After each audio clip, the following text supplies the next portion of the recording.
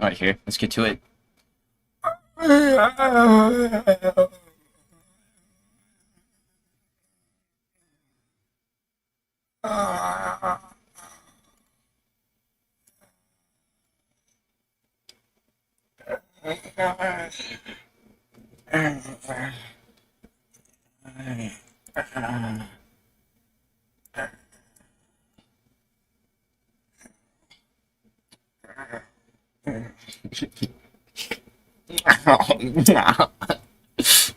That's how I feel, bro.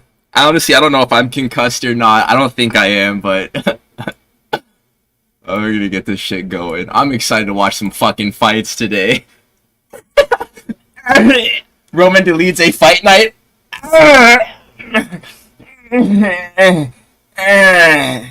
Here, let me move my mic. Move my mic.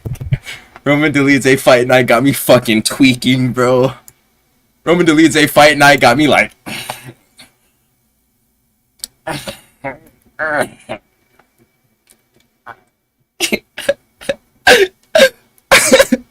Bro, the fuck are we doing? The fuck is going on here, bro? What the hell are we doing? What are we even doing here? Roman Dolidze fight night? You said what? You said who is fighting tonight? Whenever I saw Anthony Hernandez versus Roman Dolidze on the main card, I was like, bro,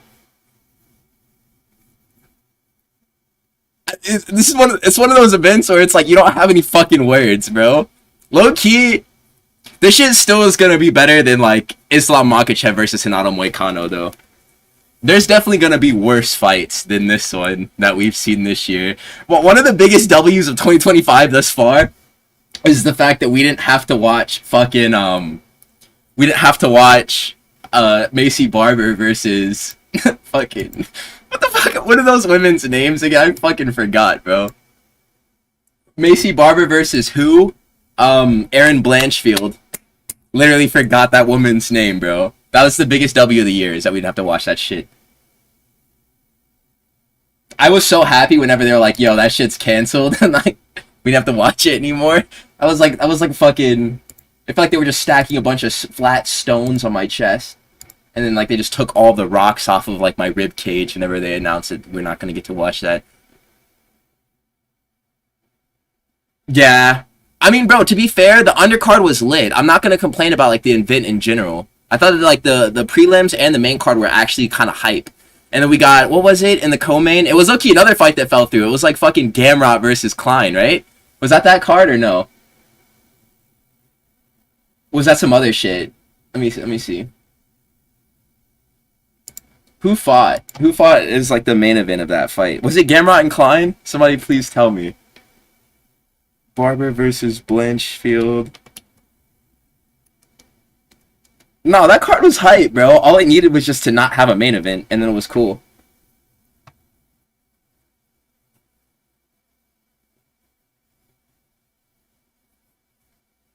Yeah, it was fucking Gamrot versus Klein, bro, and that shit was lit. That was lit.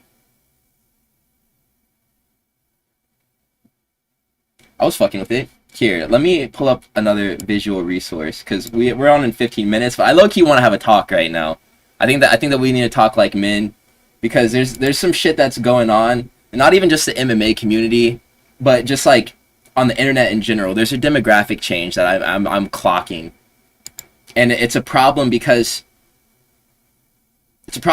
like I don't think that other people are giving it the attention that it deserves. I saw this video today, bro. I'm gonna pull it up right now.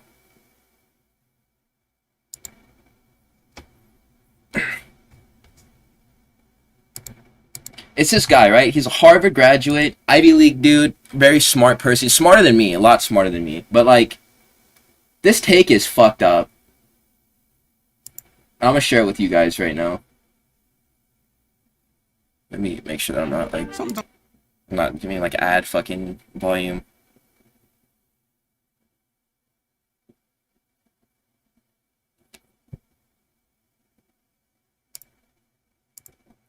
All right, so look, man, this guy, he has this video.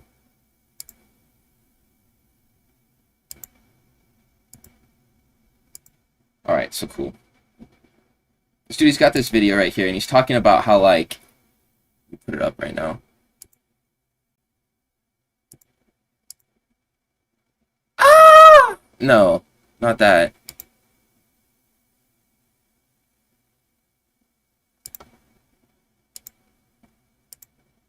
Alright, there we go. Alright. Why I'll never get married. And it's like, bro. This is some bullshit right here, bro. And like, bro, like, this some bullshit. Let me get to the point, it's like, where the video where I'm like, look at this motherfucker for one. I mean, bro, there's really nothing inherently wrong with the way that he looks as well, like. To them, like, immediately they like grab him and be like, and they would tell him like they cheated on their wife like 7 years ago or something.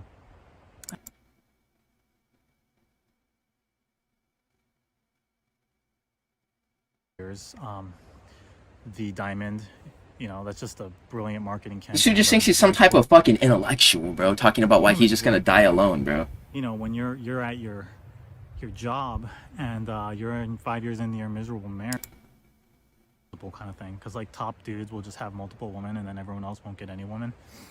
And that was naturally solved in the past because those men would just fuck sexless men who were like salty that like some top. All right, so hold on, wait. Yeah, I mean, I think this is it here. You just have to remember that we human species branched off, like the tree diagram from Homo erectus, it like split off to like Homo. This guy thinks he's a fucking just some type of intellectual, bro. This shit was bothering me this morning, bro. Which is like, most Europeans are like 2 to 4% Neanderthals, so like. And he's like, Homo sapiens like mixed with Neanderthals, like interspecies, like size. They looked different to Neanderthals, right? And anyways, and there's another one, Florensis or something. There could have been a world now, because humans stocky ogre-like for Lord of the Rings. Characterization CS1 point on. Human beings have been monogamous. Sorry, they've not been monogamous. Yeah, right here. A million years. Okay, so it's like, you know, so like with water dripping on a rock and slowly shaping it.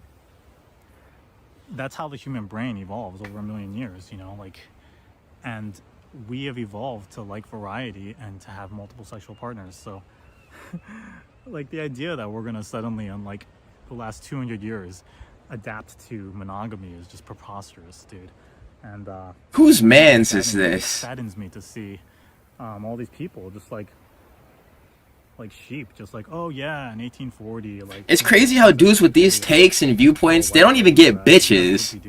And he's just talking about like why you shouldn't invest into like a healthy and loving marriage or a relationship with a woman that gives you fulfillment, bro. And this is gonna go hand in hand with like a video, my next upload, bro. I'm gonna be talking about like the gooner bait content on the fucking UFC website, bro. It's fucked, bro. It's so fucked. In bursts.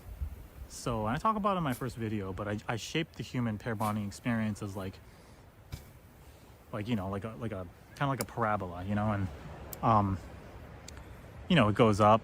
That's the honeymoon phase. He's a smart guy, bro. He's a smart man. He's well learned. And then you kind of slowly get over each other. You know, you get bored of the sex. You kind of get tired of each other's like habits and flaws, and then it slowly starts going down, and then you know, you kind of feel like you're swimming upstream, and that's when it's time to just end it. And that's the most natural way for humans to pair bond, in my opinion. You don't have to go to therapists. You don't have to like find inventive ways to try to like, you know.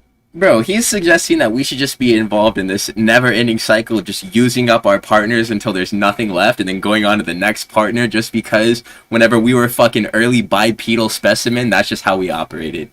And it's like, dude, do you really not want to show yourself a little bit more respect than that? Do you not see yourself as any better than a fucking furless gorilla chimpanzee that was just piping whatever shit he could find up in the forest?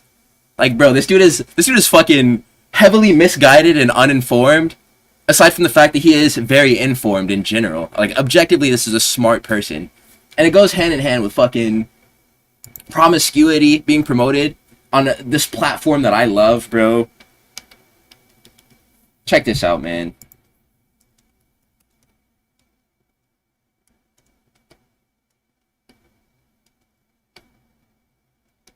I seen this and I was like, man, what the fuck, boy? Man, boy, what the fuck, boy?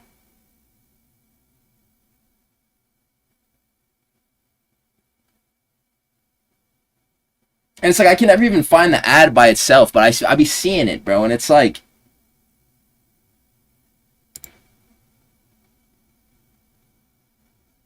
His brother's in the... They got this shorty just like... They pimped out Tracy Cortez, bro. And I know that you've seen like the real slide, right? Of her just like fucking... She's just dancing like a scallywag in front of this camera, dude. And it's like...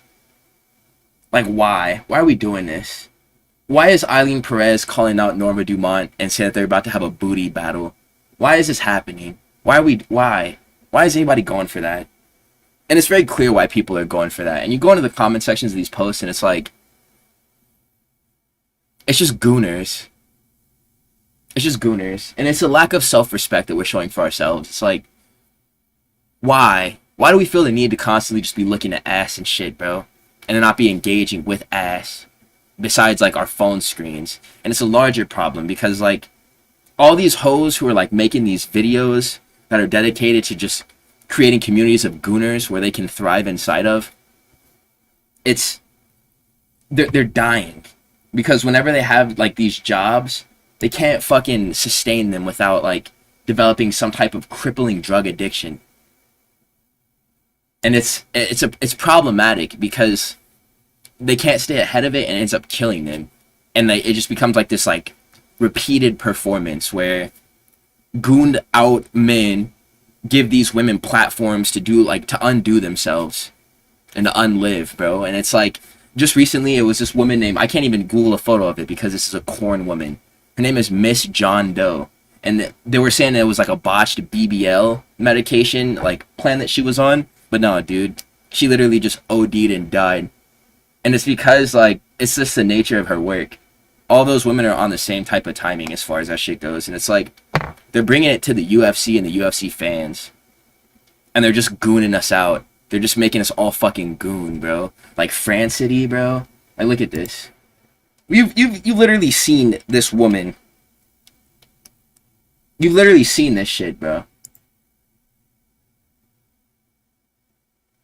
Do you know who this is? And she does the face-offs with the fighters. And she just puts her her titties in their face and she tries to get them to, like, not look at her. And it's like, bro, it's just a fucking embarrassment. And these are like family men, bro. And this is like, this is UFC media marketing. And fucking Santiago Ponzinibbio, like, he has no fucking wife, I don't think. So he's just gonna stare. And it's like, it starts in 5 minutes, dude. So I just wanted to touch on this point real quick before we got started. The gooner bait that goes on in the UFC, it's getting way too strong. And that's going to be my next video. I'm going to be talking about just, like, how they're just putting these corn stars in front of us, bro. And how that shit is just not cool. It's just not cool. Because, I mean, bro, 5 years ago, whenever I first started watching, how old would I have been? I was 17 years old. And it's like, bro, you develop self-control as you become a man, hopefully. You kind of get that just through the experience of living, but...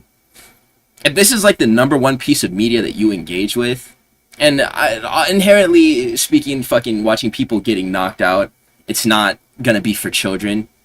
But I was a kid whenever I first started watching it, and my buddies who were into like Conor McGregor and John Jones whenever they were still actively competing in the UFC, they were engaging in this content whenever they were kids. And imagine if this was being pushed on them. Just fucking big titty assholes, like, facing off with their favorite superstars. And it's like, okay, now I know who this woman is. Her handle is being fucking plastered everywhere. Like, I'm gonna go goon. Like, I'm just gonna goon now. I'm not gonna accomplish anything in my life. I'm just gonna go goon. I'm gonna watch a few of these videos and I'm gonna be like, oh wow, that's ridiculous. And then it's just gonna fucking just become like this rabbit hole where we're just devolving further and further and further into degeneracy. And this can't be like what the UFC fan base is about. There's gotta be more to us, bro. We gotta be more sophisticated than this. This can't be it. So here.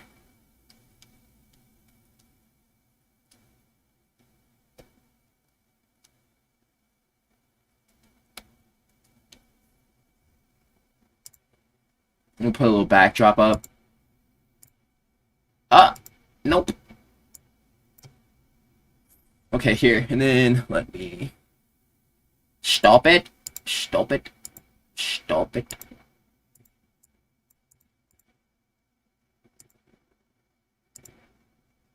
Oh my god, what just happened? But yeah, that shit honestly it's been bothering me lately, bro. Like, why the fuck are they doing this to us? Why are they? How could you do this to me? These people who give you money every single weekend to watch these fucking Apex cards and shit. It's like, why are you doing this to? Why are you doing this to the fellas, bro? These people that you're supposed to fuck with. Just fucking turn them into just brain rotted gooners. Or if they already are brain rotted gooners, you're just fucking making them more of what they are. Instead of like making this about at least what the subject matter is supposed to be providing. Like, we just want to watch people get knocked out. A fucking, at least me, I don't want to just be horny all the time. I don't want to just be just in this constant state of just like, dude, don't do that to me. Don't do that to the fellas. It's not what this shit is about, bro. It's about watching fucking Roman Dolidze getting it fucking beat up by Anthony Hernandez. It's not about fucking Francity or fucking Nina Marie Danielle, like, showing her goddamn cleavage for a Canelo versus Crawford promo. That's the worst. That's the worst of it. The last fucking shit that they... And, bro, like, she has a fucking husband, bro. And he's just cool with this. Like, bro, if I was Nina Marie's husband... I know it's, like, a joke to, like, fucking just talk about, like, how fucked he is for, like, condoning his wife doing that. But, dude, if I was really him, I would have been painted my fucking... my brain on the ceiling, dude. I don't have the mental wherewithal to deal with that. I would have been taking a drastic measure, bro. I'm not even gonna lie to you. I don't have the heart for that. To like watch my woman go out that way. Especially if like I see her like giggling and having fun while she's just being a fucking scallywag, bro. That shit would break my goddamn heart. I wouldn't be able to take it. I couldn't take it. Let me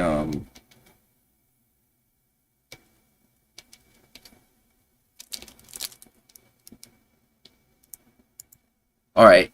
Hopefully this is a good event, bro. Whenever we get like weak cards like this one, most of the time it's we get a lot of knockouts. So I'm gonna fucking invest hope in the fact that it's gonna be like this. I'm excited. I don't know about you guys. Let me post the fucking thumbnail on my socials real quick.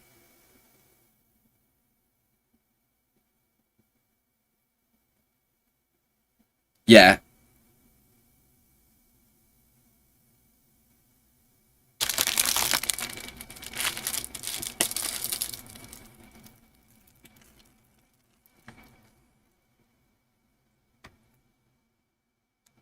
Are you guys team grape or strawberry uncrustable? I'm low-key team grape uncrustable. The strawberry ones are cool, but like I kinda like the grape ones. And then like they have this honey one too, and that's just it's pretty solid.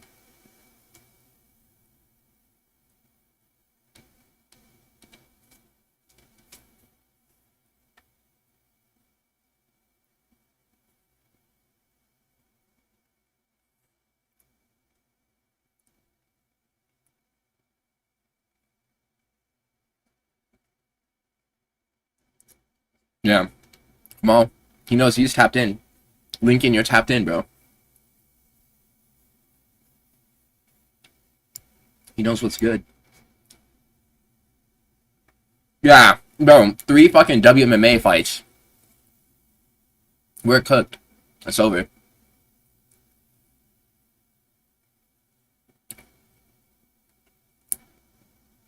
It's in Spanish. Here, 1 second. Let's see if it's on Fight Pass. If it's not on Fight Pass, and like, what the fuck do I even pay for this for?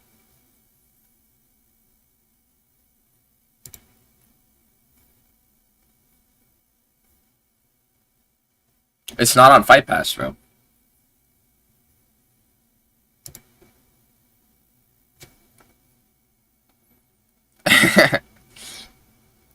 They're up on the fucking panel with Brandon Moreno and Santiago Ponzinibbio. Where the fuck is John Anik and Brendan, bro?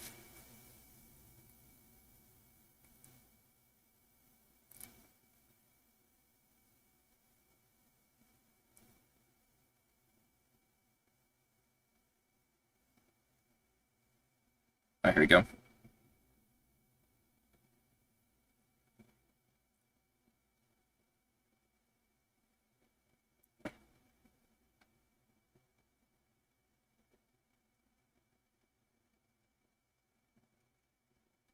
They might be fixing it right now.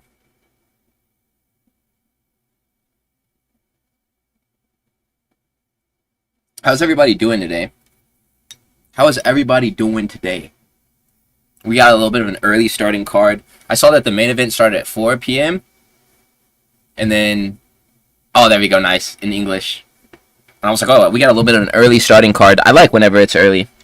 I don't like having to wait, especially for events like this. I don't want to fucking be up until like 12 o'clock at night making a goddamn recap video over just some shit. If this card ends up being ass, I just want to get the recap out of the way and start working on other things. We have UFC 319 next week, and I'll stay up as long as I need to watch that entire event because we got some bangers on that fucking card, dude. I'm excited for that.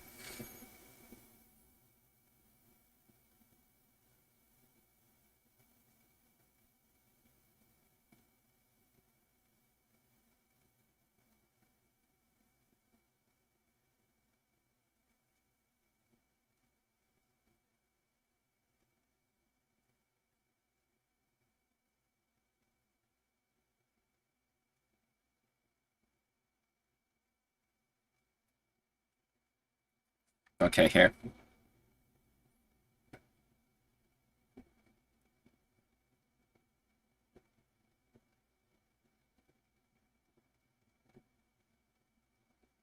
I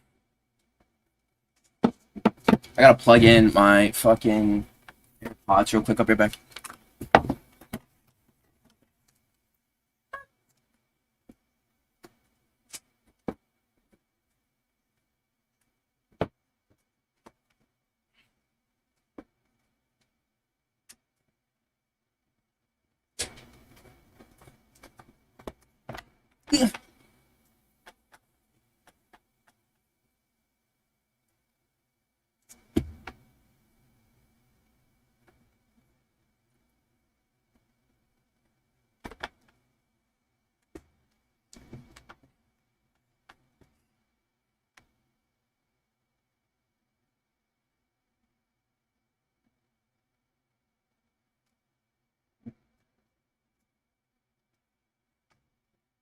Hey, would you crack Karen Bryant? The one guy who's in here, would you crack Karen Bryant? Is she crackable? Kind of old. Maybe like when I first started watching, she was, but like...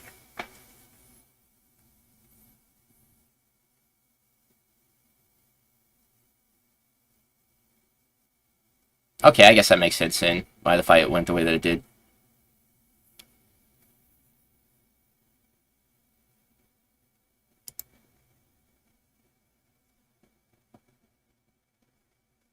That fight was ass. The one with Brendan Allen, that shit kind of sucked, bro. I'm not gonna lie.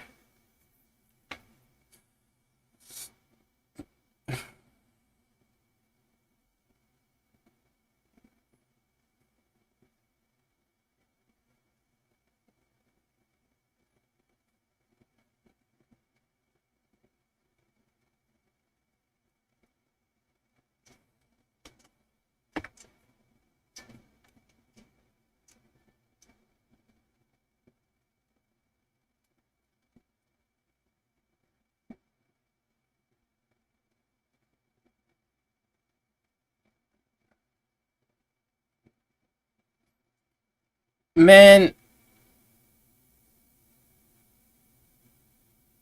how do you guys see this going? The main event? Yeah. Hey, that's a good answer, Saul.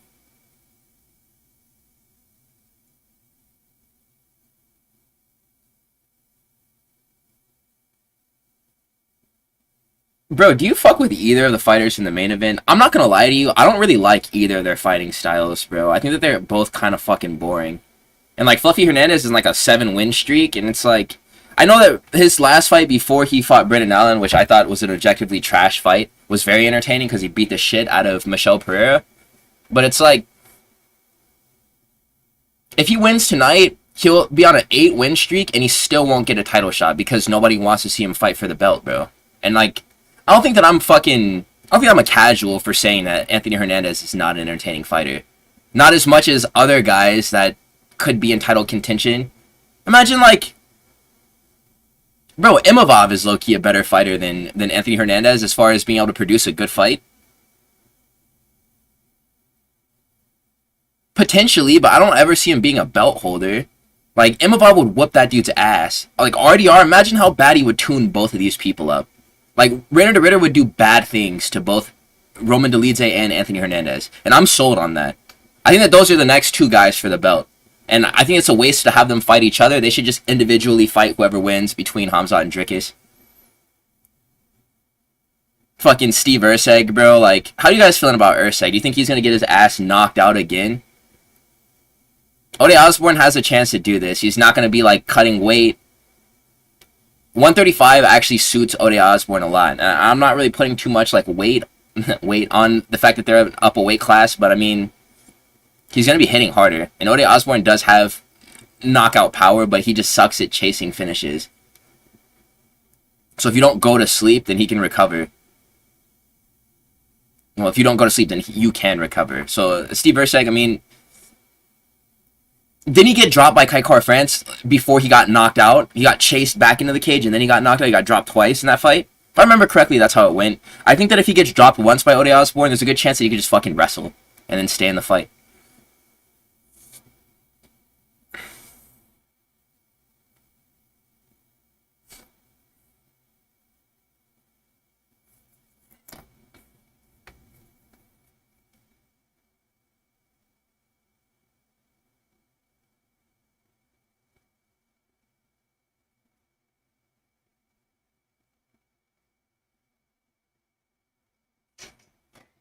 I'm just posting the thumbnail on my Instagram.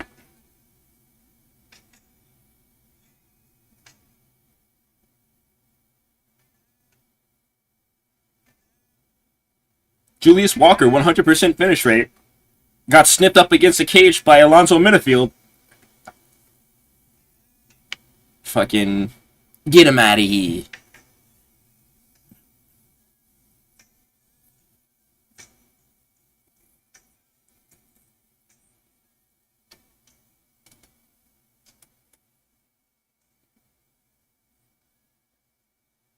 Alright, cool. Alright. And then I just gotta put this on both of the stories. What else do I have to do? I have to make a YouTube post saying that I'm live right now. And then I have some chicken in the air fryer I need to flip too. Hello everyone. I hope that everybody's having a fucking wonderful Saturday. I hope that was a good week for everybody. I'm recovering from low-key getting my ass whooped in sparring 2 days ago. Fucking, I thought I was concussed last night. But I was rewatching the video that I uploaded. That was low-key one of my best uploads, dude. I'm not even gonna lie to you. The video breaking down Dricus du Plessis versus Hamzat Chimaev, that's some of the best work I've ever done on YouTube. And it was while I potentially did have a concussion, so maybe I need to go get my ass whooped every single fucking day before I record. Like, go to the boxing gym and just literally, like, hands behind my back, just take a power slap right hook across the chin and then come back home and record. Might just be good juju for me. There's something about getting punched in your head. It low-key is like, it releases like fucking whatever the chemical is that makes you calm down, bro. Like, that shit literally was like sedative. Whenever I got home, I was so goddamn chill. I might have actually been blitzed, bro. Or there was like something fucking wrong with me. But who cares, dude? Who cares?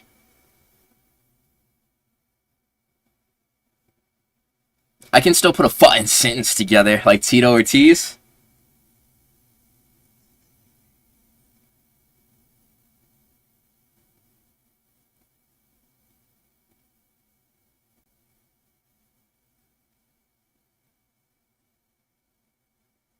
This should be a good event. I'm honestly excited to watch some fights, man, because it's been a while and like I fucking love watching fights, bro. No matter what. No matter who's fighting, I always just love fucking catching these events and just chilling and watching them.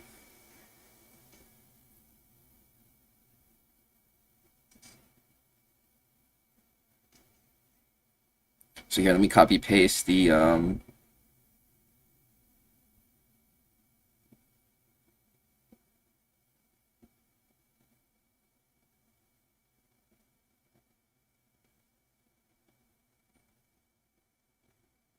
to my fucking profile and take the link and then post it. I'll do the YouTube post right now. That boy Death Sentence, he made a YouTube page. It's Death X Eli, his buddy Eli. I guess that's the dude who's editing the videos and posting the content. That's some good shit, bro. My opinion on death sentence is low key like, with all like the fucking pressure that people feel to make it in MMA and like combat sports and like, oh my god, I need to be the best. I need to win these fights. I need to aura farm. Death sentence is so fucking good at aura farming that like, it doesn't matter. It doesn't matter if he wins or not. And I think he's a net positive for the sport in general. The way that I see things, he has fun. And I feel like something that was leaving MMA is like we're fucking, as like the prevalence of sports betting is getting introduced, and what are other big things? Conor McGregor is leaving. These personalities are gone. Like, death sentence is bringing fun back to the sport, bro. And I feel like that's a layer of it. It's not everything, because obviously fucking, if you only prioritize having fun, you're gonna get your ass knocked the fuck out. But it's important to have fun whenever you're doing this shit, and not just be trying to like aura farm like good performances for like views, bro. Like, even if you lose, like, just create some moments that people are gonna remember. And that's exactly what Death Sentence is doing, bro. All of his fights at Street Beefs, since like he fucking started training with Mighty Mouse, all the clips with Mighty Mouse too, they're so memorable. And like they're growing the sport, bro. Because the casuals and people who don't watch MMA, they're seeing the clips of Demetrius Johnson freaking out on Death Sentence and being like, shut up, and like pressing the fuck out of him and shit. And like, bro, those are good moments for MMA to like grow the fan base. So people are gonna get into watching Death Sentence's content, and then they're gonna see him fight, and they might laugh at a few of those performances or whatever the fuck, or they might actually like be like, bro, I believe in Death Sentence, bro. I want to see him catch hella dubs. Or they might see the fight that he actually did win. Bro, if you're watching the stream, look at this ad. Look at this ad. Hell no! Are you serious? They're platforming this right now? Bro, what is this?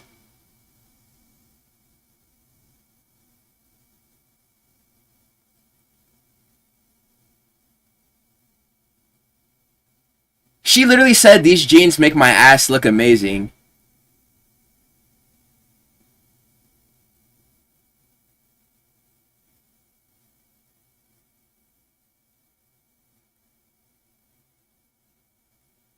I'm about to make a video about this. Like, if you were here for the opening monologue, that's exactly what I'm gonna be talking about in my next video.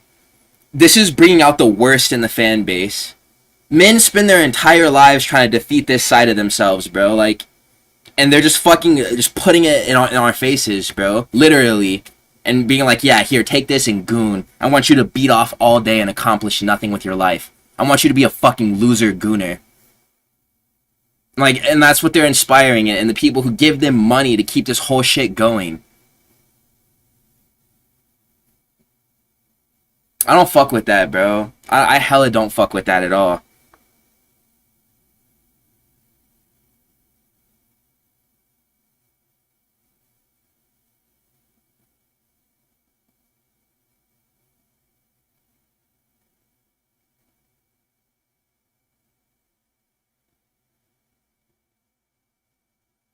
I don't fuck with that, bro. I don't think I'll ever fuck with that either. That's some bullshit. Like, actually, that's some real bullshit.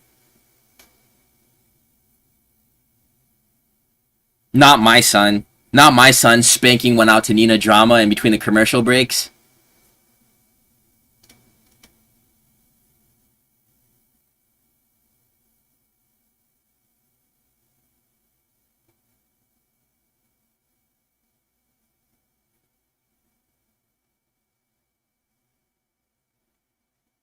It's a shame, dude. It's a damn shame.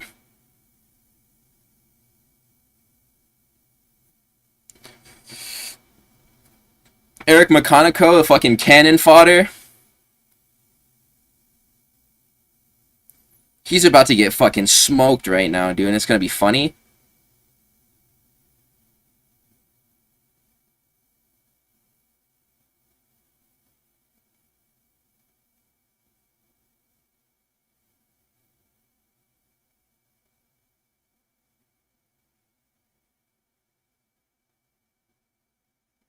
That's what I'm saying, man.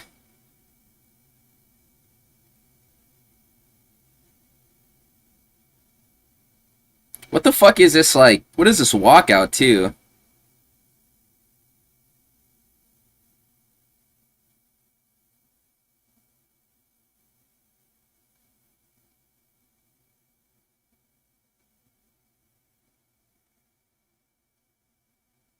I don't fuck with this walkout, bro. I don't know what he was going for.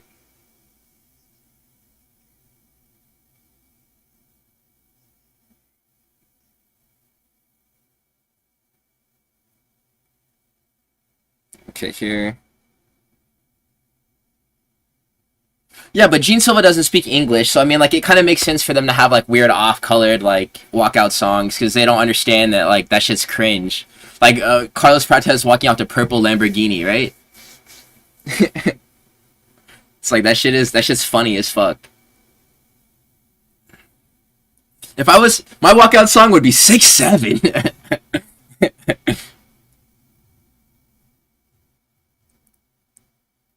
Come check out the live.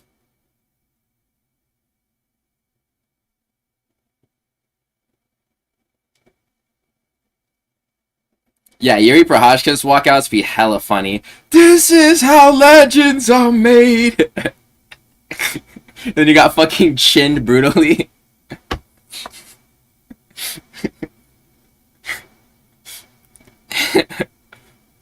That shit's hella funny. Okay, here, let me fucking get this shit posted. Yeah, lightning and the thunder. He might just fuck with, like, Imagine Dragons.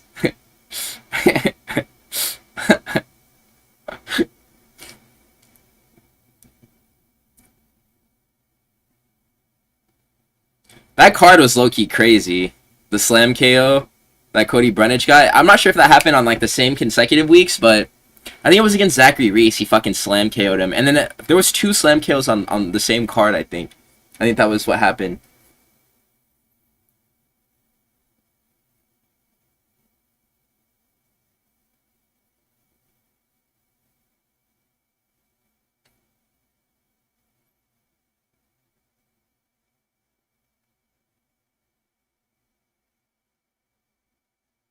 Yeah, that's a good guy gesture, is to walk over to the corner and dap up the coaches, and then the fighter that you're about to knock the fuck out.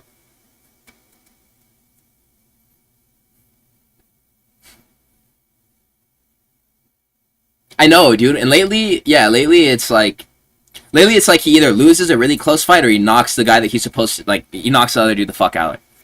And I think that's what we're gonna see right now. Makanako is food. Let me just make this post and I'm locked.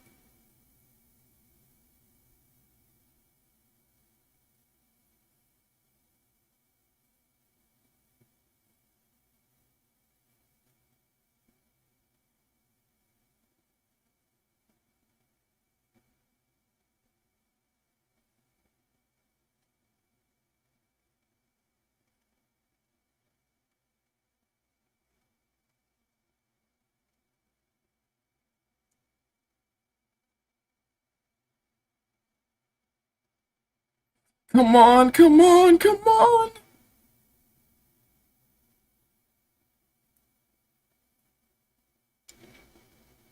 Oh, there we go.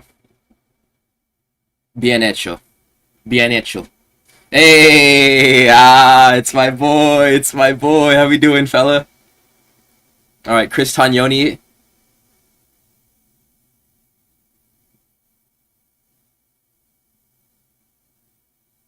Okay. Cody Brunage finna whoop that ass. Come on.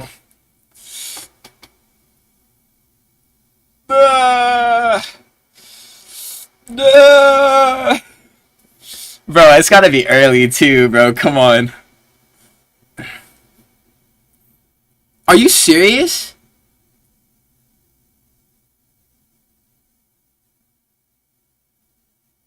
Oh, there we go. Hey, that was just a setup for the takedown.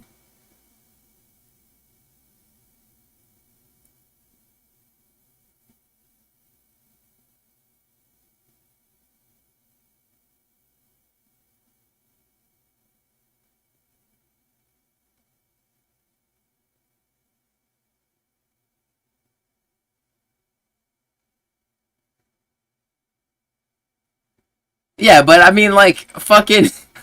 What the hell was that? Just comes out and just gets smoked with the left, like, in the first... Okay, hold on.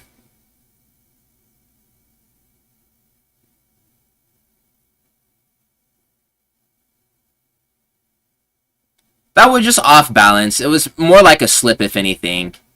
But he definitely dropped him.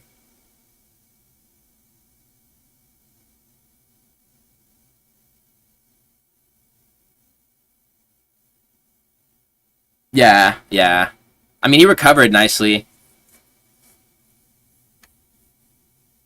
That's good. Chris Tognoni is an absolute thug for separating them. Come on. Cody Brundage has to earn some respect back here.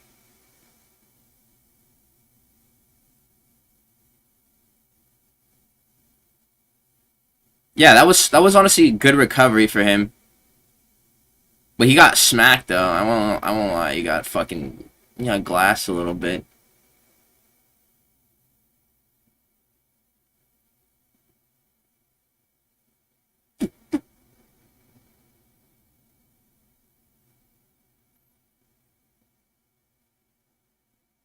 Hopefully this isn't a trash fight, bro. It can't be a trash fight.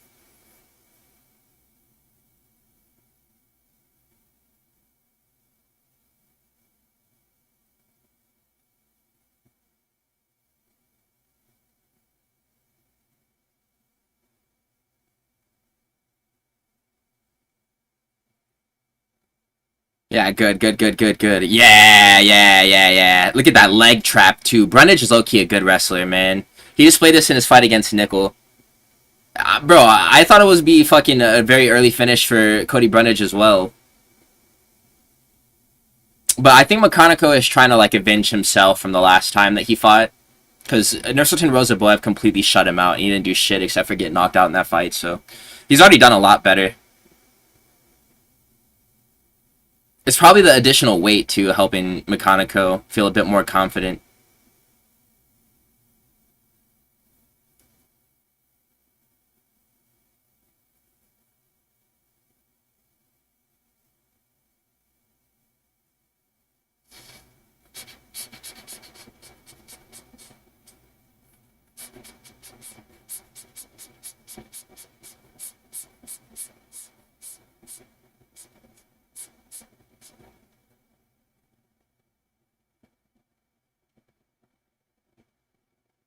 Was that an elbow on the break?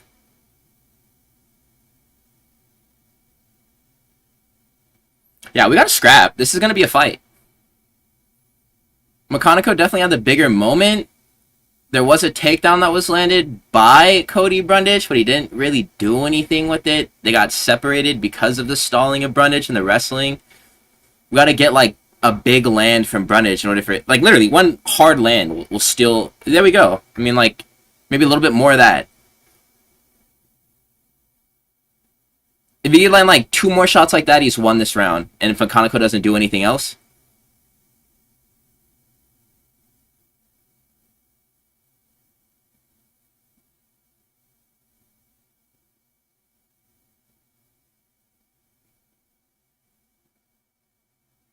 Oh! Come on, Cody. Come on, Cody. Oh, there we go.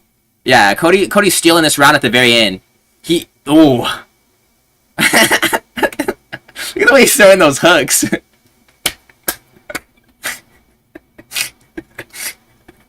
Ugly as fuck, dude. But hey, it works. It doesn't matter if it looks good, bro. It doesn't matter if it looks good. Yeah, I don't know now. Exactly. I don't really know. As far as, like, when it ends or how it finishes, now that it didn't finish in the first round. It might go to decision, this fight. But Cody Brundage, I think, definitely scored that round at the very end. He stole it with his flurry. Yeah, exactly. This is kind of a shit fight so far. I'm just glad that Cody Brundage didn't get knocked out by that first left hand. If he got one-shotted right there, that would have fucking kind of pissed me off. That shit honestly would have kind of pissed me off.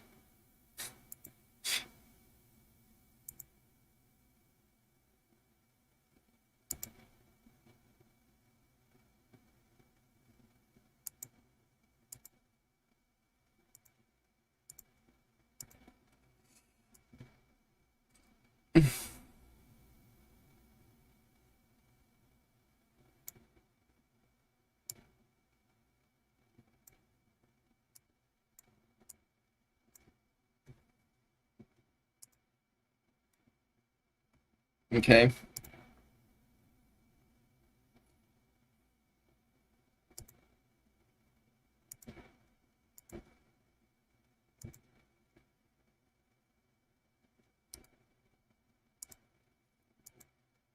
They said they berated him in the corner. They were like, "Fucking idiot! What the fuck is wrong with you?" They slapped him. They're just slapping him on his bald head. Fuck is wrong with you, bro? Get in there and. That's how we practiced. They even berated him in the corner.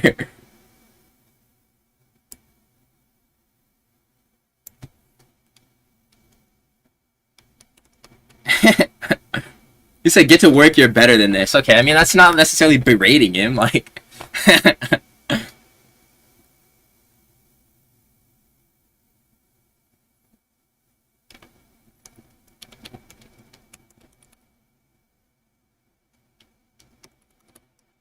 they should have cut Eric McConaughey whenever he took his first loss in the UFC, bro. And I'm not. I feel like I'm not even saying anything.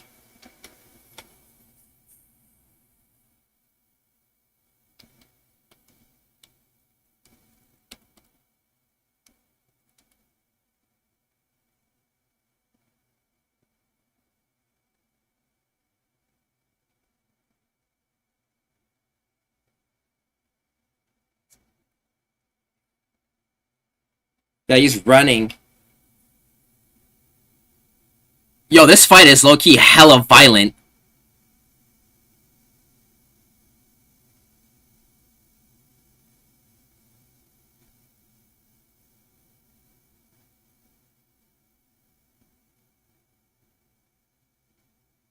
Yeah, that is. I mean, it's only fair, but there's a reason why they gave this man Cody Brundage. This isn't an easy fight to win. Cody Brundage is low-key a hard opponent for this weight class. Like, if you're an outside of the rankings fighter at middleweight, I know this is a light heavyweight fight, but god damn, Cody Brundage is it's his third fight this year, bro. Like, I'm not mad at him. I'm not mad at Cody Brundage personally. I don't think I'm not mad at it.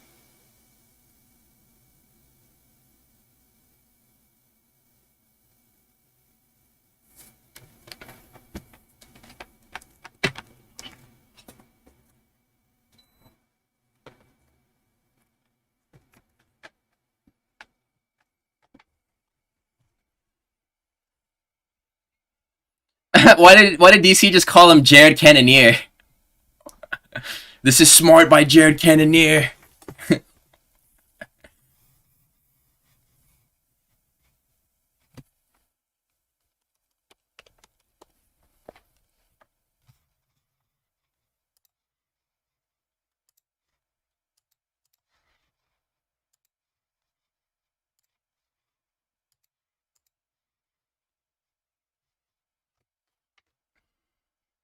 Yeah, Cannonier is definitely in his corner. Oh, is he just talking about the callouts? I see.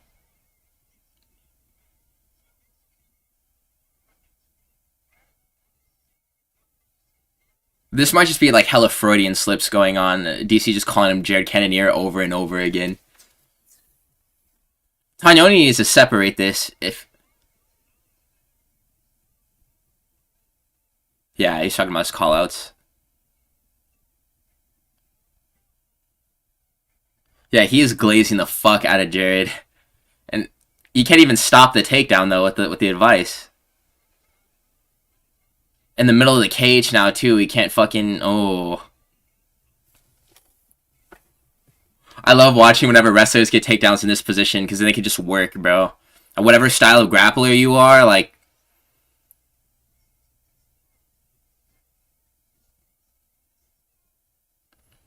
Bro, this is so tiring for McConaughey too. This is already longer than any fight that he's ever had in the UFC. He might be smoked in the third round, bro. Oh, a cheeky high kick on the break. Bro, Brendan just looking.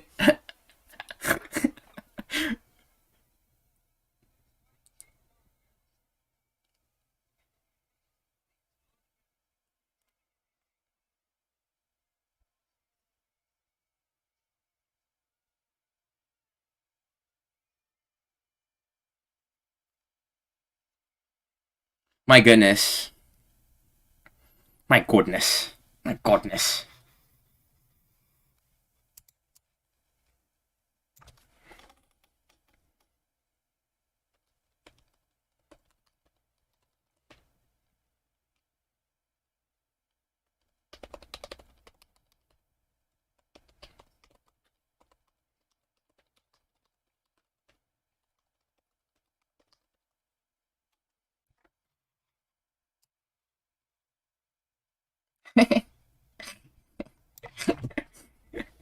Bro, Martin Budai was never my friend, bro. And fucking bro, Hamza Chimaev's Jordans are fake, bro.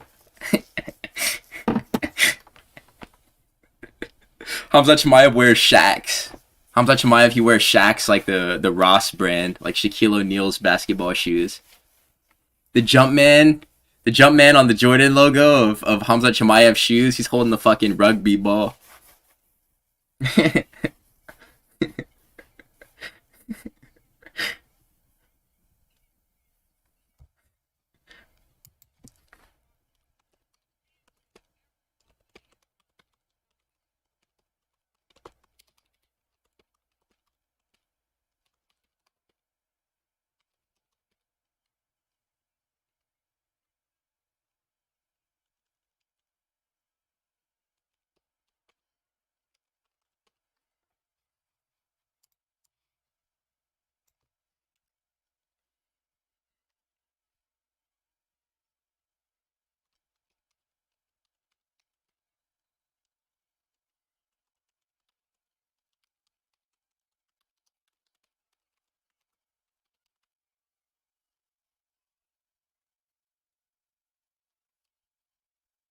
Yeah, he definitely wore himself out. I was fucking talking about how McConaughey was tired through the grappling that he was doing through like 2 rounds because he's never fought for more than like 2.5 rounds or 1.5 round in the UFC.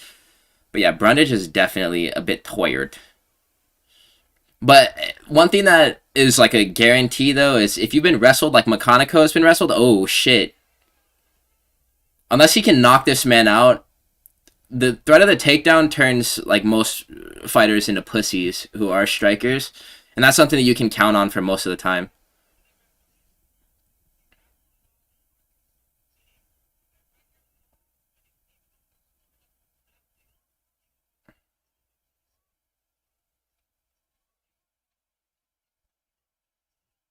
Mm, I don't know who is.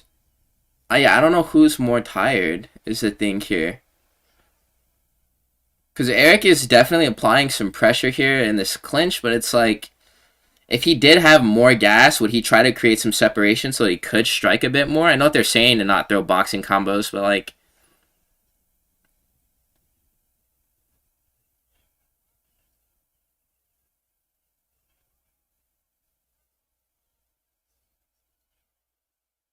bro, the takedown threat is a hell of a drug.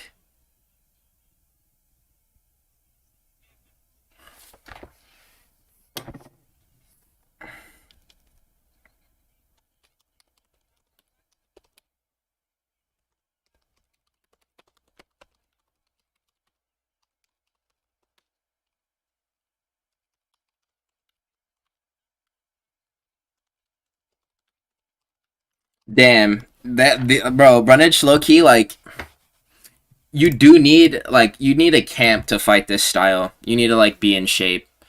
Like pressure takedowns, like you need like 6 weeks to prepare to fight that way.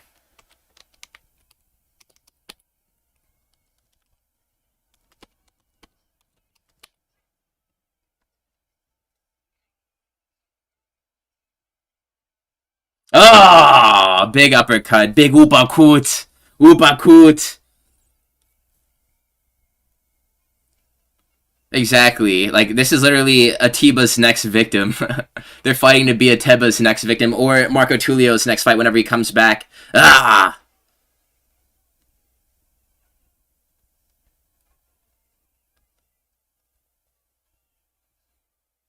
No, that was definitely a kick that was checked on the fucking.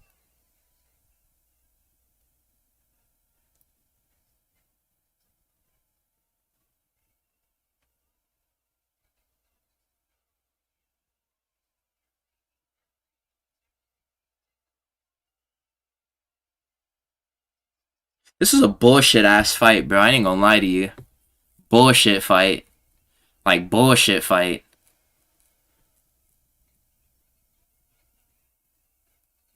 I feel like optically, Cody doesn't look like he's fucking losing this fight very badly. If we're like talking about like visually who looks like they're winning more, Cody Brunage, he's landing like the heavier shots. There was an uppercut in that right hand. Whenever he does the blitz, he's always fucking forcing McConaughey back. McConaughey is pinning him up against the cage and landing these elbows, and like, it's literally just the inactivity like you're talking about right now that's making this just like kind of unwatchable. Or like harder to tell who's winning at least. But it's not like Cody Brunage is like, he hasn't looked like anywhere close to getting finished for fucking how many elbows have landed in the clinch or whatever that left hand was at the very beginning.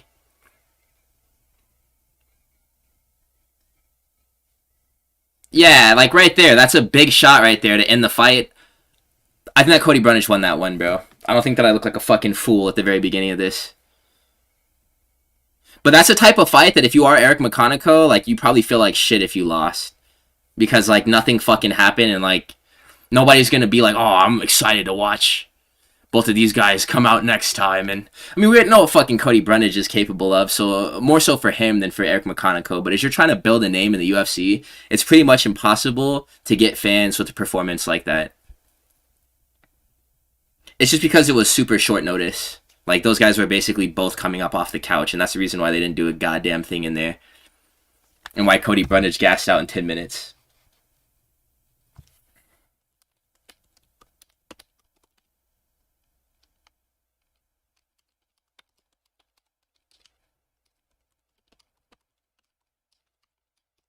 Whenever fucking McConaughey would land a good elbow, that would just piss off Cody, and he would just start slugging at him, and he'd catch him with something even bigger than the elbow that had landed.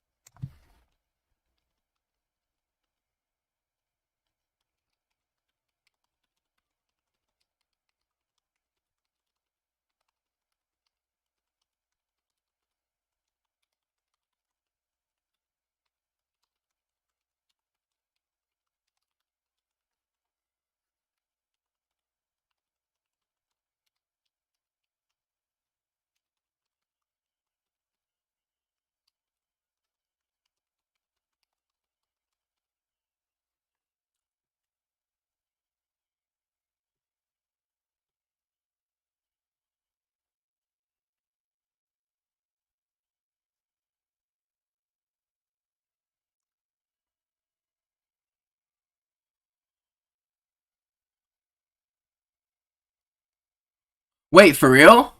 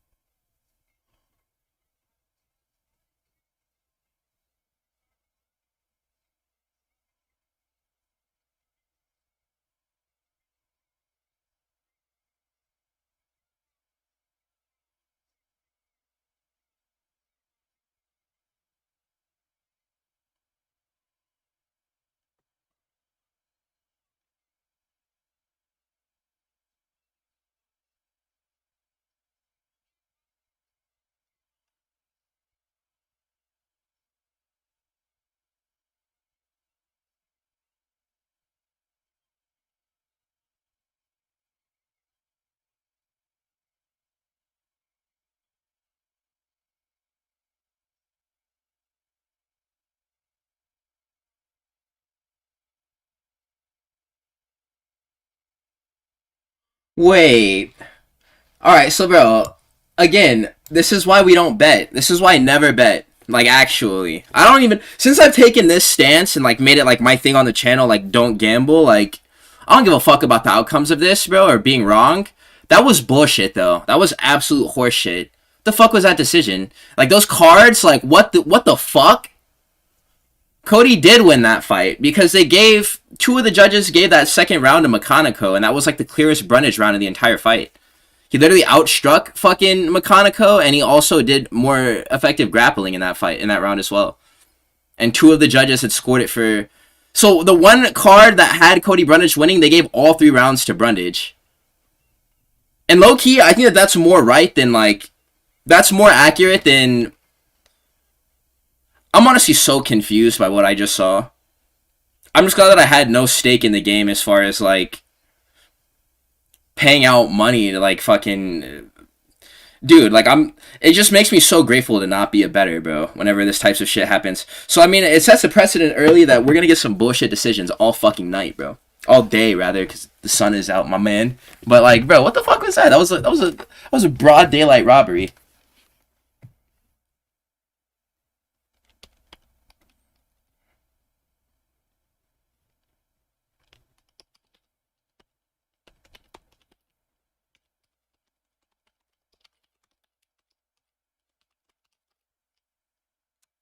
Yeah, that's like...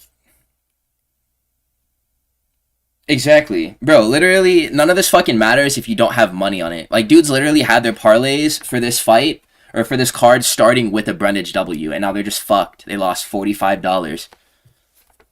You lost $50. You lost $60 because Cody Brundage got robbed. And that's not even your fault. It's not even your fault. Like, you didn't even do anything wrong. It made more sense to pick... Bro, it was a worse robbery than, like... That was a Gon versus Volkov fight. But, I mean, no, Gon won with the grappling, low-key. Cody Brundage should have won with the grappling. What was this like? It was like fucking, that was like Felipe Dos Santos versus Victor Altamirano. If you remember that shit.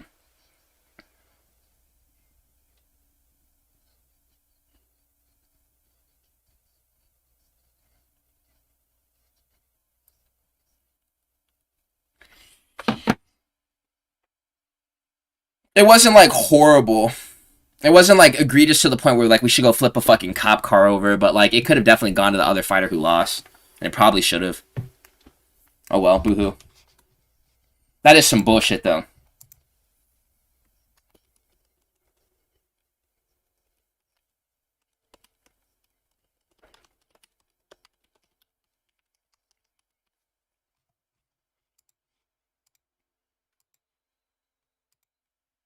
Yeah.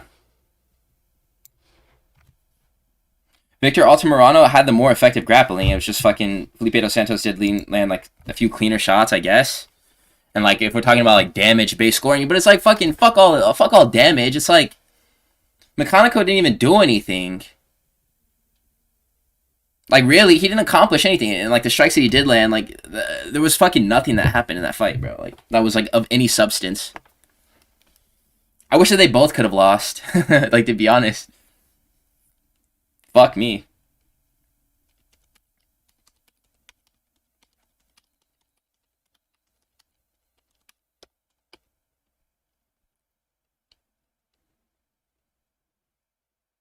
Yeah, he was frozen like Elsa. Trust! Trust! Trust!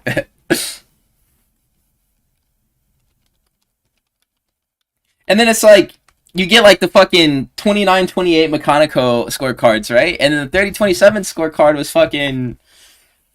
Or Cody Brundage, the one that favored him, it was a 30-27. It's like he didn't win all 3 rounds, but he didn't fucking lose 2 of them. Whatever, dude. Doesn't matter. Doesn't fucking matter.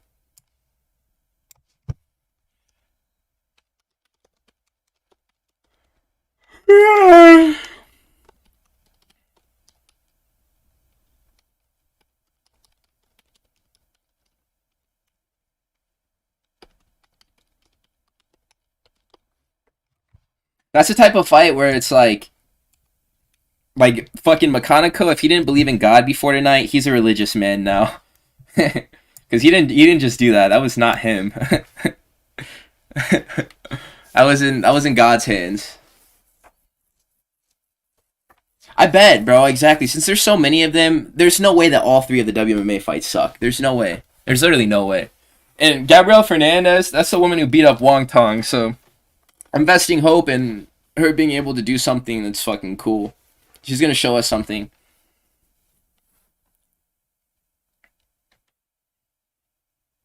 Yeah. Bro, Mechanico via fucking exactly. That was the only good part of the fight, and the only guy who was really landing in those sequences was fucking Cody Brundage, and it was staggering in Mechanico, bro. I don't get it. What an absolute nothing burger that fight was.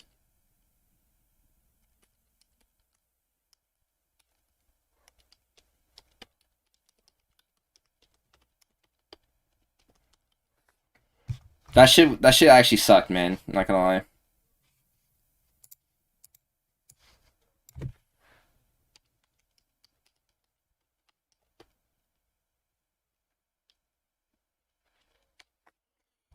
I'm gonna go check out my fucking air fryer chicken. I'll be right back, fellas.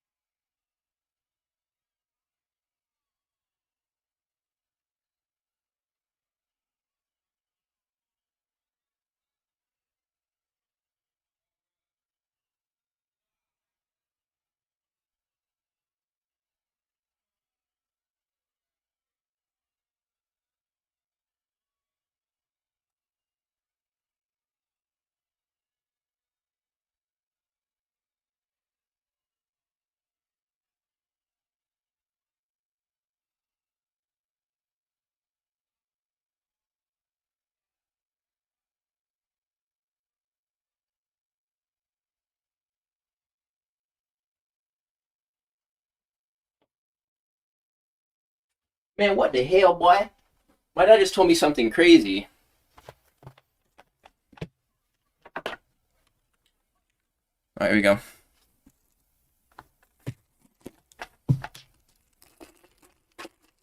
Boy, what the hell, boy?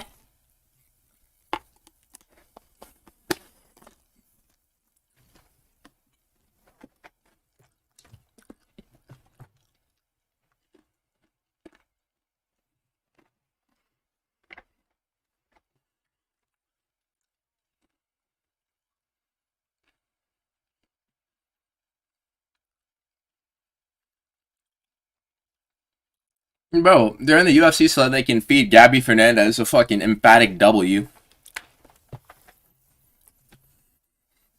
Stolyarenko, she either armbars a woman or she just gets her ass whooped.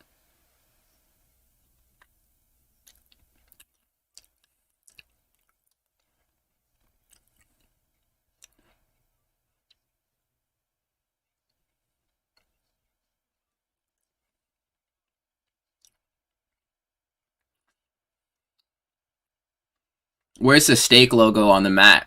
Somebody find the steak logo. There it is. There it is right there. Motherfuckers. You motherfuckers.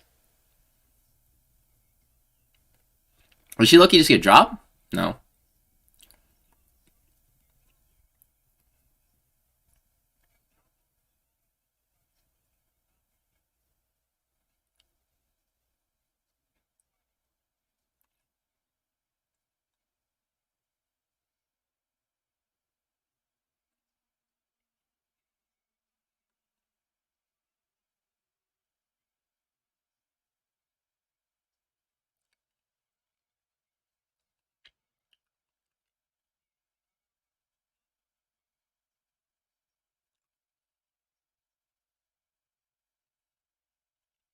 I'm not fighting no fucking bare knuckle.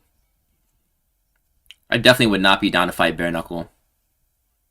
That's why I don't even like. I'm not even into the idea of fighting in the street, bro. Like,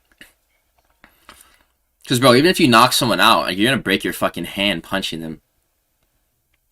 Like one solid shot, like you fucking you break this motherfucker, bro, and you're out.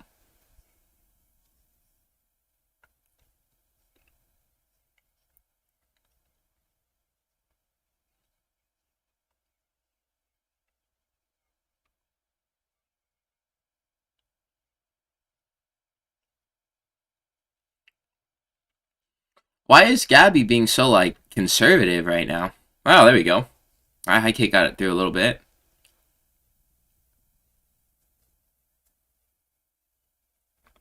I like her boxing though.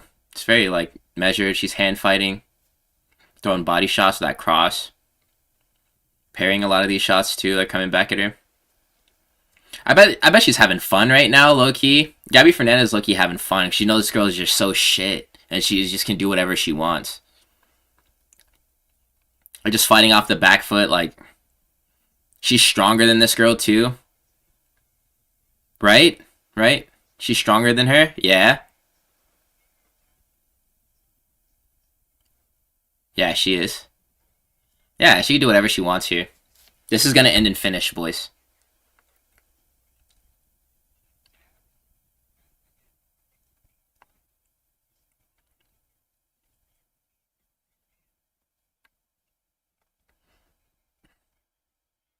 He's chopping the fuck out of that body and like the high guard of that fucking of Stolyarenko, that cornrowed ass woman. If you were a WMMA fighter, hey, like would you wear cornrows or just in general would you wear cornrows if you fought in MMA? I fucking hate that hairstyle so much. I feel like there's no way to make those braids look cool. Of all the people who use them, like fuck that hairstyle, bro.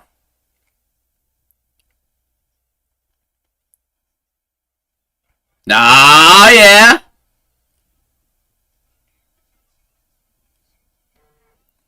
Especially whenever women have cornrows, bro. Like, imagine you're about to marry your wife and she walks down the aisle and the bitch got cornrows, bro. I'd be like, man, this shit is done. Gabby Fernandez is whooping that ass right now. Yeah, bro, like, Stolyarenko's landing her hardest shots on Gabby, too, and she's just fucking eating him, bro.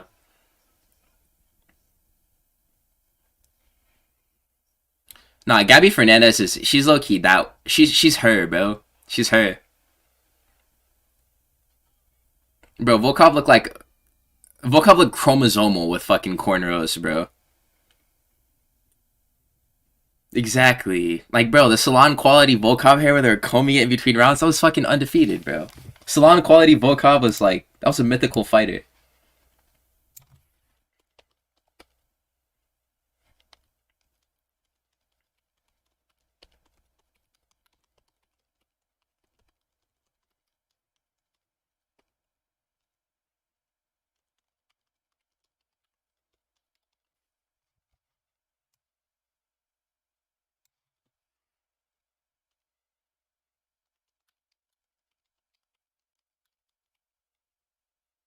Yeah, man. I didn't fuck with that either. And then people were like, oh yeah, that's just enlarged patty. And then I couldn't unsee it. And I was like, fucking, It looks ratty. You look like you stink whenever you have cornrows, bro. I'm not even gonna lie to you. It like just looks like a dirty ass haircut, bro. I'm not even gonna lie to you. Like you just, ugh, ugh, ugh, ugh.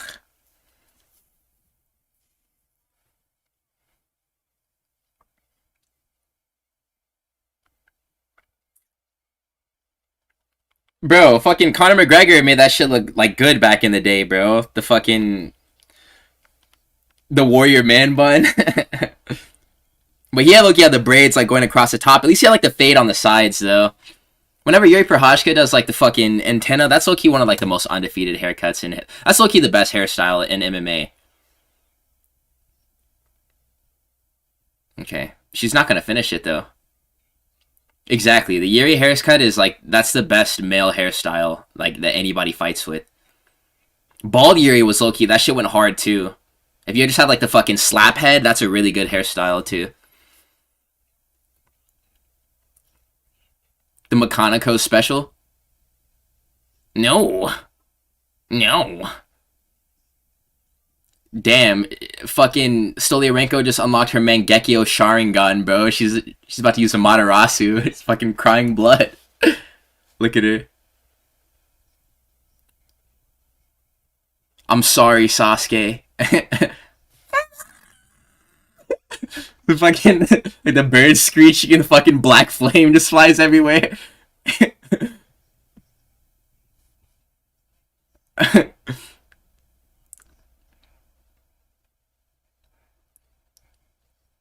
Yeah, Yuri is just one of those guys where like he would need to like fucking come out sucking like a baby binky or some shit, or like have a bonnet on his head in order to not look cool. That dude just has way too much swag.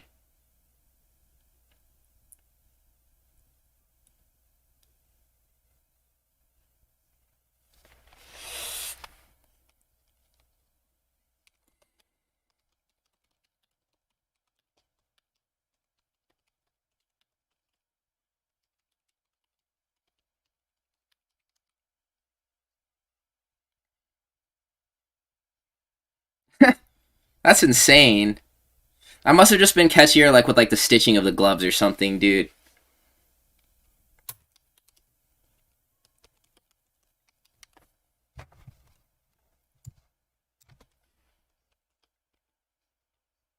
The fucking one where he's out in the woods and he's like, ah! Ah! That video was so lit. I'm coming. I'm coming.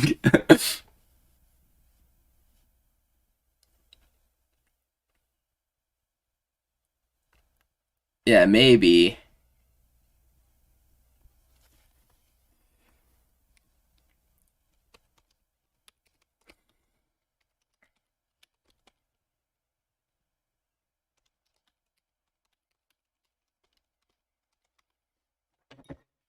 Yeah, she's not going to accomplish anything. She's probably not even going to try to wrestle again after she got cut.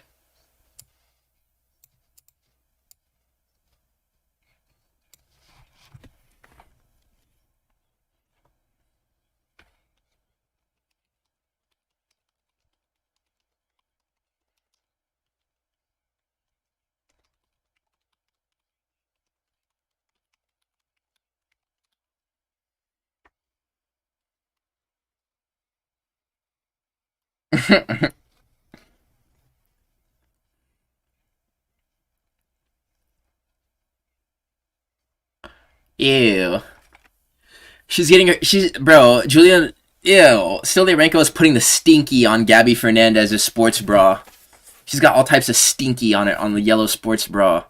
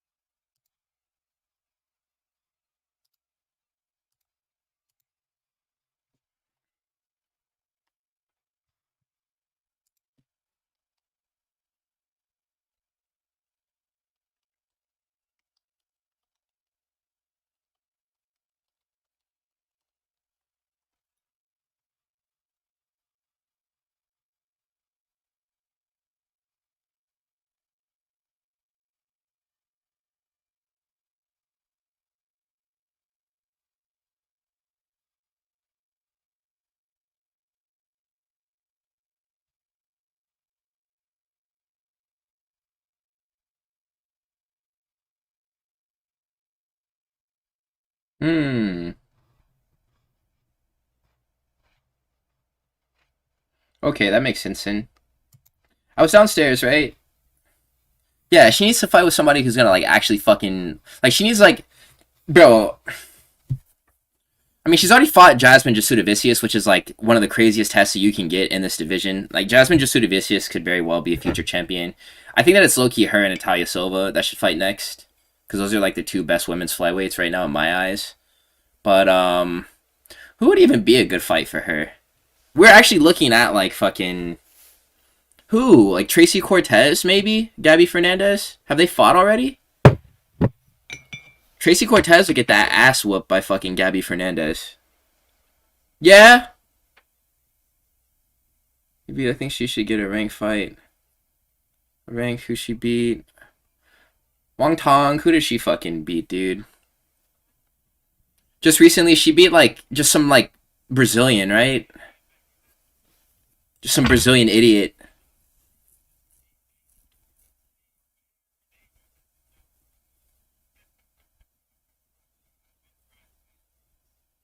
I need to see a finish right now, bro. Like we can't just keep on fucking going through like I need to see a finish, bro. This can't just be a decision card, dude, please. This is the last fucking Apex outing. Like we need finishes, please.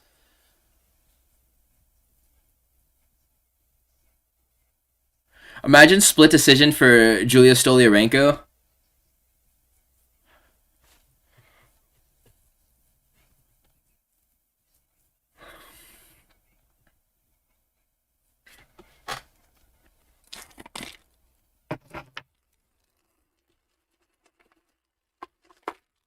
I'm eating honey roasted peanuts right now.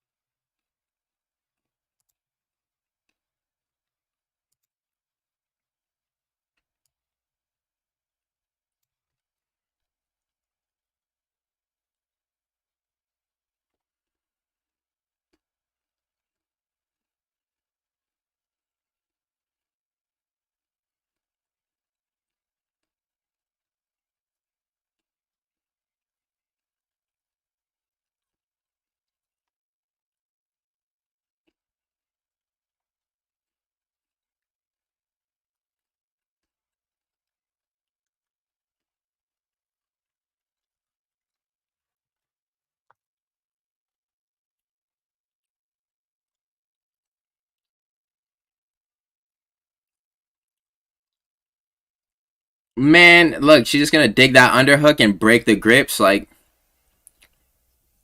weight room, weight room, weight room.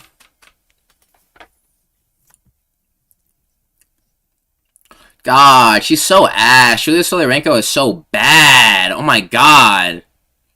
And look at how that knee just made her disengage and she just hated it. Yeah, type shit, bro. Like, it's a healthy snack too. Objectively, like, you're doing something good for yourself, man. Whenever you're snacking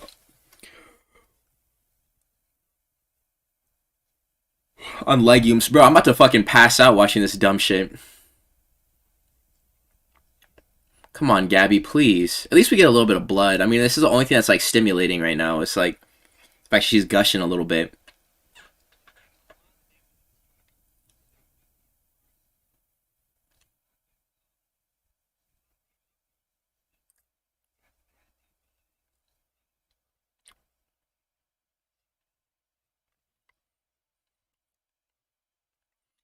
We need like some like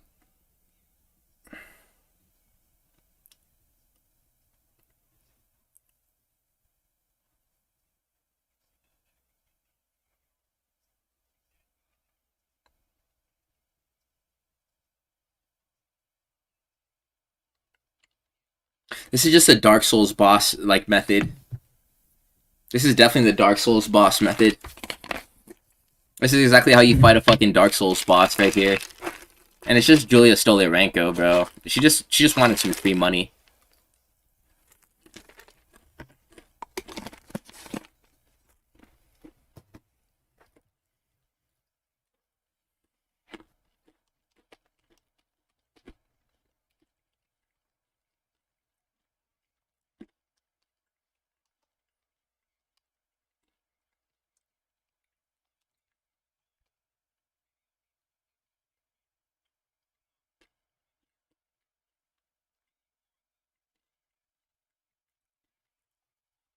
my dream fight is Islam Makhachev versus Ilia Topuria.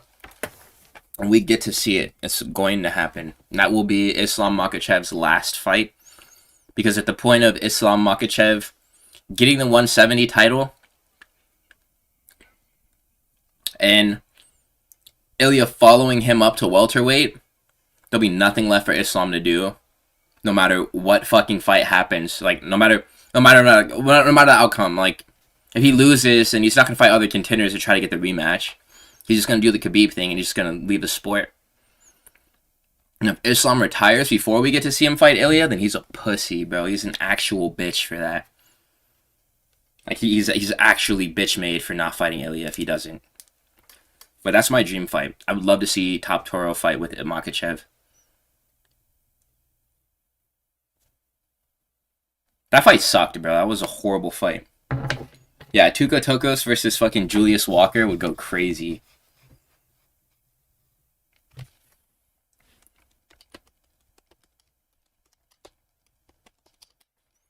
Bro, are you guys ready for a fucking Stoliarenko split decision? That's just gonna go crazy whenever they announce it. I'm sorry for, like, fucking the fan, if you guys can hear it too. It's just it's so hot where I live. I'm in Southern California right now, and it's been like 103, 105 degrees for like the last, like, however long, dude. It's been so fucked. I'll try to mess with, like, the audio levels on the mic if it's, like, too, like, worrying, but I think I just gotta run that shit, bro. Because that shit is just, it's too goddamn hot. I feel like melted chocolate.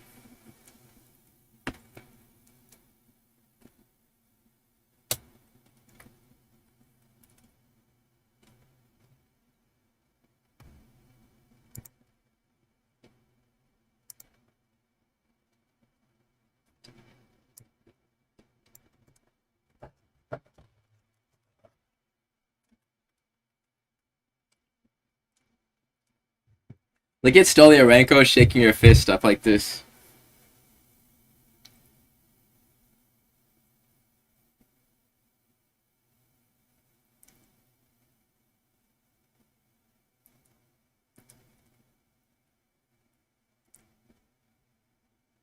Huh? What? What are other fights that I would love to see?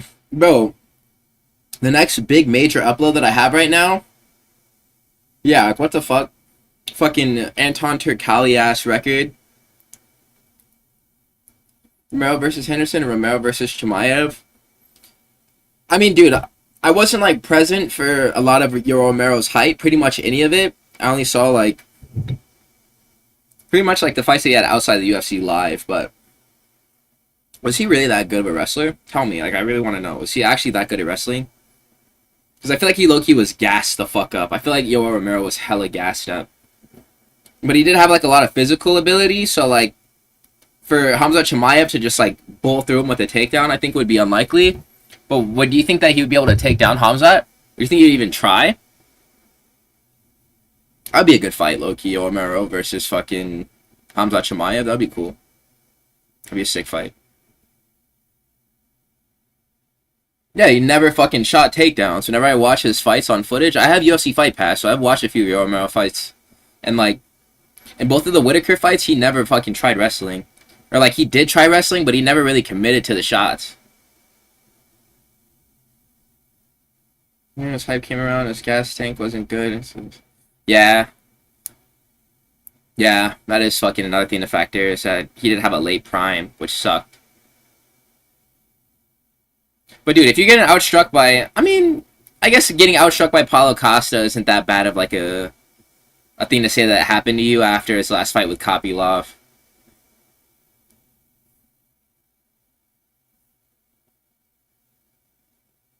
Who are some of the most glazed fighters in, like, UFC history, do you think? That, like, don't really deserve their legacies?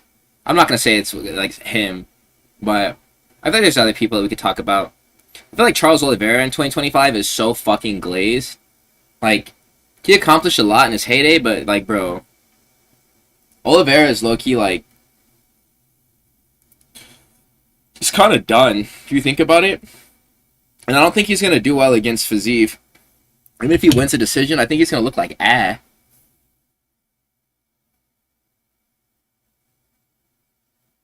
Yeah, Chris Weidman for sure. I mean, he at least was a champion though. But we saw what happened as soon as he fought fucking Rockhold.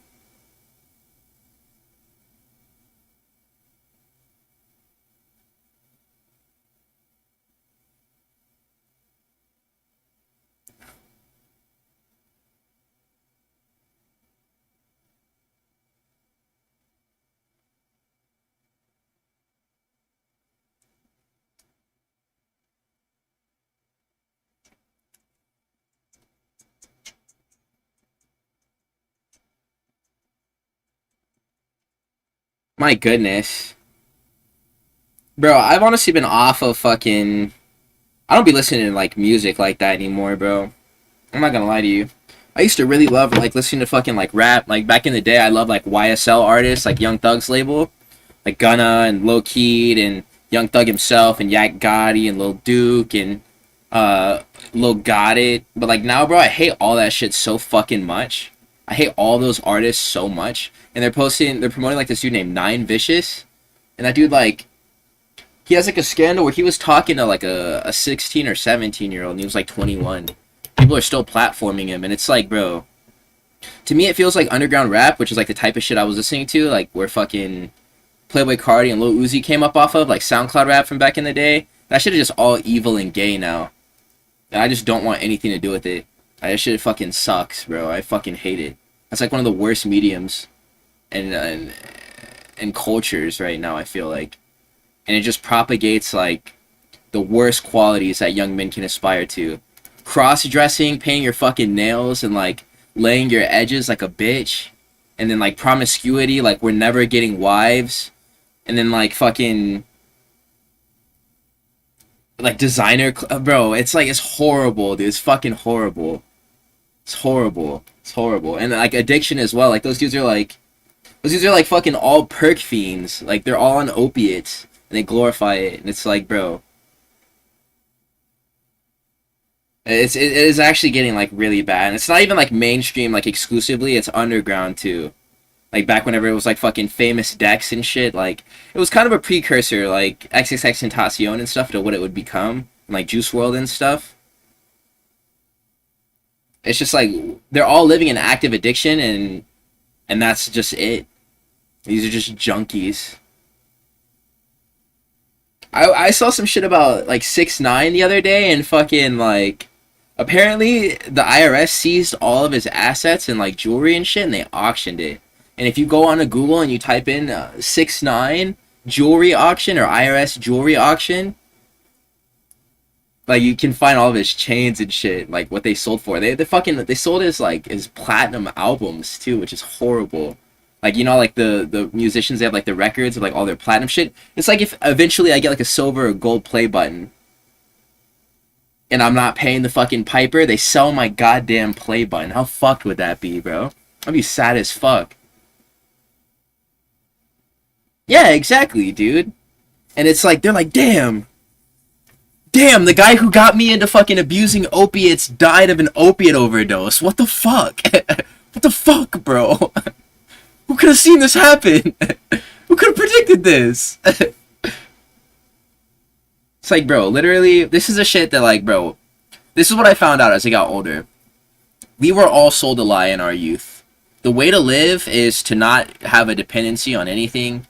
Like, to have these artists affirm, like, the worst qualities in yourself is very human, but it's not something that you should aspire to or isn't, like, an excuse to be, like, fucked up.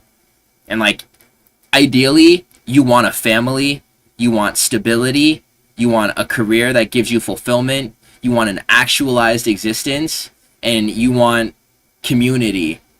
You don't want to just fuck people's hoes. You don't want to cross-dress and look like a pussy and a woman. Like, whenever you go out, you want to represent yourself well. You want to be a dignified man, bro. And it's like, that's getting so lost on the youth now. Men don't even want to be men anymore, bro. It's so fucked.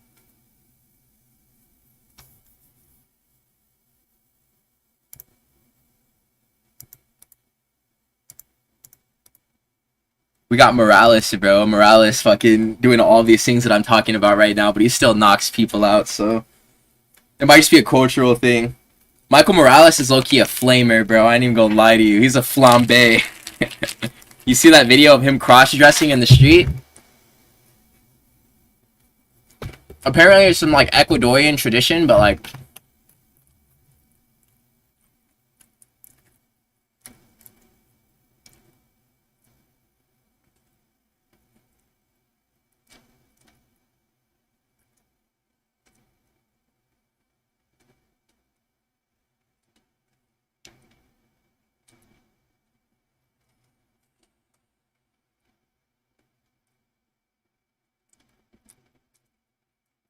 RGV bad boy? Red, green, violet, like... Yeah. Yeah. That's the biggest thing, is like whenever it's like fucking push on other people, but like that's exactly what's happening, is they're just fucking forcing that lifestyle on other people and platforming it. And children who shouldn't even be thinking about sex in general, bro, are just getting introduced to homosexuality and like transgenderism way too young. Like 10% of the population is LGBTQ. I literally googled it. There's stats to back this, bro.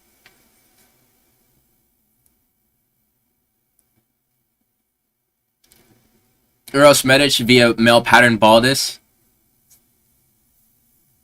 Come on, man. Come on, man, please. I need this.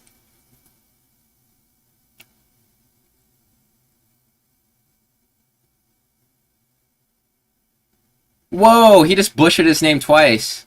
Pualele. Bro.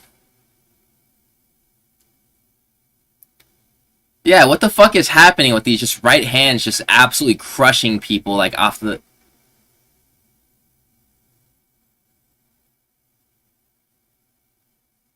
Please, dude. Are you serious?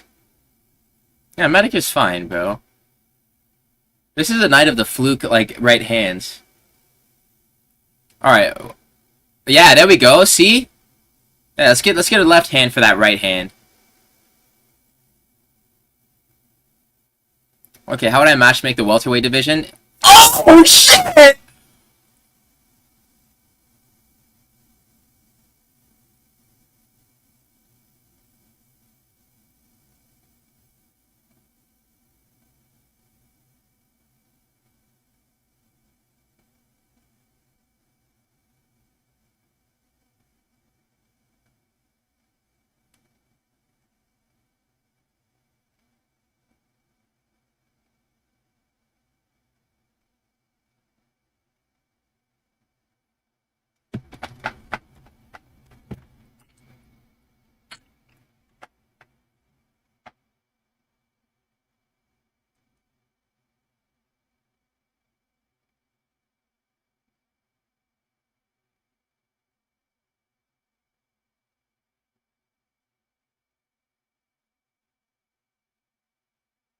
Oh my god, he just got slept bad.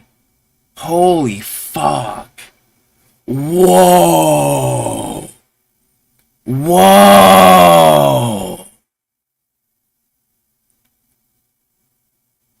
Whoa, that was a huge shot. My goodness. That was one of the most brutal knockouts I've seen in a long time. This is why I'm going to miss the Apex, you guys. I'm going to miss the Apex. Because then the fucking crowd is going to be yelling, and like we're not going to get like the fucking... They're going to be cheering and doing like the fucking Brazilian chants and stuff, or whatever, like the sporting event chants, like while they're like setting up these KOs, bro. It's like... Oh my god.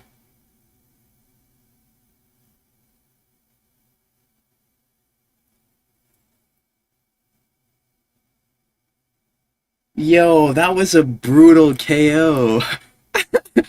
Oh my god.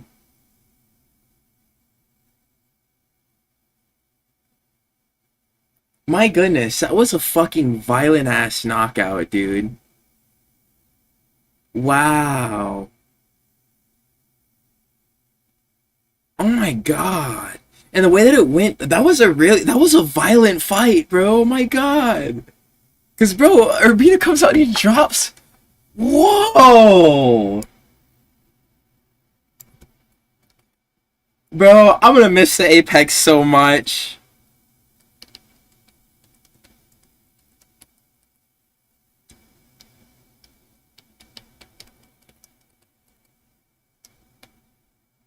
Yeah, bro, I'd pick Medic to win that fight, bro. I thought he was gonna do round 2 TKO was my call, dude. And he got dropped immediately, and I fucking just crapped everywhere.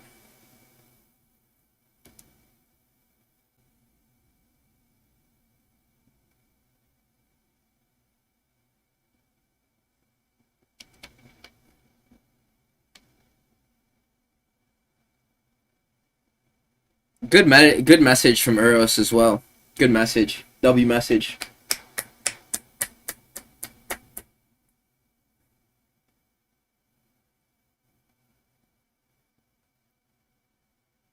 He got flash KO'd.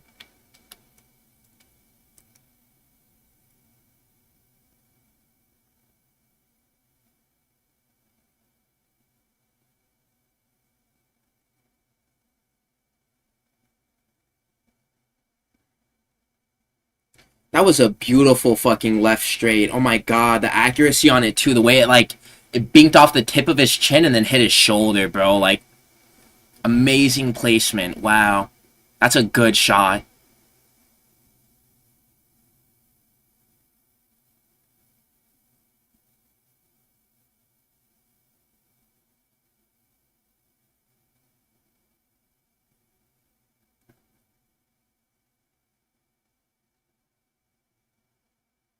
Mm-hmm.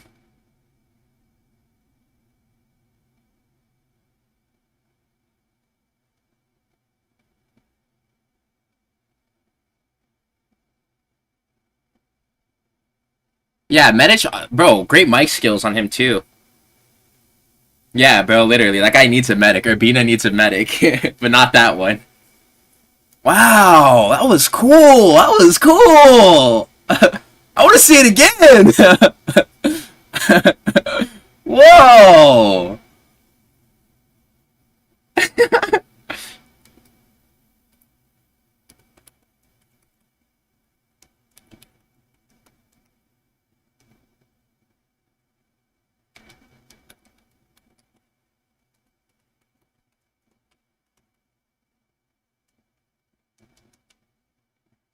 Bro, he laid him out cold with that.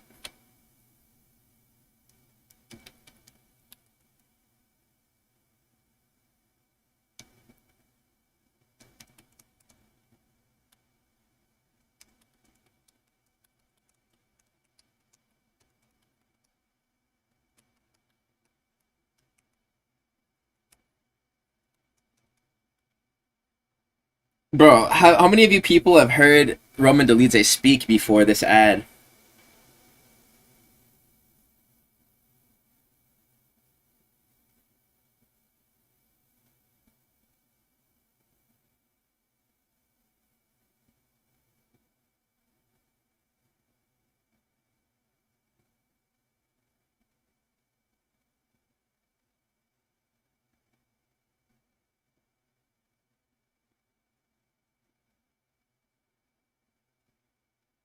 Bro, where is Cheyenne Blissmoss, bro? Shapey Baze's old boo thing, bro.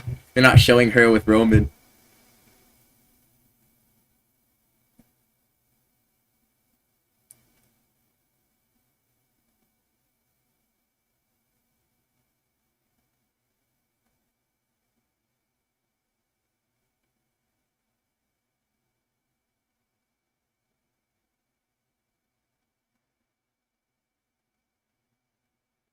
My goodness.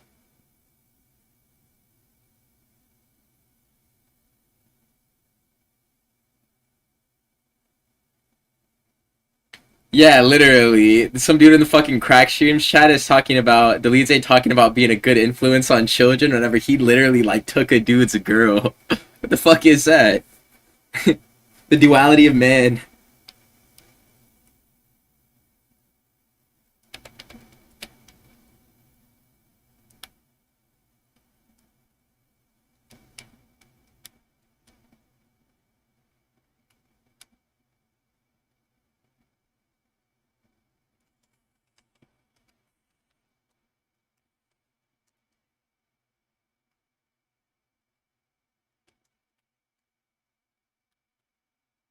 Yeah, bro. Like, bro, do some research into it. The guy had actually released a video leading into this fight week about like how Roman Dolidze had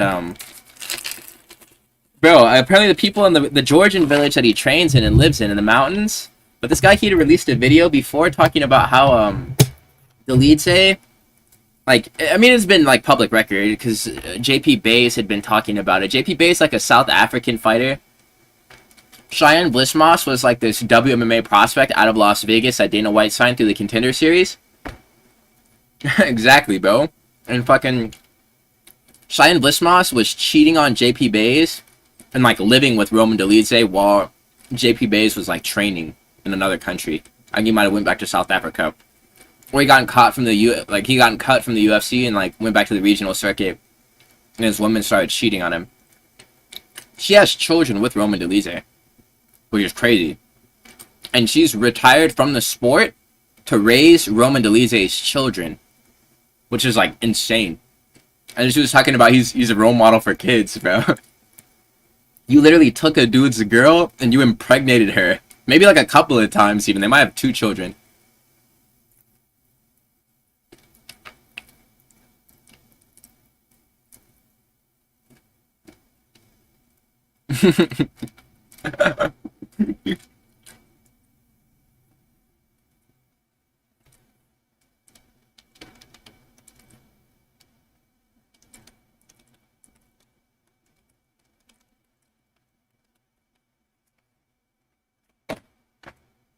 Alright, Jocelyn Edwards versus Priscilla Cachoeira.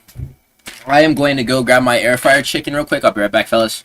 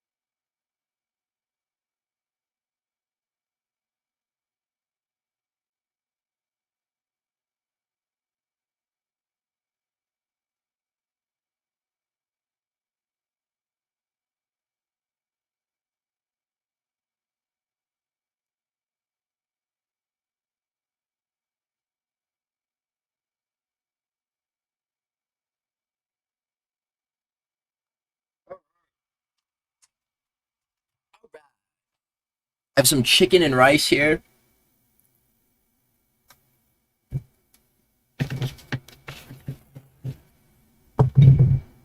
I'm always eating chicken and rice. I found like this new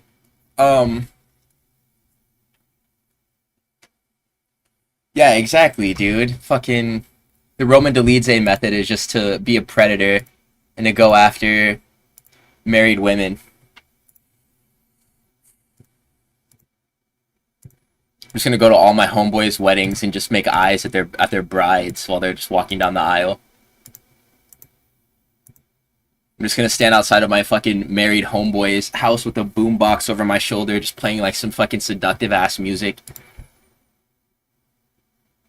Oh my god. Why is it that the official UFC live stream isn't working right now?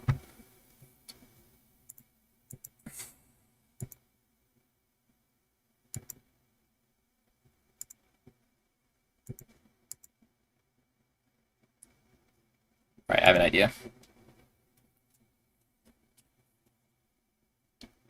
I just don't think that I'm accessing the official UFC live stream the proper way.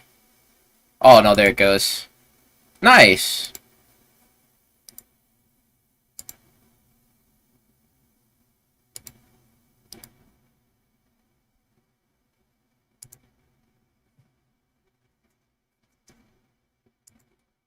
Yeah, bro, the official one. Cause like, what the fuck do I look? I mean, bro, like,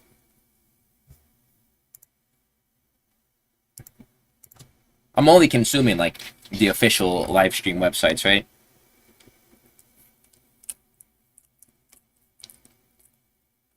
It's my job to support Nina Marie. I have to pay her with my pay-per-view dollars. She has to get the money from that.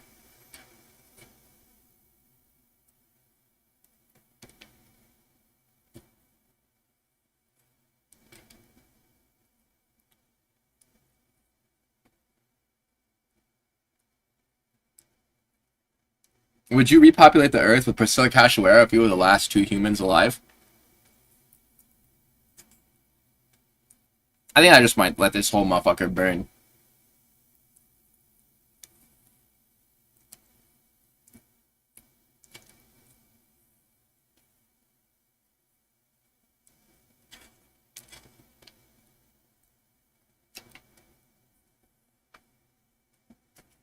Should I even grab a bev?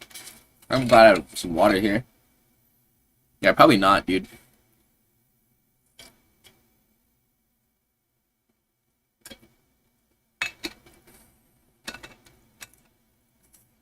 You might have the conversation and get around to like doing the deed and find out you got both have like the same parts. You and Priscilla Cachoeira. Be like, damn, this for sure isn't gonna work.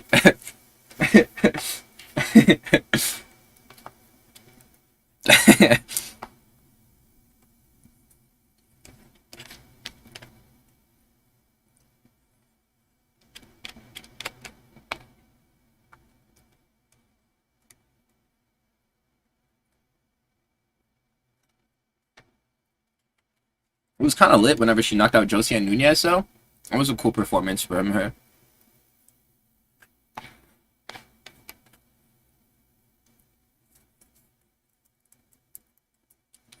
We talked about it last week. The Andrade method has been patched. Like, just because you look like a scary woman doesn't mean that you're going to win the fight. You might even get knocked out.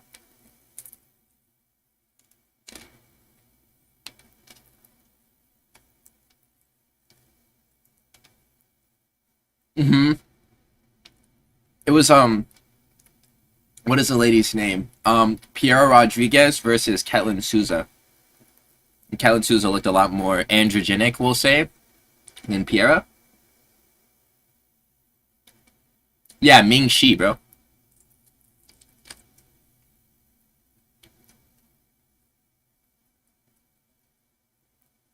I think the craziest bit about that story is that, like, she's lied to all the people in her lives about, like, what she does whenever she fights. Or she's like a lab assistant or something, like a doctor.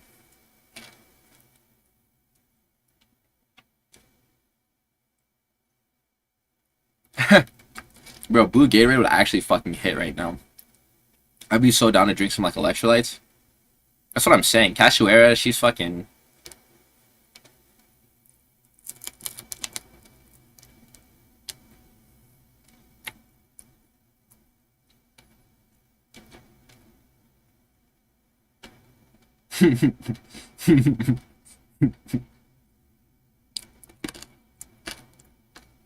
Bro.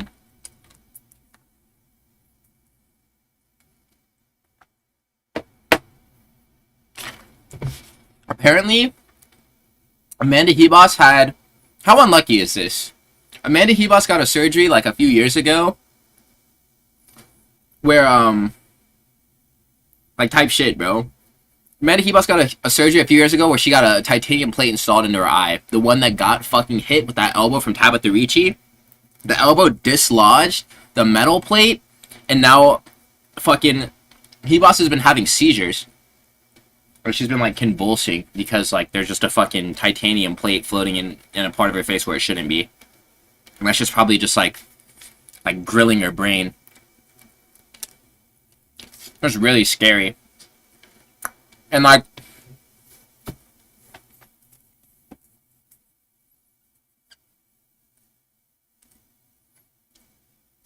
it started happening to her in Abu Dhabi. And then those doctors in that area said that it would probably be best for her to get the procedure done in Brazil. So she's just been like fucking seizing and shit. Her manager's been giving like updates about it, but like she's had a bunch of seizures because of like that elbow that landed. Like she was really fucked up. How scary.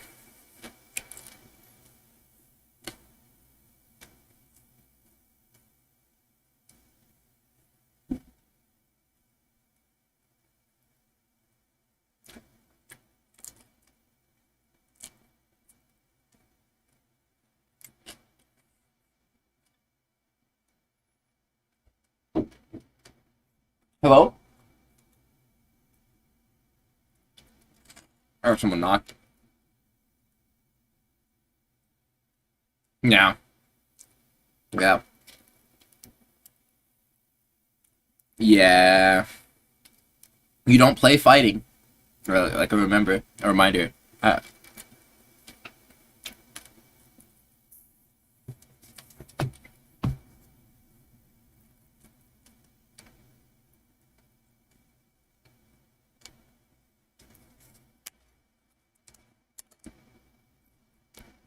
God, Priscilla Cachoeira's braids low-key look fucking. She kind of looks like Conor McGregor with those.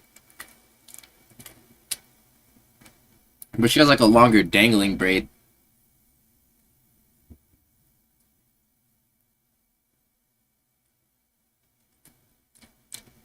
Women with undercuts are low-key like gross. Grossu.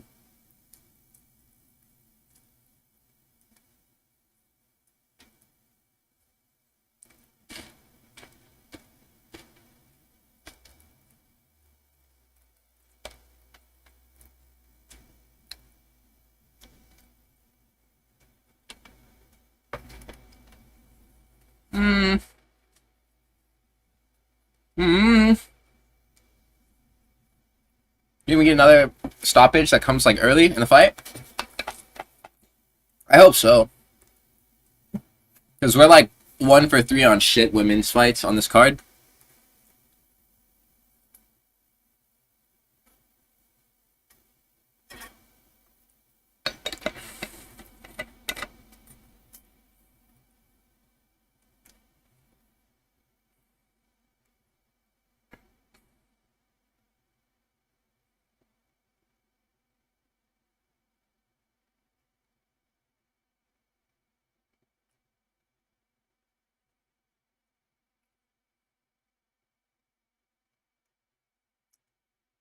I feel like one of the least slutty things that you can do as a WMMA fighter is wear a shirt whenever you fight. Like, that's kind of self-respecting, bro. I kind of fuck with that.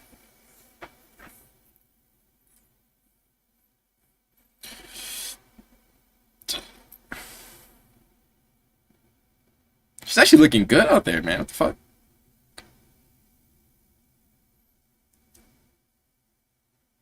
Oh my god. I like how she's throwing that body straight to, like, set up the lead hook up top. It's that aerial view cam, bro. Get me out of here.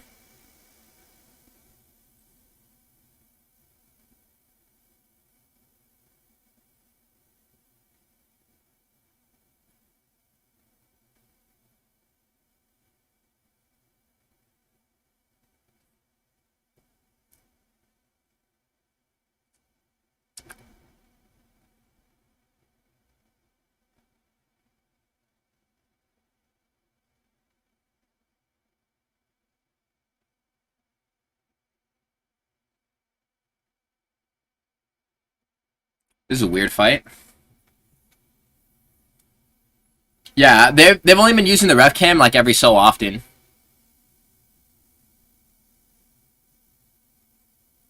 Oh!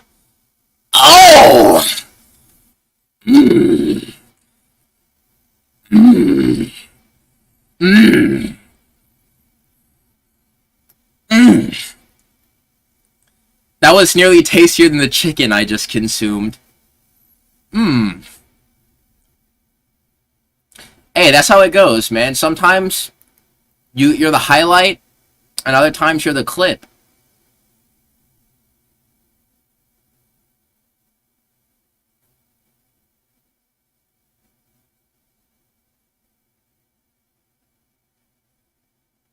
That was nice. Oh. Oh. Uppercut, lead hook, and then another lead hook. And then left hook, lead hook, rear hook, yeah. If you hit both of those shots, bro, yeah, you're sitting them down. Exactly what happened to fucking Charles, bro. If you hit, like, yeah. But with the Charles knockout with Ilya, it was the rear hook and then the lead hook. And both, like, landed flush. He just kind of framed with, like, the lead hand. Yeah, that was a good ass. Yeah, Herb Dean, bro. It's Herb Dean's fault. It's Herb Dean's fault. Yeah, that was a good stoppage. But she got knocked out. Hey, yo! Hey, yo! I mean, that means that we're fucking 3-1 for predictions so far. Hey, yo! Hey, yo!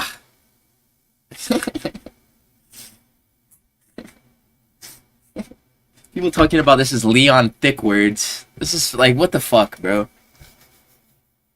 Gooner brain. Gooner brain. Gooner brain. Dudes in the fucking crack stream chat just got gooner brain. Edwards, bro, Edwards missed weight for this fight. She missed weight. Yeah. She missed weight by 4 pounds, so fucking remember that. She was a lot heavier than Cachoeira in this matchup. But she still knocked that ass out. That was a big meaty hook that landed. That was a few big meaty hooks that landed. She was doing a good job with the boxing. And honestly, that fucking she looked like a striker. She normally comes out with these grappling game plans, like against Nora Cornwell. She just wrestled for like 9 minutes. But she actually looked good as a boxer tonight. That was good. I like that.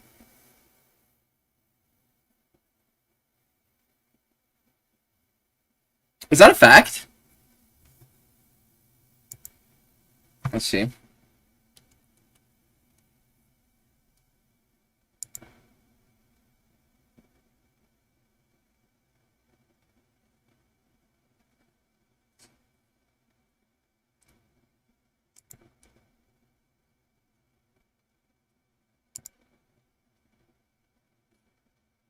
Yeah, is that her booth thing?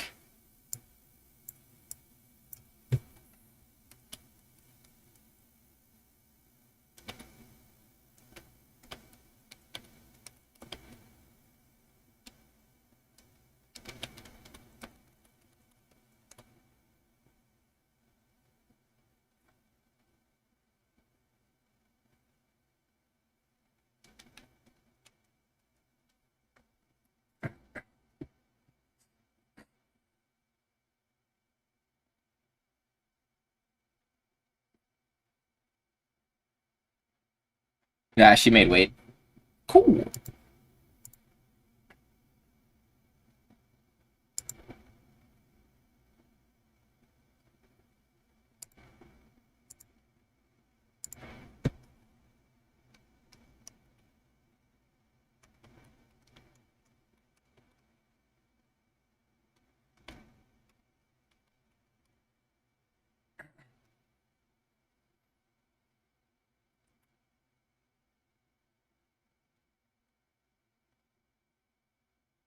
Damn, that was actually a brutal WMA knockout, bro. Actually, bro, that was lit.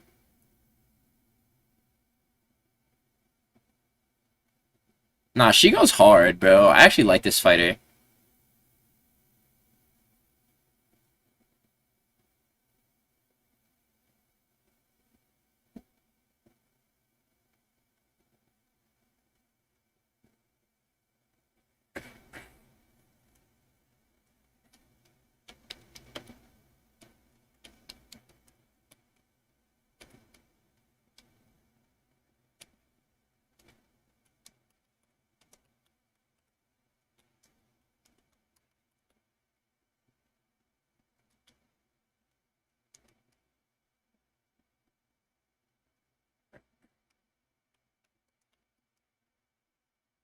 She wants Mayra Buenasilva.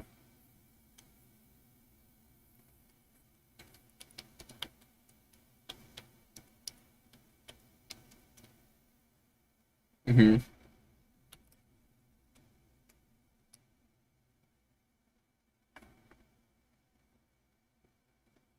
I hit my hand on the corner of the fucking island, the kitchen island, like the back part here, like on like the point, like where like the wood intersects, and it low-key kind of hurts. Bro, she does bad things to Mayra Buenasilva, even Irina Aldana too, because I mean she's a grappler. Like in the boxing, it would be a harder fight to win like that, but she could totally just wrestle Irina Aldana, bro.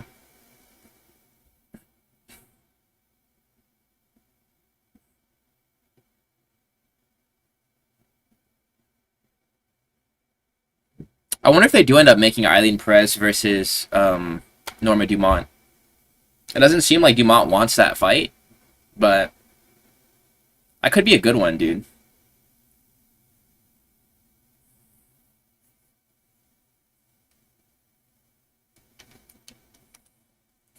Bro, she looked like one of the best strikers in the division tonight.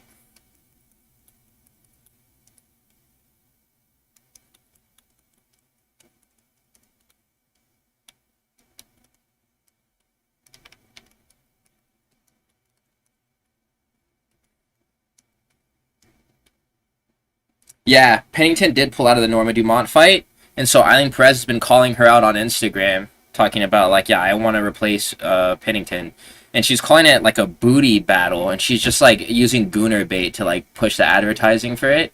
And I guess Norma Dumont ended up blocking her on Instagram because she just doesn't want anything to do with that. That's slutty.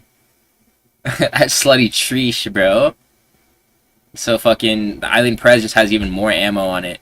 But like, dude, the only reason why I even know it is because I stumbled upon Eileen Perez's Instagram account, bro, and like,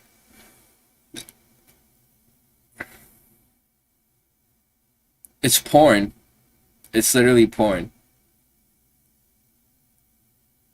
It's crazy. I mean, it's softcore because I mean you can't just post like fucking like bare ass cheeks or like actual like sex there, but like that's literally what it is, bro.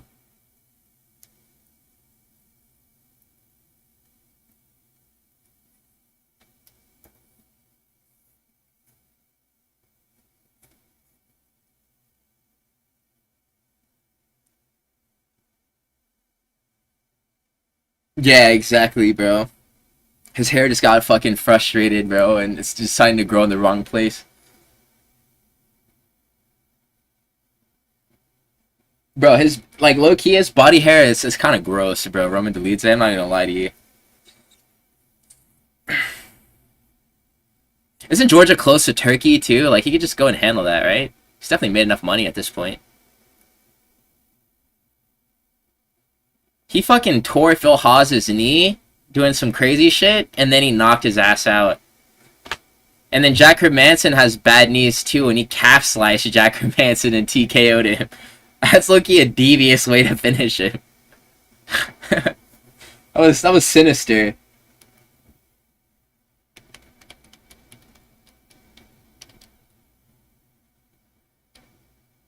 Yeah, that's what I'm saying.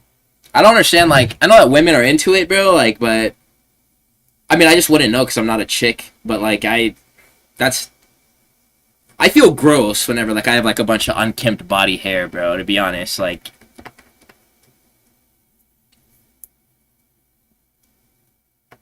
Yeah. I know that's like fucking.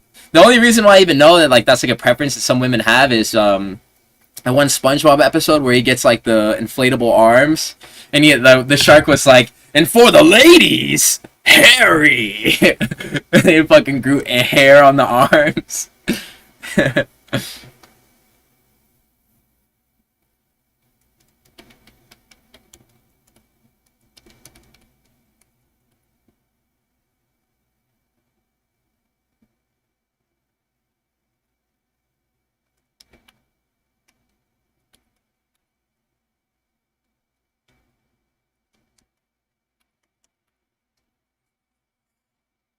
Yeah, that was satisfying to watch him beat the crap out of Michelle Pereira.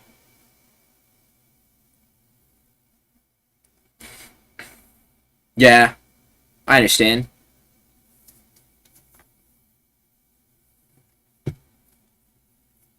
I totally get it.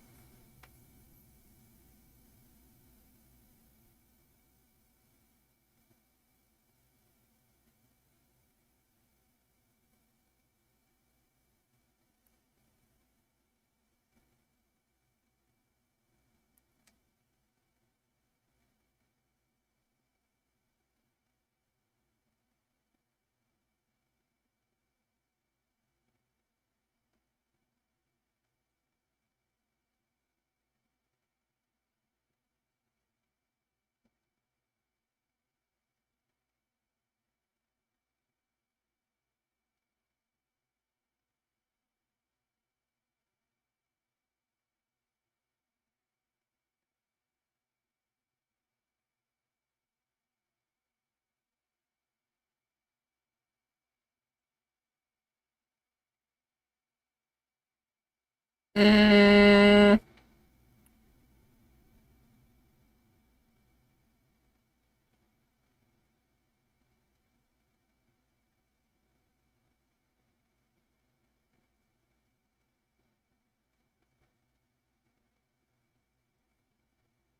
bro, honestly, like the more I've been engaging with like other different types of content on the internet and like YouTube, I'm so grateful for the fact that like I make content about what I make content on.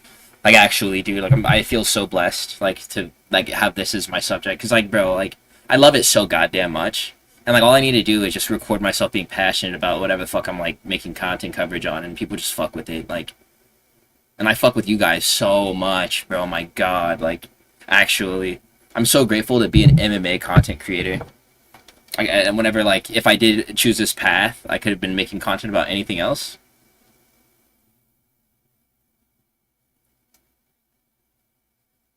Angela Hill versus Lauren Murphy would be an earth-shattering conflict, bro. Angela Hill versus Lauren Murphy is like that's a retirement home classic. Said only one draw this year, but there was Malik versus Brundage and Bellato versus Crute. And then he says Smith's debut when he was already beating Morales in the UFC. Ah, fucking. Like me, like at all, bro. Like it's like it gets hard to talk with people about other things, especially like women too. Like fucking, like whenever I'm talking to girls, I'm just asking them about themselves and making them just talk to me about themselves. Cause like, dude, like if you want to know what I'm thinking about this shit, bro, all the fucking time. I can sit here and talk to you for hours about Dolidze versus Hernandez. And like fighting in general, bro, and just how much I just fucking love to fight, bro. Like that's like the only thing that like makes my soul feel alive, bro. I just love fighting, bro. Like it's literally it. It's like the only thing I actually fuck with, bro. Like genuinely. Like nothing else, bro. Like actually. Like I haven't met a single person that I like more than fucking watching UFC fights. Maybe like my family. I love those people, but it's like nobody that like I have to like at least. Like real shit. Like I like this is like fucking top. This is like this is like literally. I don't know what I would do if I never found this. I would be a fucking loser. I would just be gaming all day and just like wasting my life. Exactly, bro. Let me tell you about Ludovic Klein, Mateusz Rebeski, Miktebek Oralby, and Elvis Brenner. Let me tell you what I think about all four of these fighters' careers.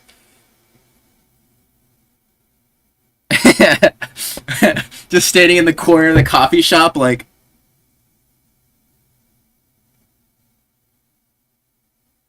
The bad bitches are like, yo, what is his name? Yo, he's different. Yeah, actually, for us, see him? Bitch got me drunk thinking that we finna fuck. Ho, sit down. I'm finna tell you about my favorite French lightweight prospect for us, see him. Exactly. Exactly. Exactly, bro. Exactly. Bro. Hell nah. The coffee shop fold is like my special move. It's like the fucking super Kamehameha. That should work every time. But yeah, bro, like it's bro, like whenever it's not specific to my interests, bro, or just like what I like to do, which is this, it's getting so hard for me to like form bridges of understanding between me and other people.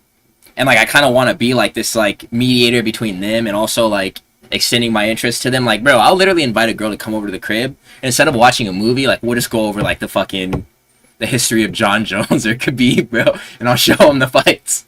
Like, it's like, and it's like they just want to get cracked, so they'll be down for whatever. But like, bro, this is literally the only thing I care about, bro.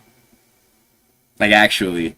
I don't give a fuck about anything else, like the political and economic state of the world. I mean, I have minor concerns about that. If I wasn't making YouTube content about, like, MMA, I'd probably be a black pill YouTuber. But, like, past making, like, the assertions and points that, like, everybody else has made up until this point, there'd really be nothing else for me to talk about. I don't think I'd be adding any type of value to that space with all the people who've already shared their ideas. There's so much to this, bro. So many different organizations, so many different fighters, so many different weight classes, so many different points in histories and eras. Like, I'm barely scratching the surface within like damn near 250 videos, and it's like thank God for the fact that I found this. Thank God I'm an MMA cell. No, I'm not an MMA cell. I'm a conscious MMA watcher.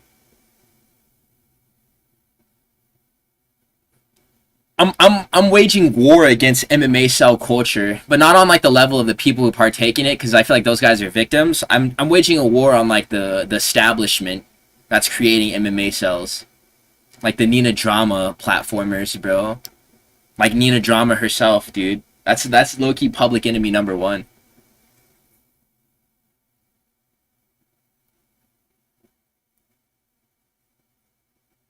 I can't believe that they did that.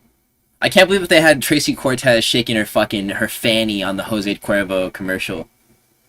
I can't believe they got all these porn bitches like just like being promoted through like the UFC marketing machine, bro. Like that shit is just disgusting, bro. Honestly, it's not a pretty thing that like we're into as far as like watching people get knocked out, but it's like, bro,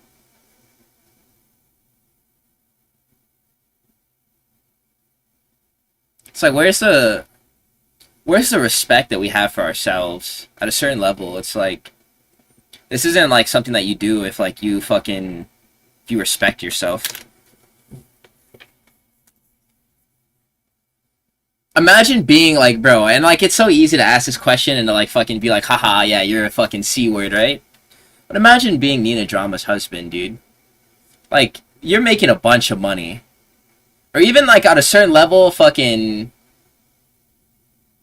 like any of these like WMA reporters, bro. The only person who doesn't get like the worst end of it is low key like the only self-respecting female personality in MMA is there's two. Karen Bryant and fucking Megan O'Leary. And Megan O'Leary, we haven't seen her for a minute just because she's like being a mom right now. And that's a W. Fucking Jose Benavidez, no matter like how his career went at the end, he has a baby with Megan O'Leary. He gave her a child. And that's a fucking W, bro. And she never had to like show her ass or titties, bro, in order for people to like view her as valuable to the organization. Megan O'Leary is like a model for all women in like the MMA space to follow. If you want to be like a talking head in the sport, you should just do what she does. Laura Sanko also, like, she's honestly not bad either.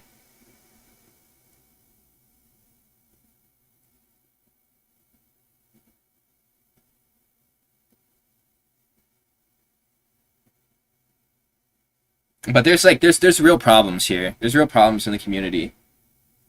Yeah, bro. Like honestly, Megan O'Leary is a fucking gym. Like that's a lady, bro. Like actually, like so self-respecting, like high esteemed woman. Like she's the queen of MMA. She really is, bro.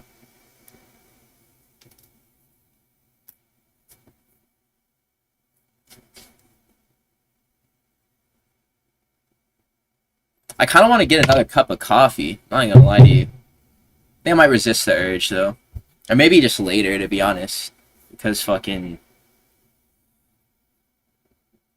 dragging a little bit.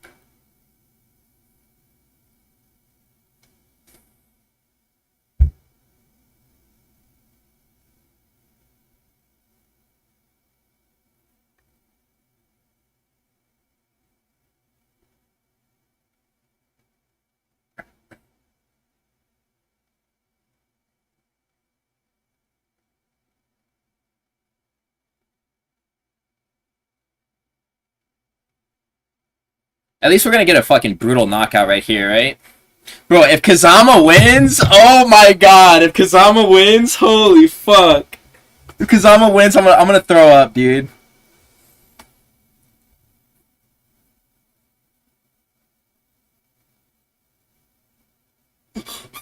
If Kazama wins, I'm gonna joy puke.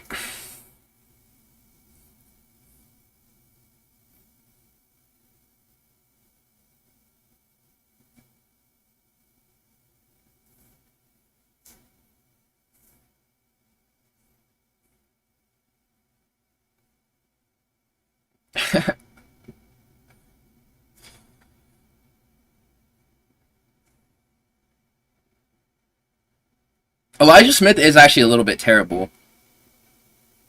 He went to a really close fight with the guy who is like 15-15 in the UFC. Vince Morales has a really shit record in this organization. I think he's not even in the UFC anymore either. And he went life and death with that guy. Like, type shit, bro. Like, Matsumoto definitely is more of a lock than fucking Elijah Smith. Elijah Smith could definitely fuck this up. But Toshiomi just has, like, he always gets boomed on at the very beginning of a fight. If he doesn't get finished, then, like, if he gets dropped like Medic did and he doesn't get finished, then, like, we might be in trouble, boys. Yeah, but you see what I'm talking about? He always gets banged on. No way.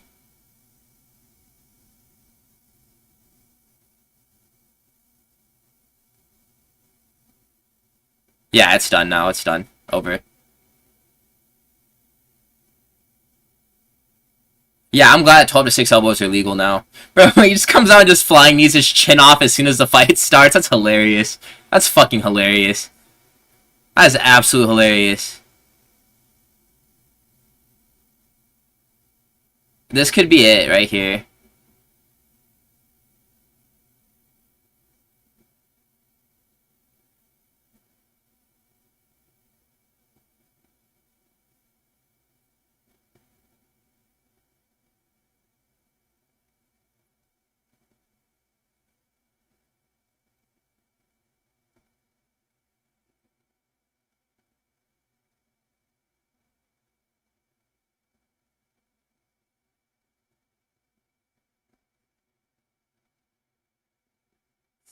Bro, Kazama, he must be the relative of like a fucking kamikaze fighter pilot with the way that he just like doesn't give a fuck about taking damage and will throw himself directly into the fire. Like, exactly. I kind of got nervous watching that heel hook develop too. He definitely got his knee tweaked a little bit, but he should be fine, right?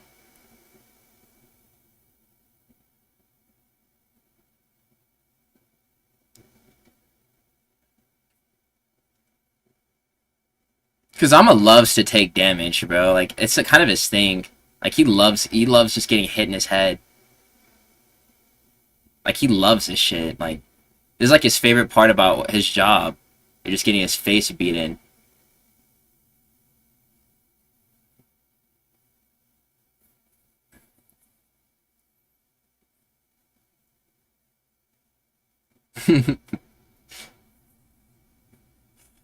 God damn. God damn. What's the matter with this guy, bro? Fuck.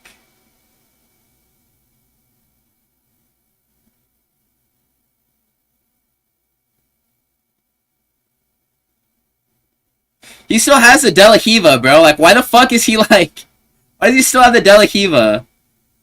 Kazama's ass, bro. Like, what the fuck is wrong with him?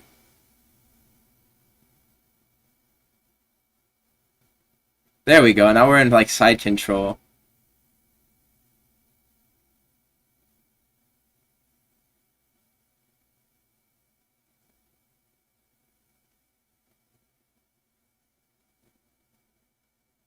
I want to see a brutal KO here, bro. Like, I'm not even gonna lie to you guys. I want to see this dude, like, go, like, out.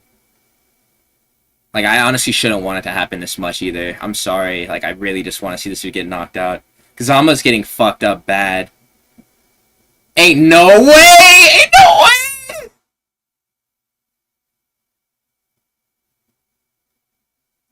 way! Bro. This ratty-ass fight style, bro, would piss me off so fucking bad. Oh my god, this would make me so mad if I was fucking Elijah Smith. This you're just like he's just getting his ass whooped, and then he just like scares me with like these sub attempts just in the middle of me whooping his butt. That would piss me off so bad, like, cause he's actually threatened that armbar, Ryan Hall ass style, literally, and that heel hook too. Like that shit probably made his heart skip a beat every single time that he tried to wrap up like both of those events. He was probably like, "Oh my god, I'm actually in danger right now."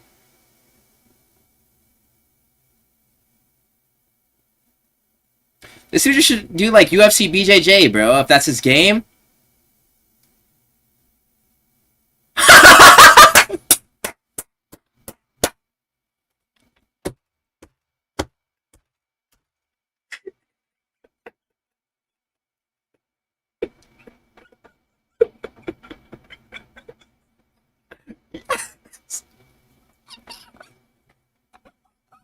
Yeah! Fuck yeah!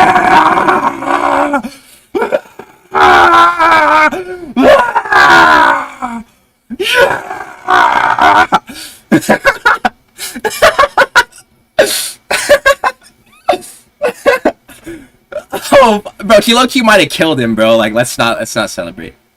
He low-key might have killed him.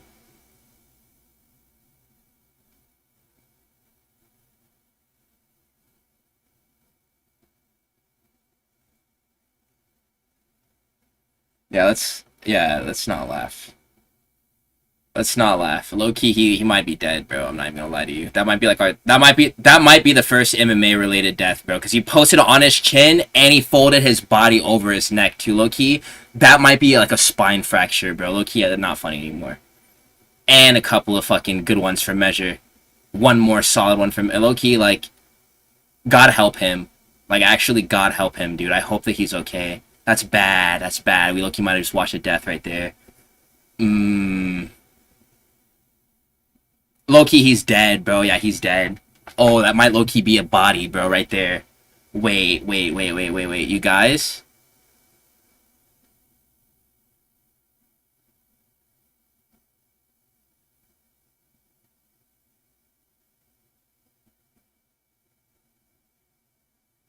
No, I mean, dude, it's an annoying style, but it's like... I mean, yeah, shout out Rampage, too, but, like, look, man, that... If he died, bro, like, that's actually, like... Or if he's paralyzed, dude, that's even worse than death, low-key. If, like, he can't ever walk again after this. They shouldn't have given him this fight, bro. Fuck, bro. Like... This card is... We just watched a fucking attempted murder, and you said this card is already pretty good? Yo!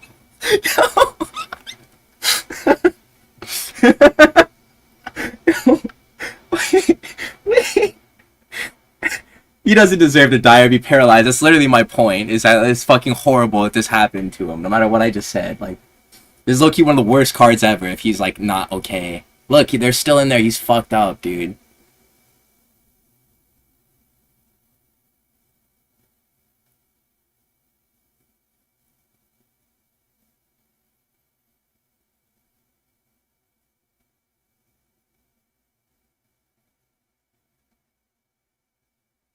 Bro, is he...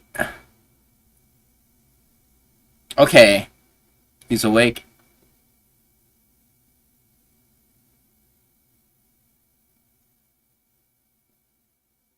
Yeah, he needs to stay there for, like, oh, thank God. Oh. Alright, now... Alright. Oh, my goodness, wow. Whew. Yeah, I'm not sure if he can move, bro, like... He can move his arms, but it's never like the arms that like fucking are like the worrisome aspect. It's the legs, bro.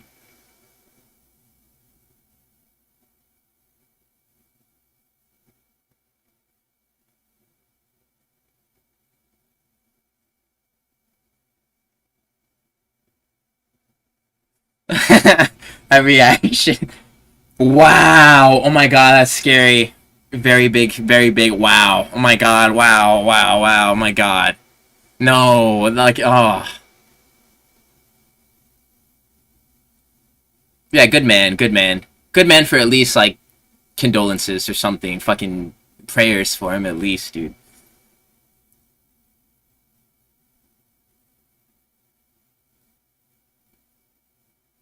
Alright, gets up. Oh.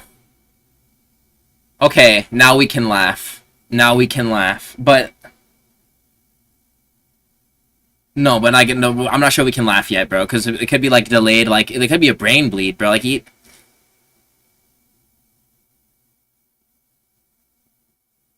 that is insane athleticism, though. Oh my god. Oh, that looks so bad. That looks so bad. That looks so bad. That looks so bad. That looks really bad. The way that he fell and landed on his neck. No, that's really not good. Ooh. Ah.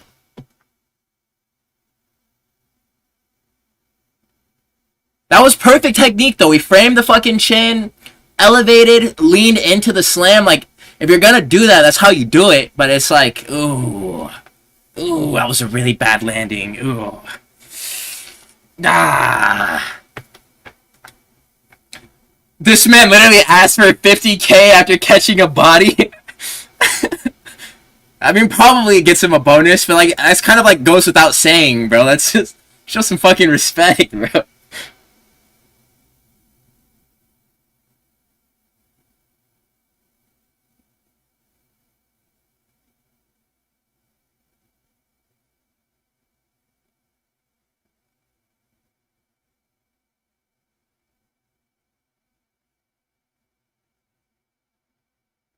Bro, I mean, bro, publicly, like, you definitely say, like, respect and, like, wow, oh my god. Honestly, dude, I don't even have anything to say right now, bro. Like, that was just, like, I mean, it's the fucking fight game, bro. It's our sport. It's happened before. We've seen it happen before. Cody Brundage literally got a slam KO before. But it's like,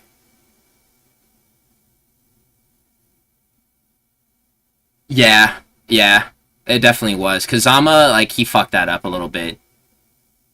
But I mean, it happened really fast, dude. It's like, but I mean, dude, he was getting elevated for at least like 3 seconds before he got dropped. You gotta fucking unlatch those legs, bro. He was high up, bro. Like, that was honestly a crazy athletic feat from fucking Elijah Smith. Wow, that was honestly, that was crazy, bro.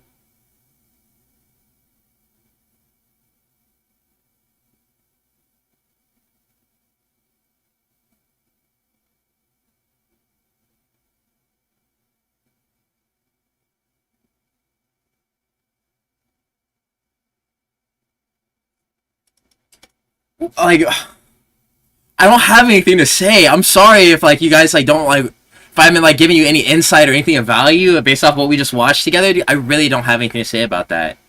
Like, he needs to get a CT scan of his brain because like, bro, with like those types of injuries, bro, like you could be cool and like fucking blah, blah, blah, walking around and stuff, but like if there's a brain bleed that occurred after the impact, that could be like days or even like weeks leading up to him like having serious issues or maybe even like a mortality complication, like a calamity being produced from this, bro. Like, he's not out of the woods yet just because he sat up on the stool. That was fucked up, bro. That was really fucked up. My goodness. Wow, wow, wow. Wow. That was gross, right? 23A. That was probably the worst knockout I've ever seen live. Like, for a couple of different reasons, that was probably the worst knockout I've ever seen live.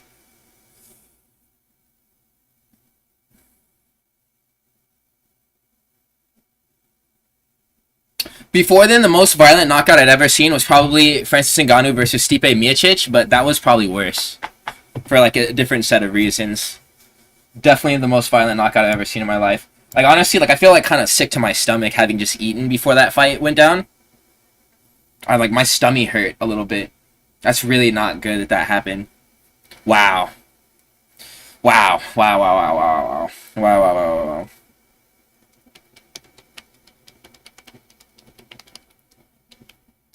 And then this goofy ass ESPN music playing after we just watched a brutal murder.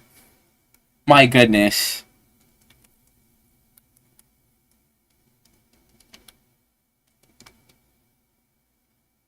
I mean, bro, like if I mean, you have to contextualize it like this, right? It's fucked up that he got dropped like that.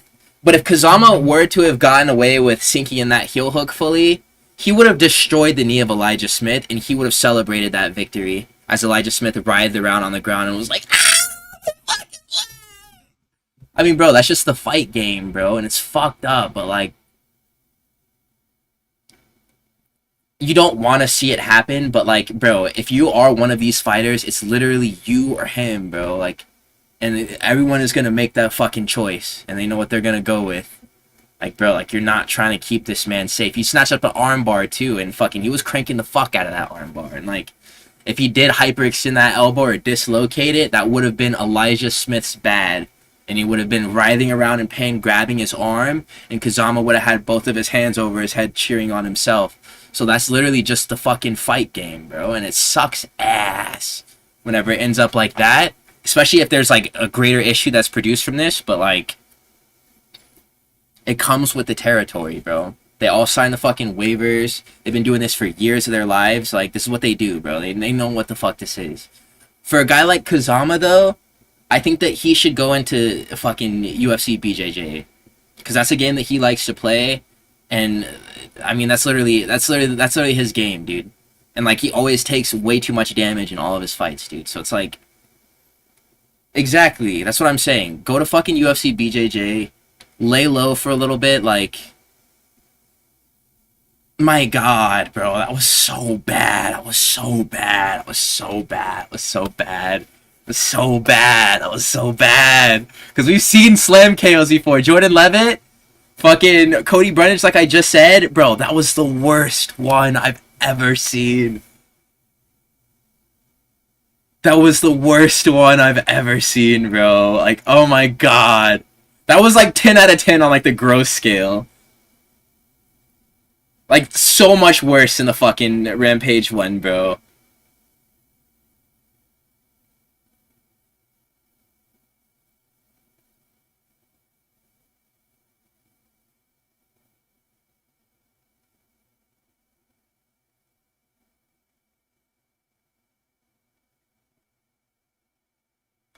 And it's like, bro, it's so much more nightmarish because we're in the Apex, bro. And it's like...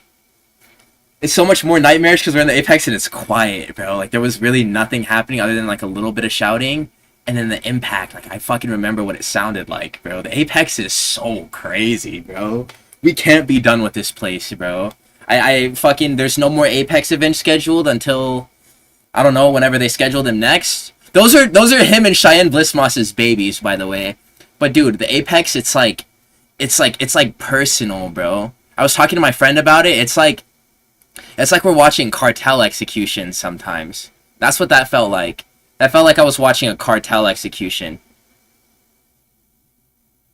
Bro, kind of. Like, I kind of agree with the right hand of Ilya Taporia right now.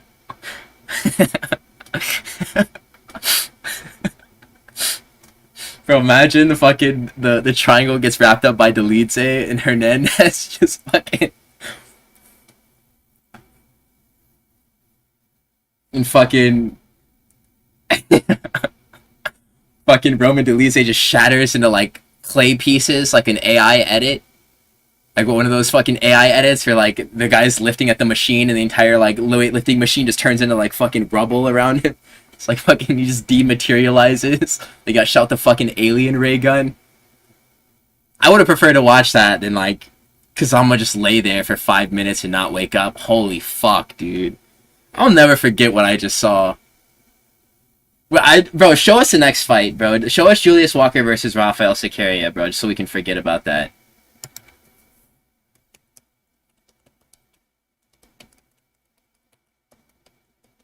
That shit, like, I might actually pick up alcoholism, bro, to deal with the grief and, like, anguish from having watched that fight. I might pick up, like, fucking... I might just go... Just, like, choke down a whole fucking fifth of vodka, like, shoe nice after watching that. That was so fucked. That was... Bro, that was about as close as we've ever seen someone die in the octagon, bro. And there's just been a boxing-related death. I talked about it at the fucking very beginning of my last upload, bro, and it's like... God damn. That's something that we can actually hang over the other sport, is that there's never been an MMA-related death.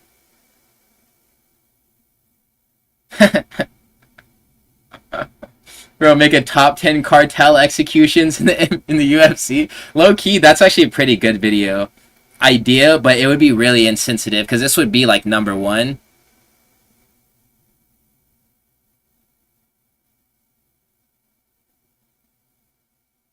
I'll make a note of that. I'll make a note of the fact that you just recommended fucking that I make that video. I'll just make like a little sticky note. Top 10 UFC cartel style executions. Top 10 cartel style executions in UFC history.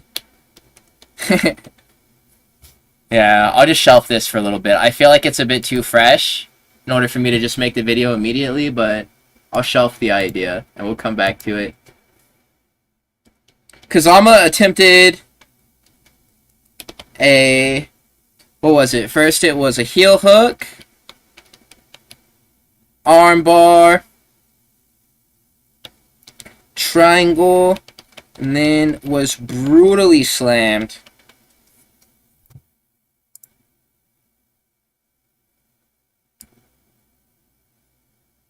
I think it would be a cool video, but I mean, I gotta sit with this one for a little bit before I did make some content like that. We gotta wait to see if this guy actually lives, bro. Because if I just made the video tomorrow, this motherfucker dies in 2 weeks, and I deserve to lose all of my subscribers, actually. That makes me a cunt if I did that.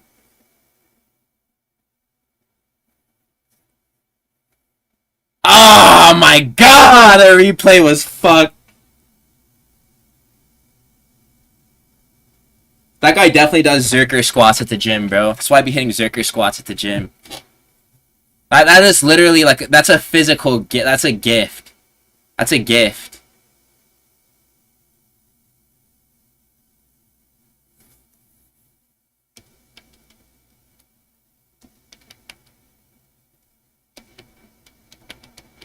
But I mean, something that's being overlooked is that Kazama took a lot of head trauma before he got slammed. So he probably just didn't react fast enough. He clearly didn't react fast enough.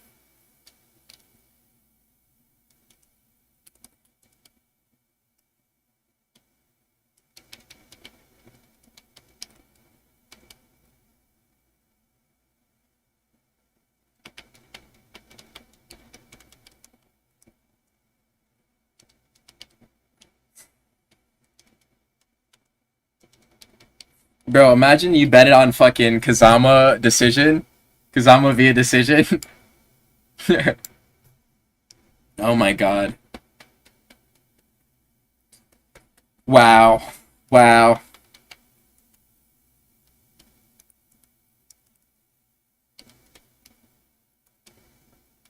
They can't even like form sentences because what they saw was just so fucked up. What they saw was so fucked they can't even put a fucking sentence together. Like Tito, bro.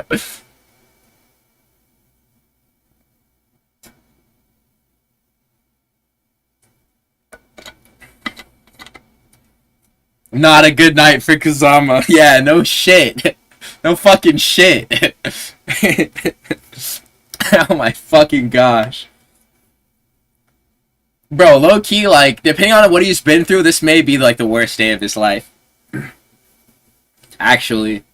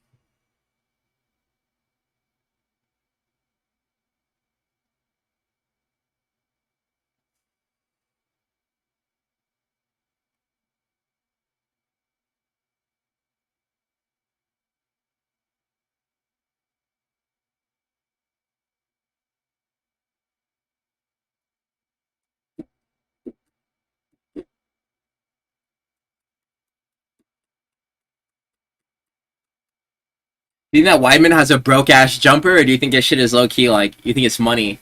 Like, if you fucking hit Weidman in the corner of the post, you think he's knocking that shit down?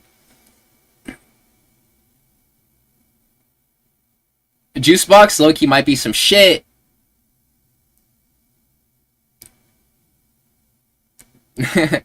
I I hope he can get a knockout. Rafael Seccaria is so fucking easy to knock out. So, like, he needs to do this.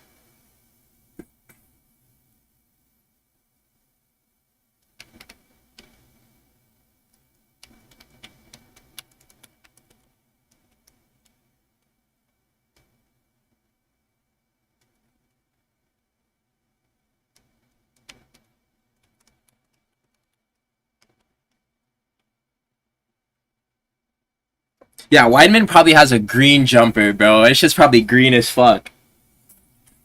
Like, green release every time. He's probably knocking shit down all fucking parts behind the stripe.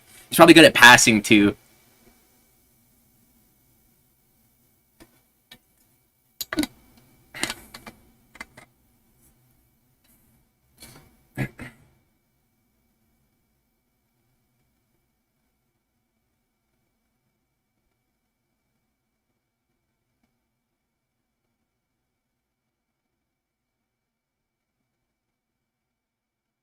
Yeah, bro. Fucking Minifield, low-key, like, he earned a name off of beating Umar Sy and Julius Walker.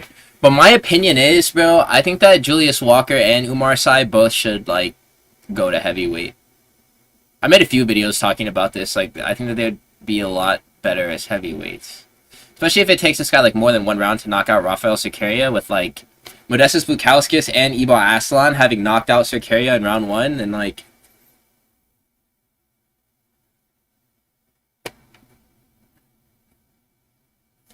Is Seccaria walking out to some fucking Imagine Dragons?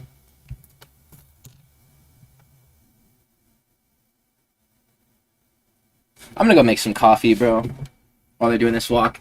I'll be right back. I honestly need to just go fucking leave my setup for a little bit just to, like, walk off what I just witnessed. I was seriously fucked up, you guys. I'll be right back.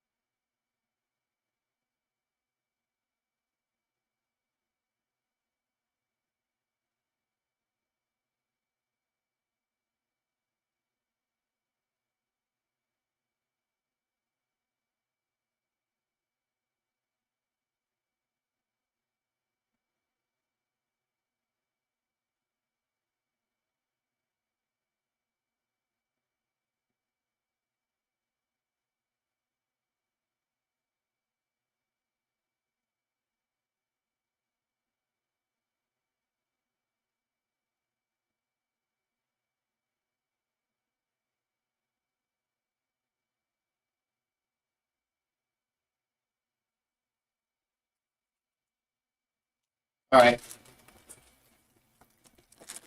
Did Julius Walker knock him out yet?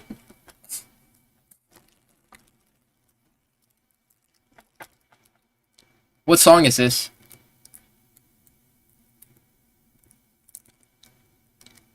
Oh, he's fucking listening to Dancing Queen?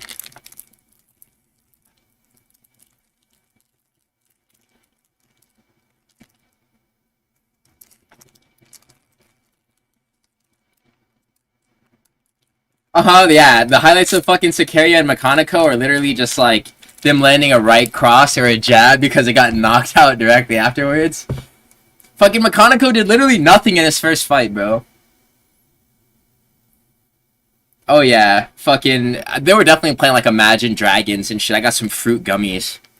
My fucking gym class and shit.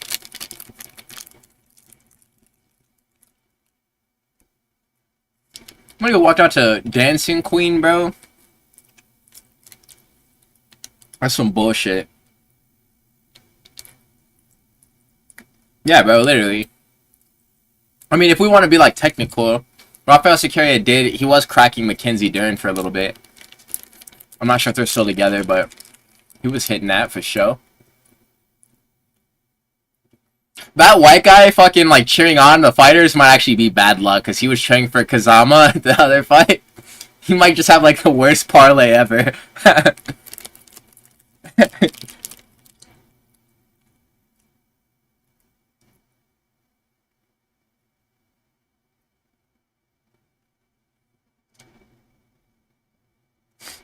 Bro. That's a damn shame. Her ex-husband is a city boy. He's lucky like cashing her out because like he's raising their children, and she has to pay alimony to him, which is like half of whatever she makes, I think, or some like crazy fucking like monthly arrangement.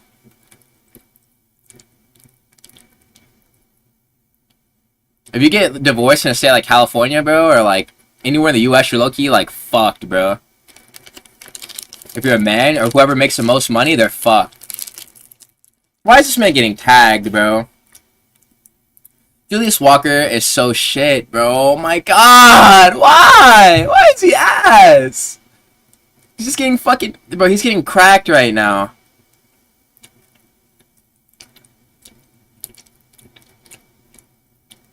That shot might have just fucking bursted his eardrum, bro. That shit landed right on his ear.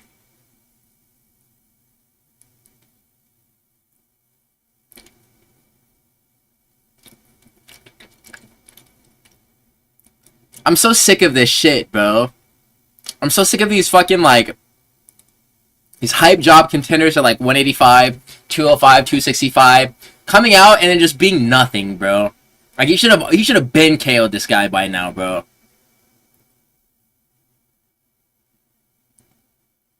Please. Like, fucking please, bro. Like, elbow over the top or something, bro. Yes.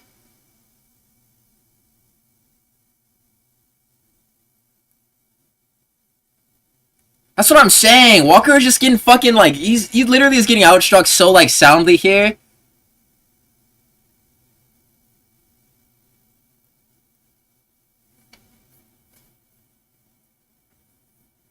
That was like a spinning back kick to, like, spinning, like, side kick to the leg. That was crazy.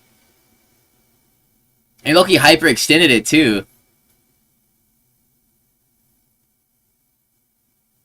Nah, Julius Walker is shit, bro. That slip was intentional, bro. We're so fucked. Like, all of us are just, like, fuck all of us.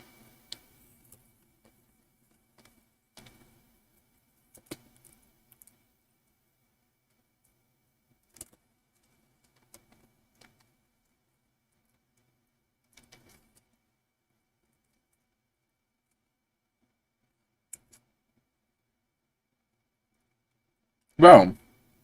Minifield is ass. But I'm telling you, Umar Sy and Julius Walker are ass, too. It's just relative skill. They would be more successful as heavyweights because a lot of heavyweights are ass as well. So that's why I think that they should be, like, heavyweights, bro. Bro, I'm getting, like, the nastiest porn ad after I refresh the... Like, gross, like, hentai, bro. That shit's fucking disgusting.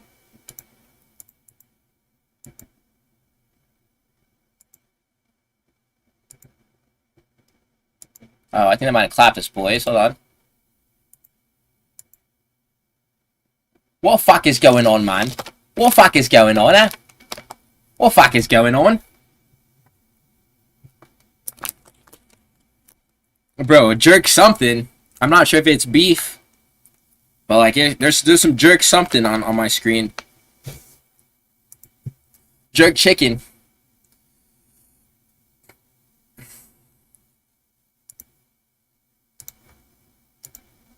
Fucking roast beef sandwiches on my shit. Like, I don't know what the fuck going on. We're at Arby's.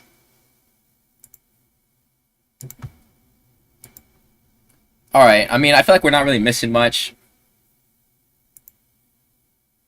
And get the fucking backup here, open here.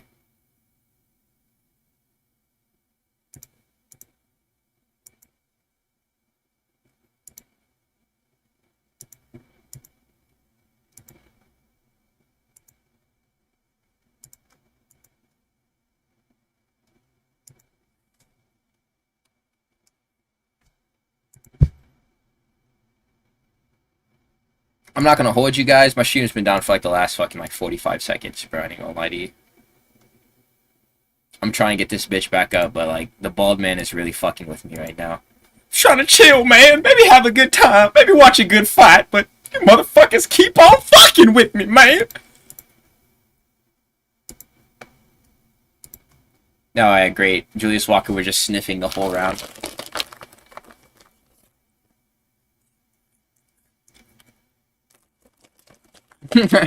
Meat mound on my dick? Oh shit, the DQ is right next to the S.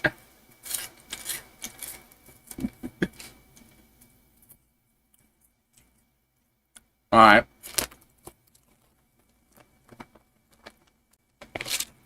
We're down bad. We're really down bad. As far as like 205 prospects go, we're down horrendous.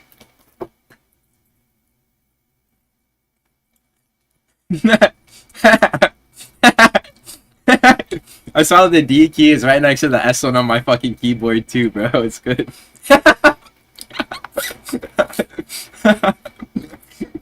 No.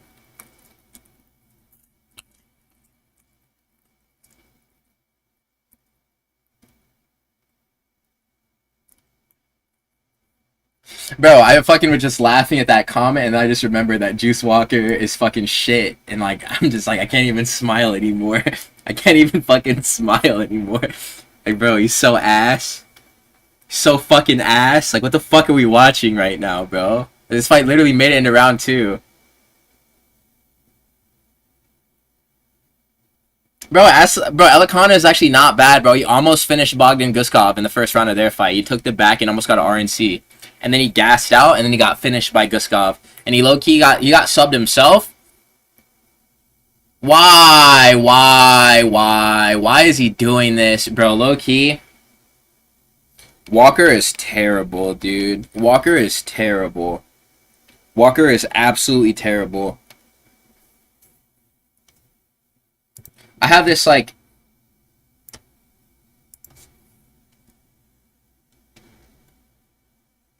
What I just sent inside of the chat right now may or may not be, like, a hub of, like, all the different streams all on one page. I'm not sure if, like, that's exactly what it is or not, but... Yeah, if you, like, wanted to just keep that open, you could, like, twink between, each of the different stream domains. They're all posted on one list, like, on that one website. That might be what it is. I don't know for sure, though. Yeah, he's definitely downloaded all the data he needs to win this one, bro. Bro, I might just go through Eileen Perez's Instagram page at this point, bro. I mean, there's not really a need for me to do that, though, because, I mean, we're already looking at a whole lot of ass right here.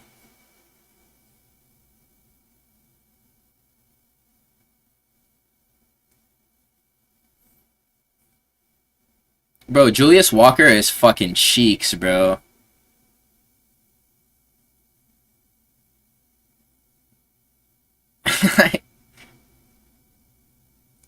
And this is like... This is the worst grappling I've ever seen from, like, a Brazilian ever. Bro, this is the worst... Like, bro, this is the worst shit I've ever seen, low-key. And I think Walker is low-key cut, too. Somebody's bleeding right now.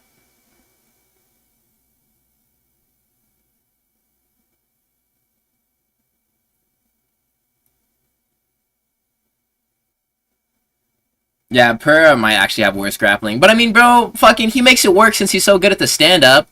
He at least had a foot sweep on fucking Ankalaev, and that actually looked pretty good. So Kerry literally just can't do anything right. And that's the problem here. He literally just can't do anything right. And, like, him being so ass at fighting doesn't make a finish any easier for Julius Walker to find because he's just shit too, bro. Bro, literally, like, if I'm Dana White, I'm taking Julius Walker into a back room after I'm done with this. And I'm getting, like, fucking... I'm getting Cutman Tate, with, and I'm giving him, like, a big-ass pipe wrench. And I'm just gonna have him do this with it while I talk to him. Like, slap it in his hands. I'm gonna be like, now, Julius, you have two options, alright? You can either become a heavyweight, or I'm gonna fucking have Cutman Tate here beat both of your fucking kneecaps off your legs. What's it gonna be? Take your time. And I'm just gonna wait for Julius Walker to answer.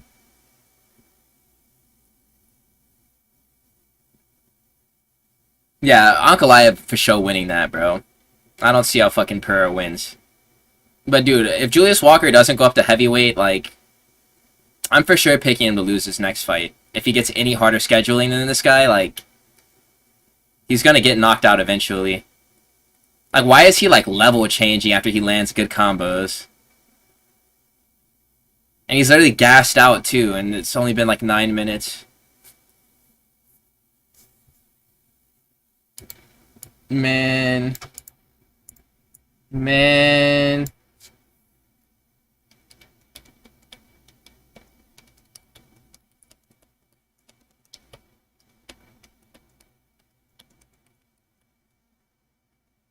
Exactly, bro. Way to ruin the momentum of the fucking...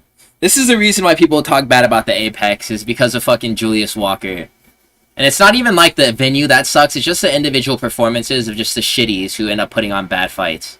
It's really not his fault. That's what I'm saying, bro.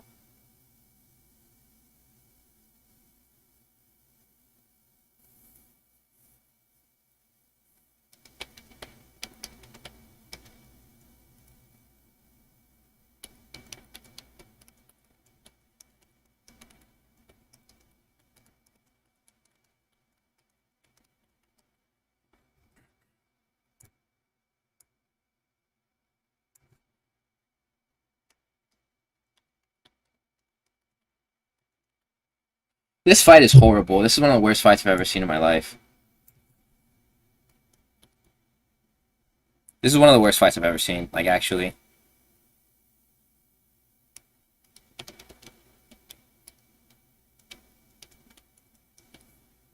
This guy is actually shit, bro. Julius Walker is actually fucking horrible, dude.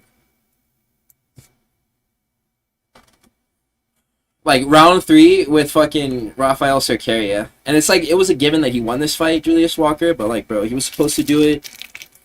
Bro, literally, Mario versus Jose was like an exponentially better fight than this, because at least I fucking had the hope that if Jose did make it off the cage, that he'd be able to do something. Because in open range, Jose Aldo is like a fucking threat, right? Neither of these guys are threats to each other in any position. It's just that Walker can get takedowns, and fucking Cerqueira will accept bottom position. So this is probably the worst fight I've ever seen in my life.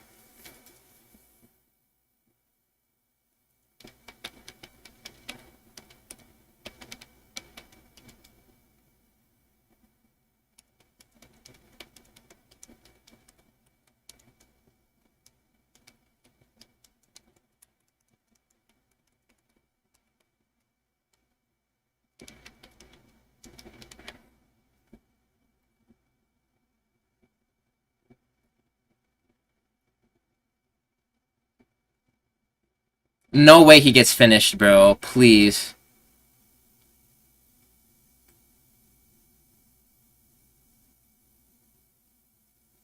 Oh, he's shooting for his life.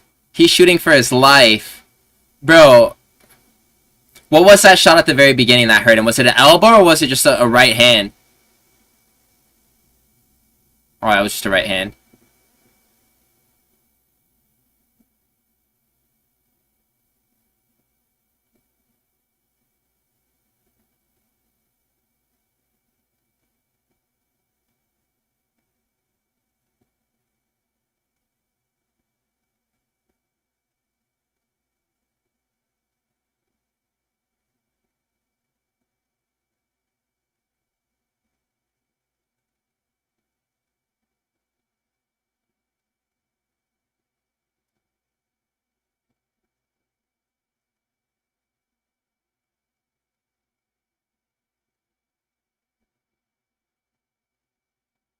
Bro, what the Are you serious? Bro, this fight is so shit.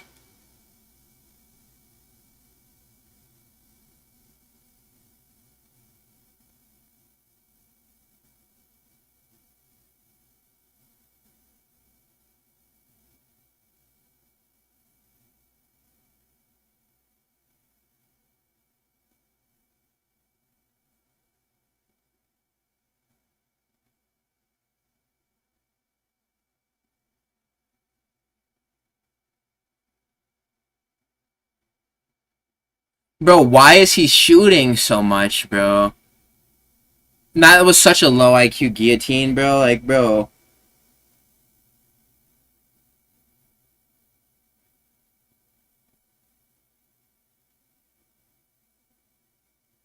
Bro, how is it a blob? Like, how is this literally like...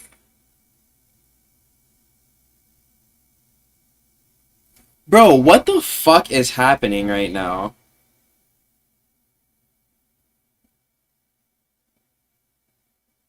This was such an ass fight, bro. Like, can this just be fucking over already? Please, bro. Like, can we please just be done with this? Like, I want to just forget that this ever happened, bro. Like, please. This shit is so fucking ass, bro.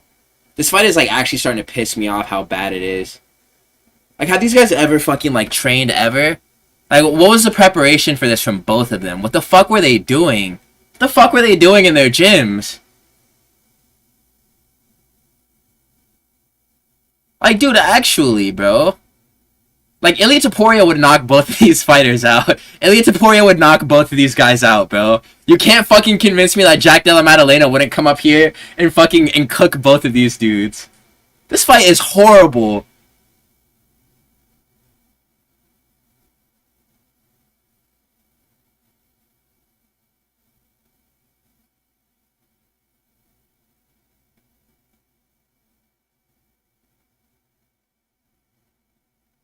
Yeah, DC is definitely like muting the mic in between fucking bites of his food.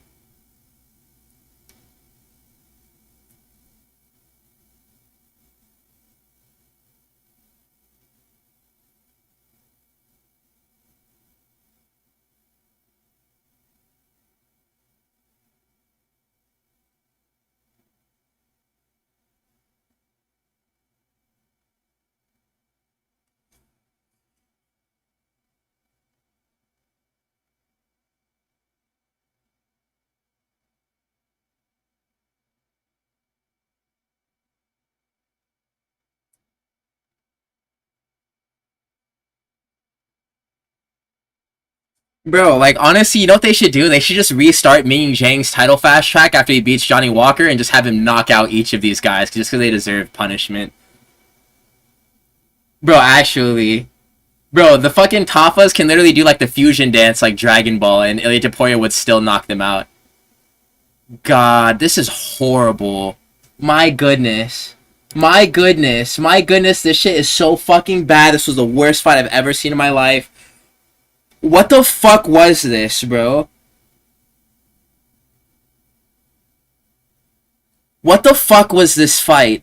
What the fuck did we just watch? We just wasted our lives together. I'm glad that you're here. This was the worst fight ever. Actually the worst fight ever. Most brutal finish ever in the last fight before this. This was the worst fight ever. Like, without a doubt.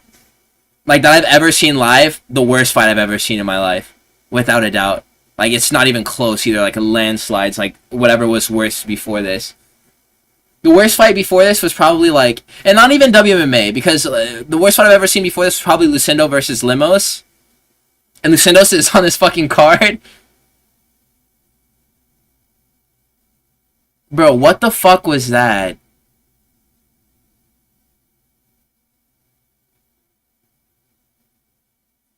I really wish that Elijah Smith came into my room, like, at the very beginning of this fight, and we started grappling, and I went for a triangle choke on him, and he just slammed me on my fucking floor in my room and just knocked me out for the entire duration of this, bro. And then I just woke up right now.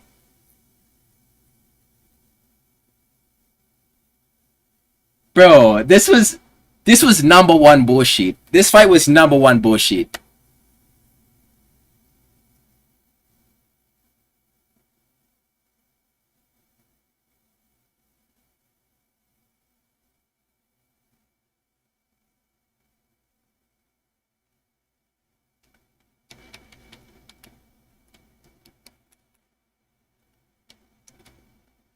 Fucking Tom and Jerry ass round 3. What the fuck was that?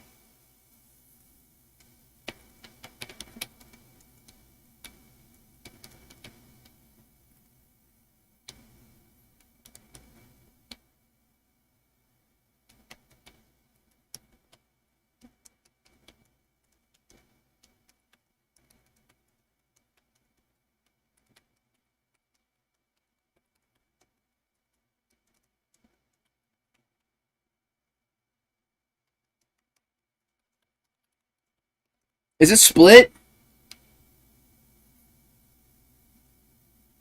Okay. Rafael Securia. Imagine. Fucking imagine. Oh my god, that was so horrible. That was fucking horrible.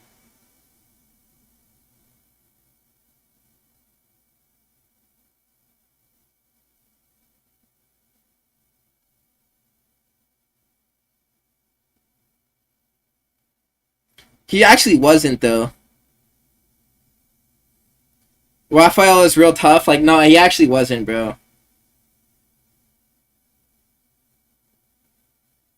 Bro, that would be like, that would be the worst. Barn freezer. Barn freezer.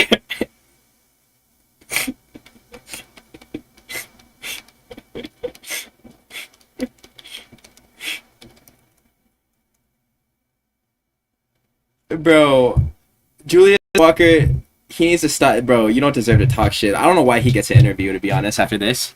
Just give us the main card, bro.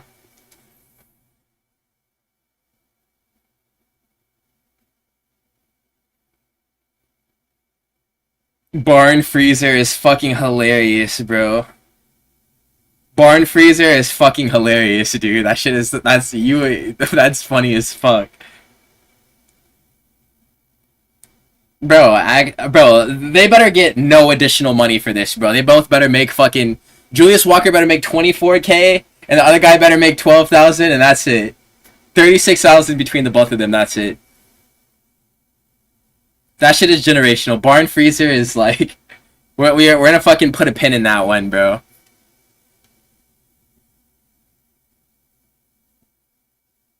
My goodness. I'm gonna fucking take a screenshot of that comment, you saying absolute barn freezer. I'm gonna put it in the recap, bro. You just earned yourself fucking a place in the Hall of Fame comment section. Like, that's a generational comment right there. I'm not even gonna hold you, like, boss. That was real.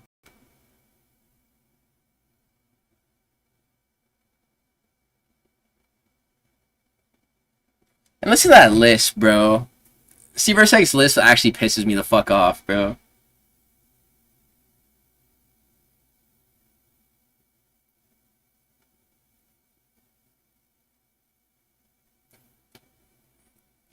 I don't know why. I always think that Ode Osbourne sounds like a lot more Jamaican. Or he's going to sound a lot more Jamaican whenever like he speaks, and he doesn't.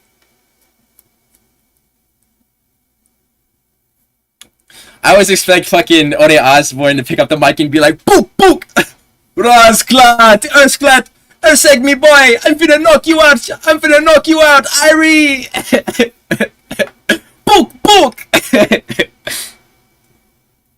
Bro, if Steve Erseg gets knocked out by Ode Osbourne, me go on take me own life. Me go on take me own life, boss. Me go and take me own life, boss man.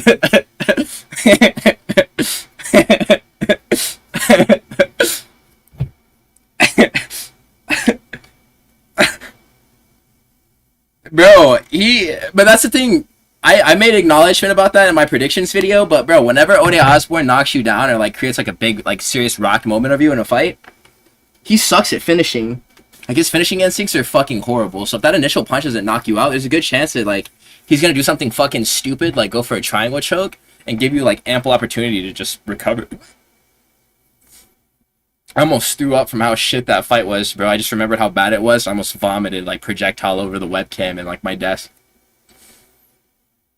I'm gonna grab that coffee I made, bro. I definitely need it right now, bro. What the fuck was that? Man, what the fuck was that, man?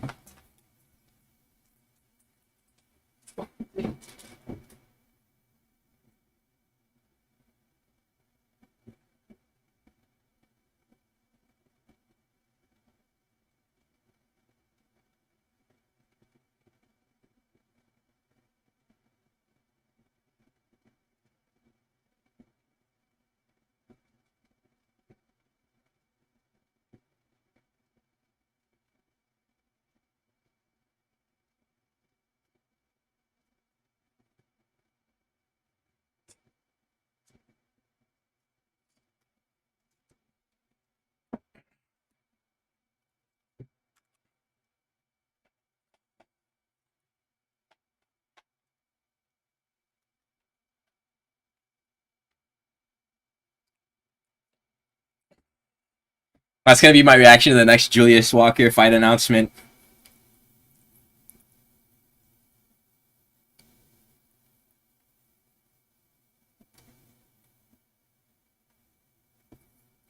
I'm gonna look at my phone and it's gonna see fucking Julius Walker versus...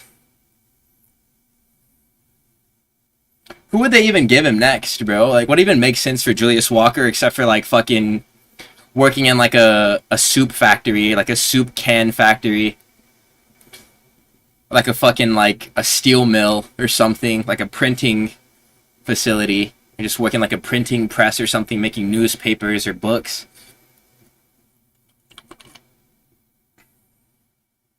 Like, we gotta be thinking, like, 9 to 5 for both of these guys at this point. Like, what the fuck are they even doing in the UFC, bro?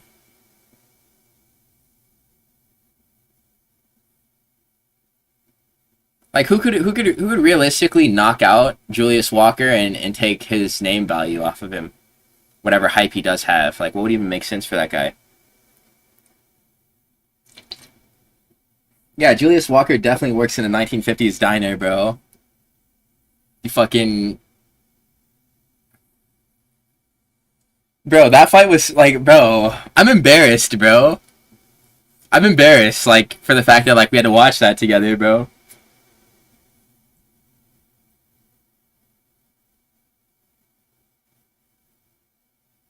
Yeah, but, like, Ming Zhang, he's already risen to prominence to the point where it's, like, that doesn't even make any sense for him to take that fight. Or for fucking, or for Walker to fight with Ming Zhang, bro.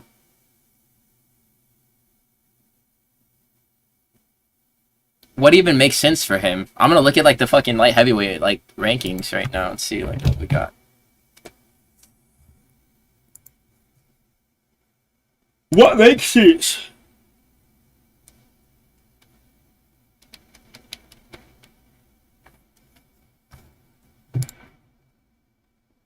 Let's see.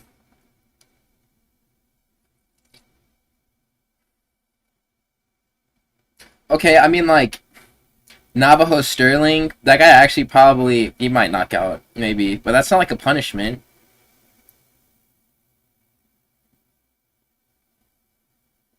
Brinson Ribeiro, that would be a good fight for Julius Walker so he could get knocked out.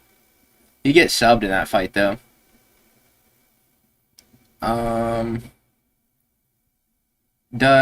No, he probably loses that.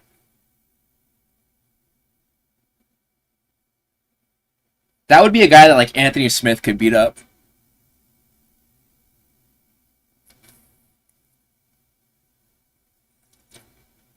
Low key, what you do with a guy like that is you let him fight Paul Craig because he takes a really embarrassing loss in that fight. He gasses out and he gets choked by Paul Craig.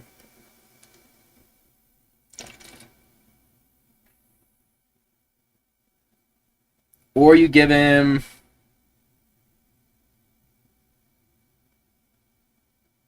Bro, or, like, you just say, absolutely fuck this guy, and you just give him, like, Dustin Jacoby, bro. Dustin Jacoby versus Julius Walker is a body. That's a dead body.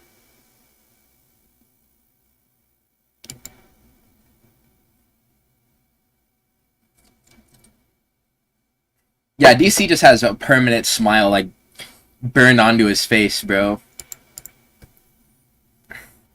DC insulted a wizard, and the wizard cursed him by just making him smile all the time.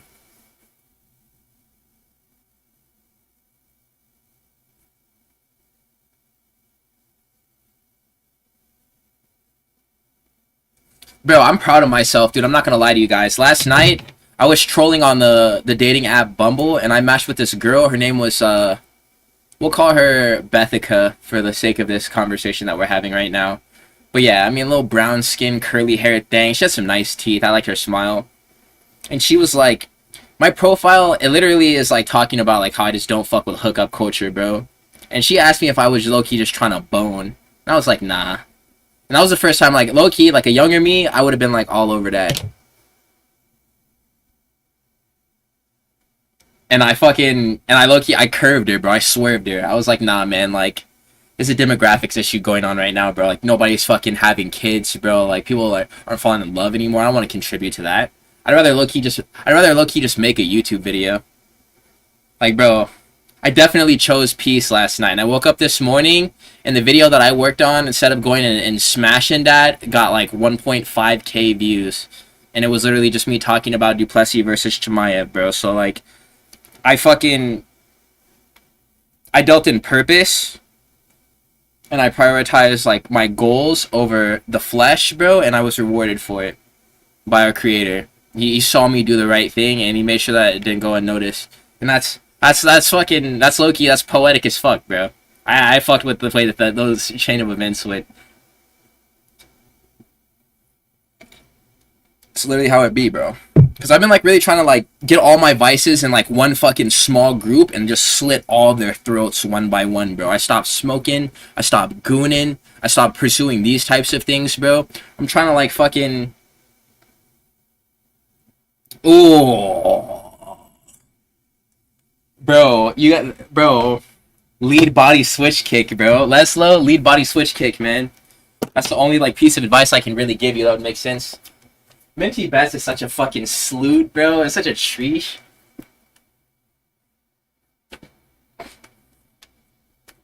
Gotta grab this box of tissues here. I kind of want to go for a run tonight after I'm done with this, too.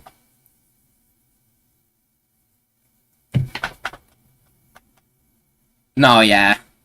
I mean, so is it really a scare if, like, you love her? I mean, it is kind of scary, because, I mean, in this economy, having a kid is fucked, but, like...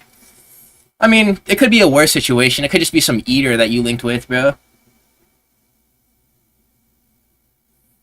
Yeah, I don't fuck with Minty Bets, bro. I'm not even gonna lie to you. After that one fucking card, it was literally Barber versus Blanchfield, whenever, like, the teleprompter stopped working, and she was like, so then I'm gonna take a... Oh, excuse me. So I'm gonna go with... Oh, I'm gonna go with...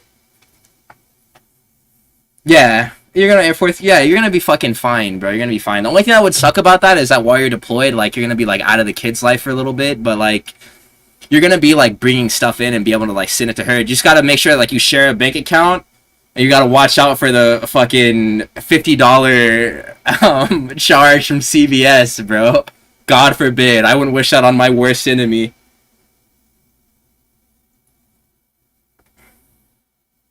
Yeah, you're gonna be good, bro. Everything's gonna be fine. That's actually really exciting. If, like, you are in, like, a position where, like, it's sustainable and, like, your girl is stable and there's, like, family around you guys, bro, that could be actually really good.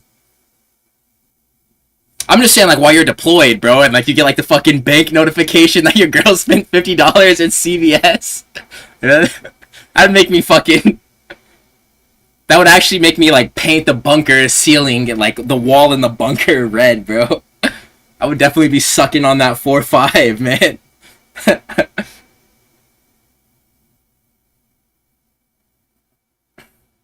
No, I'm 22, bro, and the thought of having, like, a little Jill Yang actually does scare the fuck out of me too, bro. So it might be for the best to, like, yeah, switch up the whole household.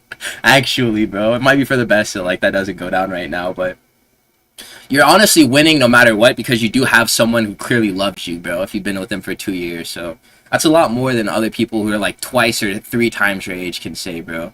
There's fucking depraved gooners out here who will never find love and have completely abandoned the idea. And they're, like, a lot older and further through life than you are. So I'd say you're winning, fucking objectively. Yeah, CLD is a fucking... is a pussy, bro. That guy actually sucks. And, like, if he sells this, I could totally see him selling this. I just hope that he doesn't, bro. I just hope that he doesn't. Because I'm actually doing so good right now. I've only gotten one fight wrong on the prelims, and that was the first fight. Yeah. I mean, bro, I know that these Tinder eaters are not gonna fucking probably give me what I need, but... I don't have a community, bro. And I'm definitely not gonna meet no bitches on fucking this YouTube channel. And then whenever you go outside and, like, work jobs and shit, all those women are 40 years old. Bro, maybe. Maybe fucking... Maybe, bro. Maybe Amanda Nunes had money on herself losing to Julian. Maybe that was an insider bet. Yeah, Barnes and Nobles, I'm gonna get a fucking eyebrowless bitch with, like, fucking a fishbone through her septum. She's gonna be like, yeah, I like the works of William Shakespeare and smoking meth. Yeah, alright, alright. Fucking goddamn.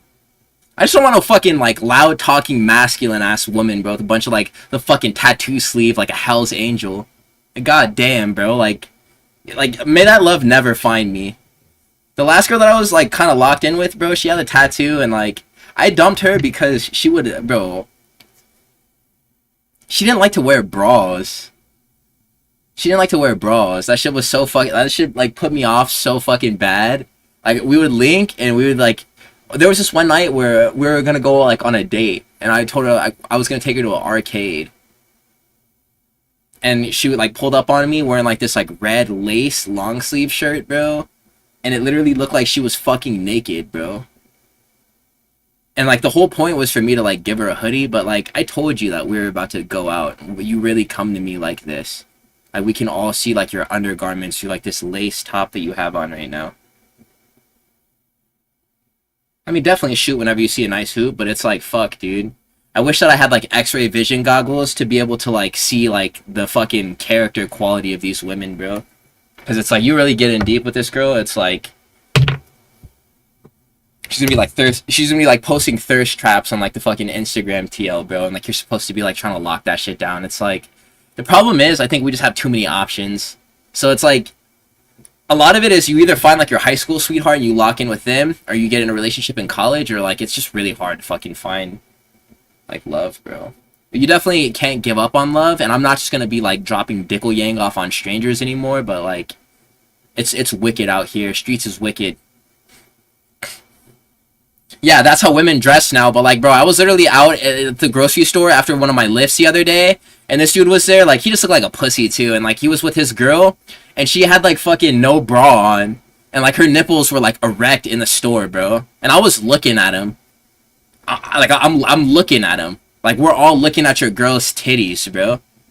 And like low key, like some of us are probably brick too. I wasn't, but like, I mean, bro, like I'm looking at a pair of tits right now, and they're like milky, and I can see the nipple through the shirt. Like that shit doing something to me here. And like you're literally just letting her serve that up in front of all these men. Like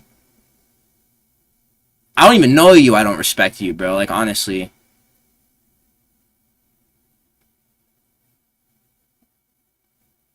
You think that Christian Leroy Duncan lets his girl fucking walk around, walk around with no bra on in the fucking freezer aisle of the fucking Kroger or the Publix?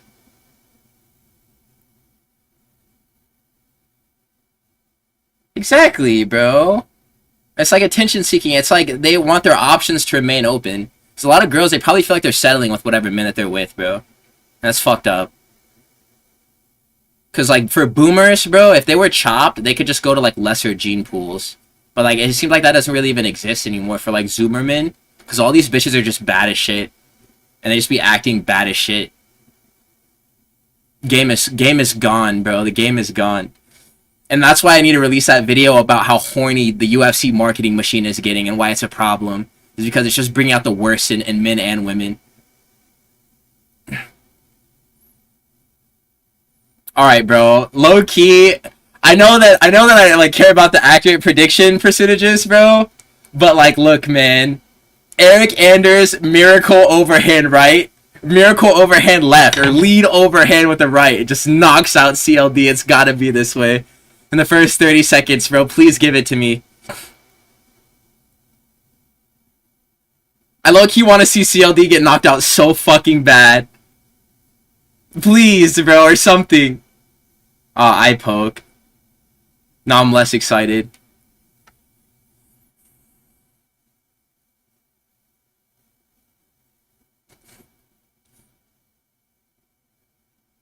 I got Hansung Park winning in the main event tonight, you guys.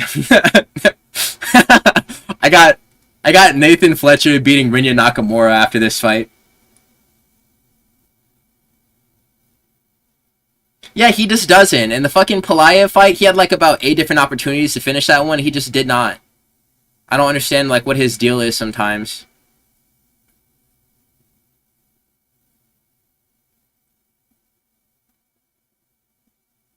He's just too like, I mean, He's one of these like back foot fighters who just doesn't fight well off of the back foot.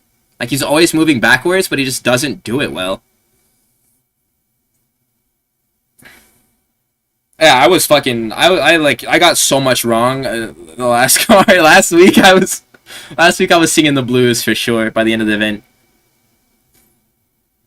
I'm just glad that I've never dropped below 50% officially on any of these fucking events, low key. I've never been worse than like 50% on my pick rate, which I mean, like it doesn't really matter anyways, but it's not like I've ever been like 20% or like 40% or 30%, and nothing below like half. And that was a flush nut shot right there. That dude got fucking... He got his cock absolutely chopped.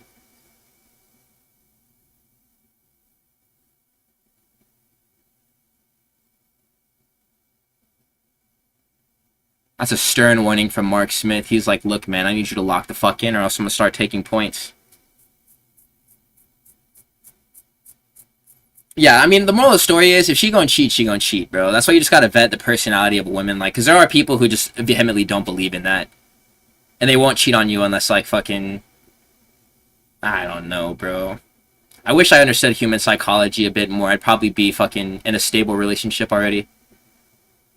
That looked like a spinning back kick to his nuts again, bro.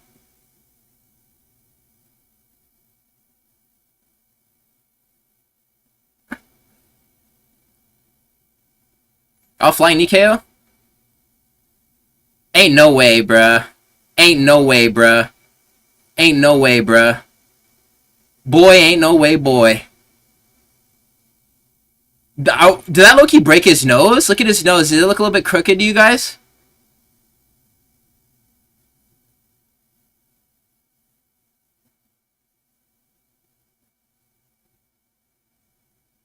Yeah, dude, I fucking trust in my progression, but right now it's low-key just me and my goals, dude.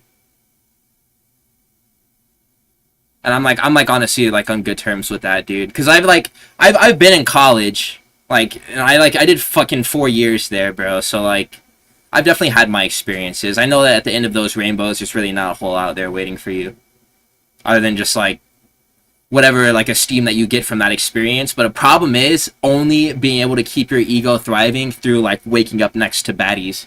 Because whenever, like, God forbid I like cross the street at the wrong time and I get paralyzed, bro, like, and I can't like fuck on bad shit because my dick doesn't work anymore, like, then what would I be if that's like what my sense of worth comes from?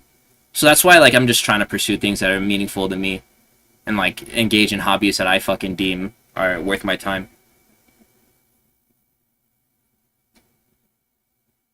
Yeah.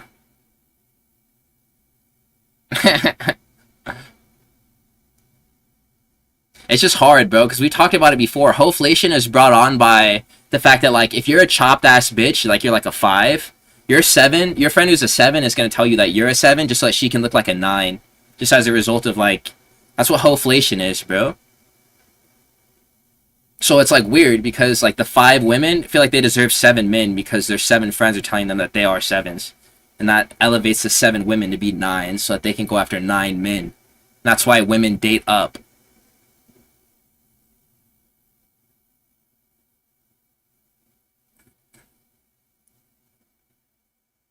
Bro, that's what I'm saying. You got a little tortoise shit? Like, oh.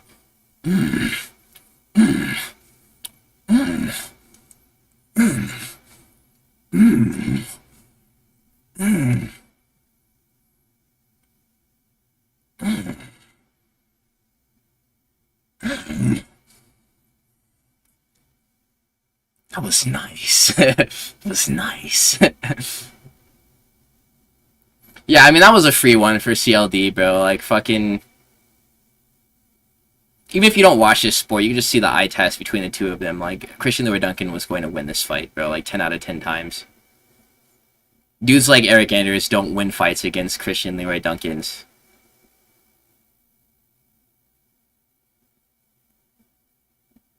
I fucked with that. That was cool.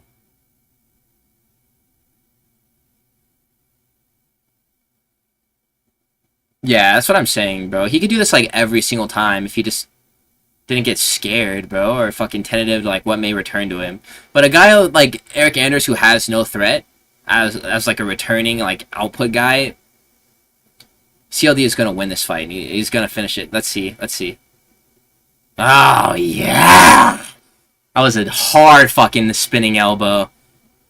I'm gonna miss the apex, bro. I'm gonna miss the apex. I'm literally gonna miss the apex so much once we leave this place, dude. Like, fuck. This is the best arena. Great finish. Like, amazing.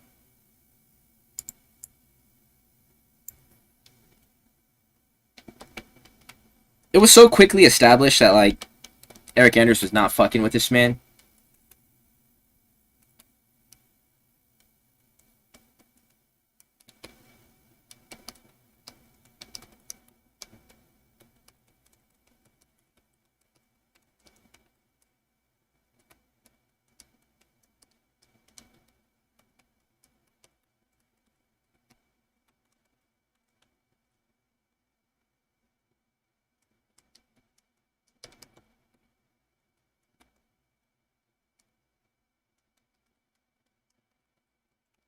Bro, like, literally, other than that takedown, Eric Anders had, like, no moments in the fight. He didn't do, like, anything.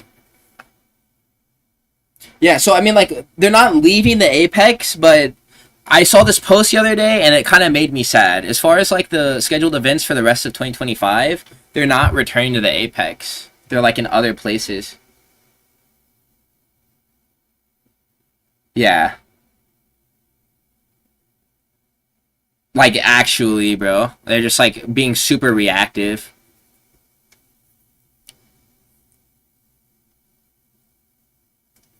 And, like, in the lower levels of MMA, like, you really have to go... Like, you have to be the guy who goes first. You have to be, like, angled and, like... Neil Magny is low-key the CEO of this. It's, like... Neil Magny, I've never seen him, like, counter-strike or, like, have, like, a counter game plan to anybody he's ever fought. He's always, like, trying to get inside and do whatever he does, like, first before it happens to him, whatever happens. And it always works out. That was a good win. That was a good win.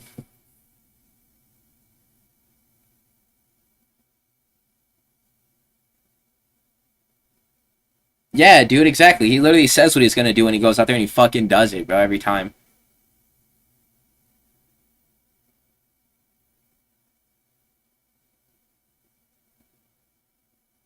Uh-huh.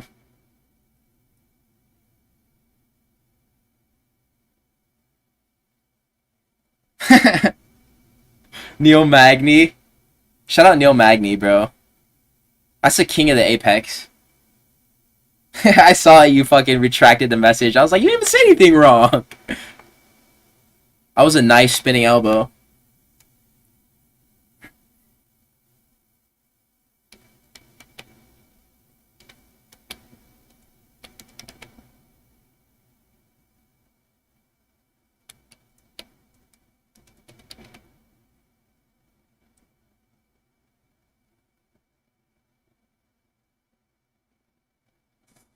Yeah, that was good. That was good. Like the Joker sitting in the fucking prison cell. They're clapping for the commissioner. No. Christian Leroy Duncan is 30 years old. He just turned 30. Yeah, they're talking about it right now. July 24th was his birthday. I saw this stat whenever I was doing the breakdown. How far does he go? He's already been knocked out by Gregory Rodriguez. So they tried to build him already, and it didn't work. And Gregory Rodriguez, like... That's a fight that you win if you are elite. Jared Cannonier knocked out Gregory Rodriguez. It took him like 4 rounds, but he still ended up knocking out Gregory Rodriguez. So, like, that's a 40-year-old man. If you do have, like, skills that place you within, like, the top 10 of the division, you beat Gregory Rodriguez. And you didn't beat him, so...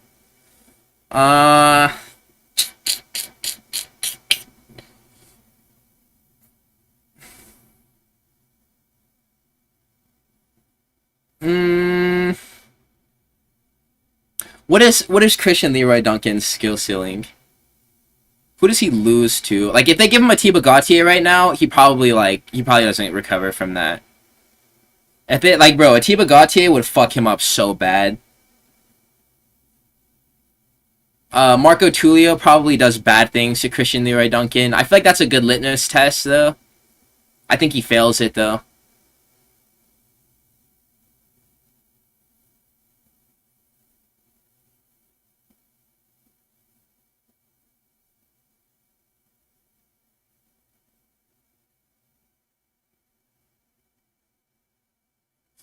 I wonder how Aaron Pico does against LeBron Murphy, bro.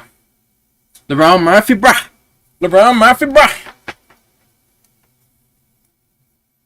Yeah, he is a Dagestani wannabe. Speaking of Dagestani wannabe, there's this guy. His last name is Zurcher. Z-U...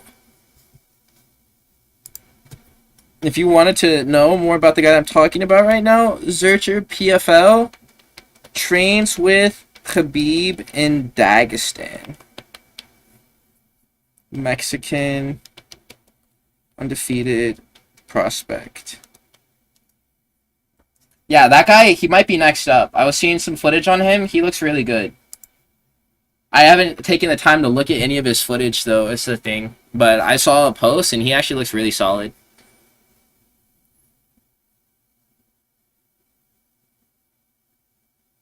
Yeah, Pico versus Murphy, it might actually be, like, some shit, bro.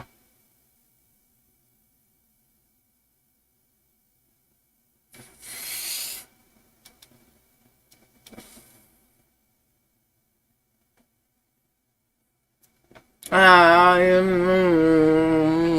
don't know. I don't know how he does. I don't know how Aaron Pico does. It's just Bellator champions are so inconsistent. I guess it took. He actually did go to fucking Dagestan 2 or 3 years. It took Patricio Pitbull 2 tries, but he actually did end up having a good performance in the UFC. But other than that, I mean, Patchy Mix, and then who else? Michael Chandler. Like, these guys are just like, they're shitting themselves.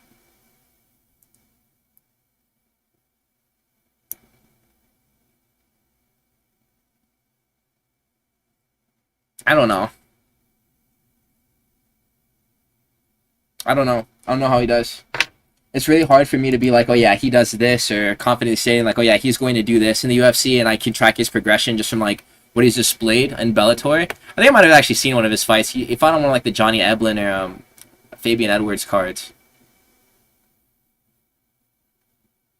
Yeah.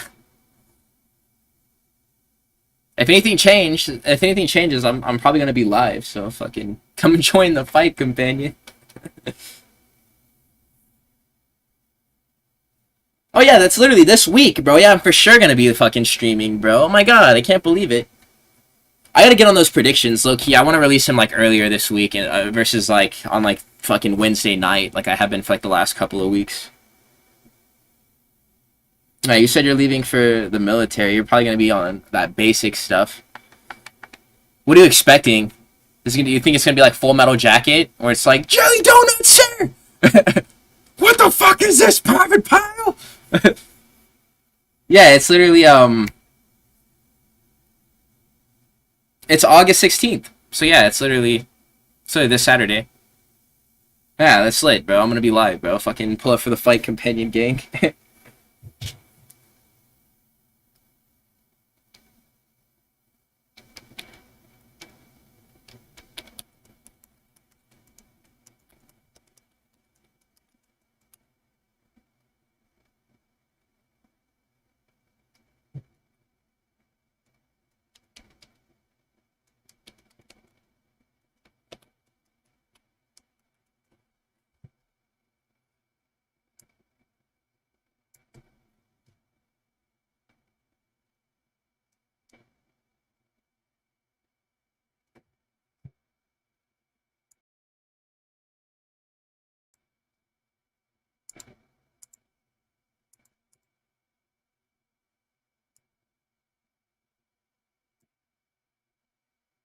What the fuck is this song that we're listening to, bro? ESPN Music is so ass, bro. I'm telling you, this shit is so fucking ass. I made a note about it, this one recap that I did. It's like, boom, boom, boom, boom, boom, boom, boom. Like, what is that? See Jeff Neal Murad through Carlos Prates. Bro, if Carlos Prates just gasses out and loses his next fight, like, I'm not ever picking him to win again. Bro, I might actually pick Jeff Neal, bro. Carlos Prates be smoking cigarettes, bro. Like, he is not for real. He's not fucking serious, bro.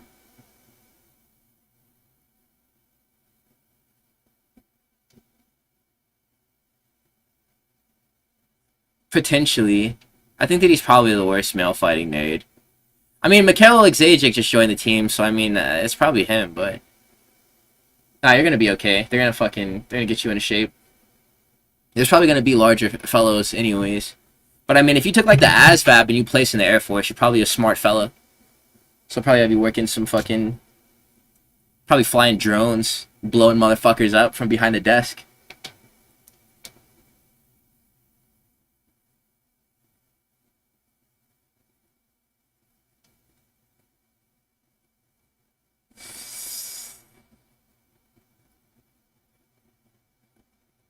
Bro, actually, bro, and it's even if he doesn't go monk mode, bro, like,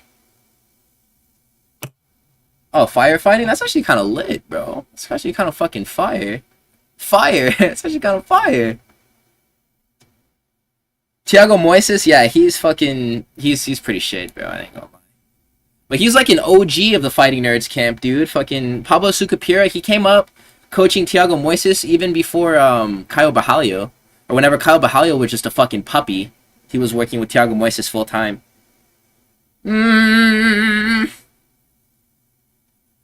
Carlos Prates, I don't like the fact that he smokes, bro.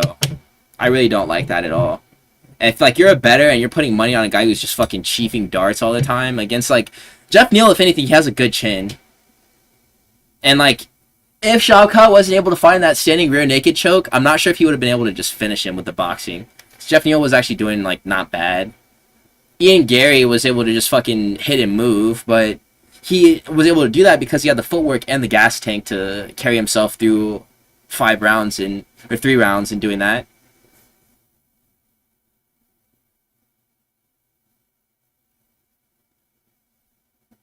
Yeah, it's just, bro, the weed is one thing. Even if it was blunts, bro, but just, like, straight fucking darts, like, you're just chiefing Marlboros, bro, like...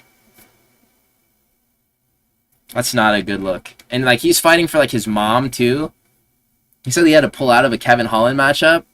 Like, that fight fell through. Carlos Prates versus Kevin Holland fell through because, like, he was dealing with some stuff for, like, his mom. So, he's fighting for family. Like, he has fucking people to take care of in Brazil. And instead of, like, being all in on his career, he's fucking smoking cigarettes, bro. Yeah, like, literally, free-spirited throat, bro. That camp... I wonder if it all crashes and burns, like, within, like, the next few months. Because, I mean, bro, Imavov could fucking light up Caio Bajalio. And that could be, like, super easy for him to do as well. I actually am going to pick Imavov in that fight, bro. I'm not even going to lie to you. Imavov he's a good fighter. And Caio Bajalio, he actually did have, like, a kind of close fight with Paul Craig at 185. The thing about Caio Bajalio is that, like, he's such a fucking, like... He likes to try to beat people at their own games. Yeah, it's kind of like an egotistical fighter. Like, he was trying to out-grapple Paul Craig, and so he was, like, inviting that to happen. Like, and they were stalemating a lot of the ground positions. Because it's fucking Paul Craig, and you're doing jiu-jitsu with him. On the feet, he was whooping his ass, though.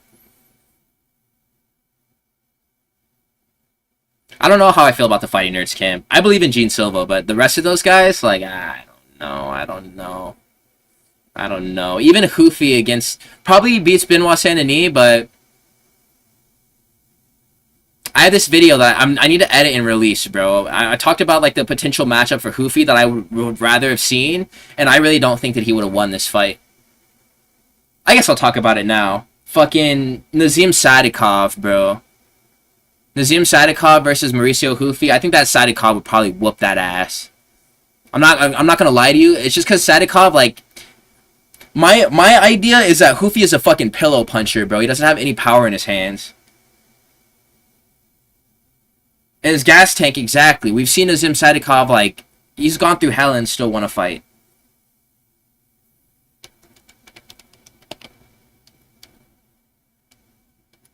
Exactly. He dug Gamrot. Gamrot would have beat him. Bro, Sadikov, he would fuck up Mauricio Hoofy, bro. They're protecting, like, they wouldn't make that fight, bro. Nazim Sadikov, he's just as tricky as Mauricio Hoofy. He's maybe not as athletic as Mauricio Hoofy is, but he hits a lot harder. And he would finish Mauricio Hoofy in that fight.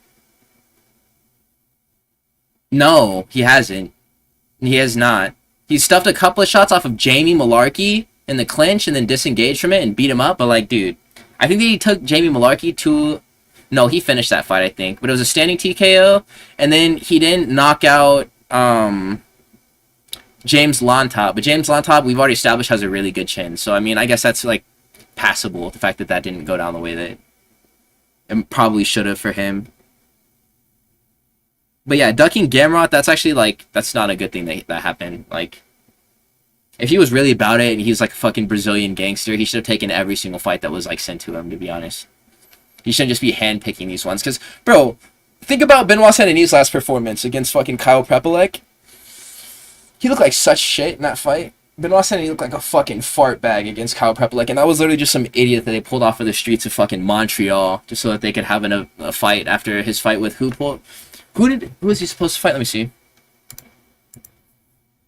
Who did Kyle Prepolek place? Was it Hinata? No, it wasn't Hinata Makano. They actually fought. Joel Alvarez. Joel Alvarez would have done such bad things to fucking Benoit Saint-Denis. Joel Alvarez would have fucking dishonored Benoit Saint-Denis, dude.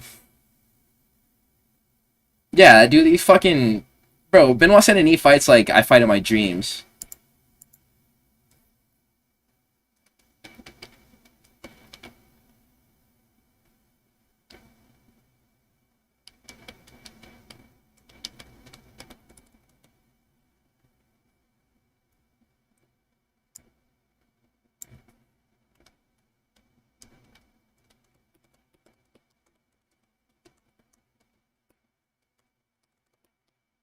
Who would be a fun fight for Christian Leroy Duncan? Let me see what's going on with the contenders at 185.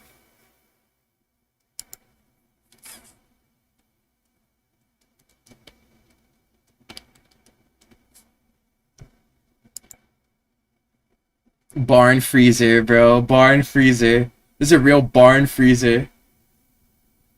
Low key, I'm gonna put that comment on the fucking on the page of every single predictions, like on every single slide of a fight that fucking sucked. I'm just gonna put the Leslo barn freezer up at the top. I already fucking did the screenshot.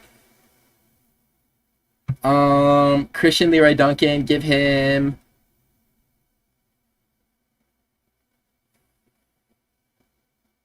Okay, who is his next scheduled fight with? When is that? October 18th, yep. Okay, so listen. This is what you do with Christian Leroy Duncan.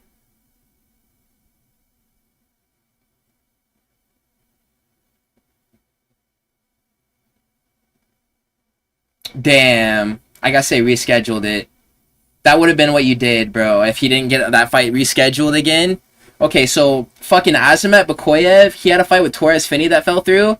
And then this guy named Yusri Belgari was supposed to fight him on August 2nd, and that didn't happen either. So they rescheduled the Yusri Belgari fight with, and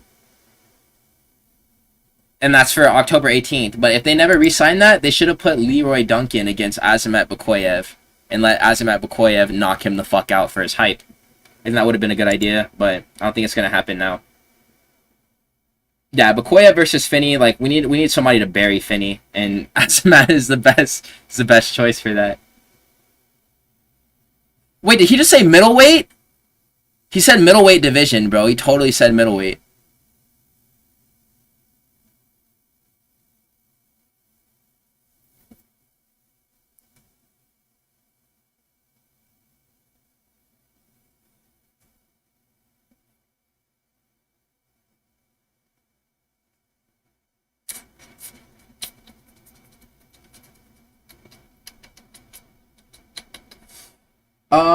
What do you do with Christian Leroy Duncan? You give him... It feels like this entire division is booked up right now. You maybe give him Andre Petrosky next. No. That's an easy fight that he probably finishes.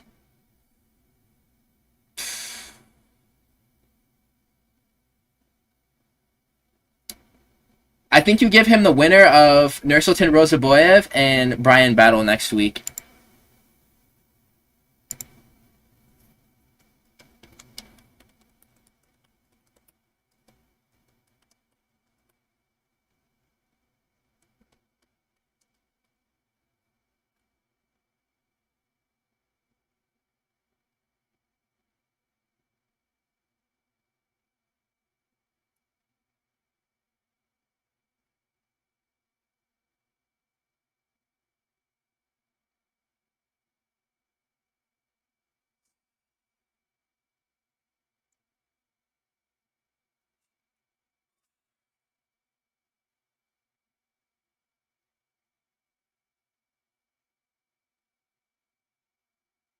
If Jin Matsumoto loses this fight, I'm a sad panda. I'm a sad man.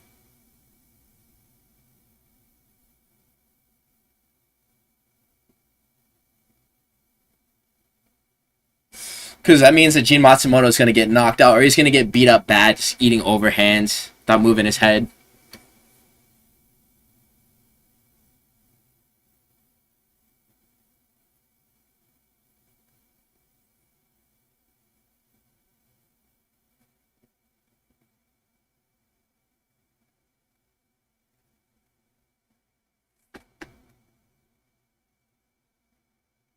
Ain't no way he just got power doubled.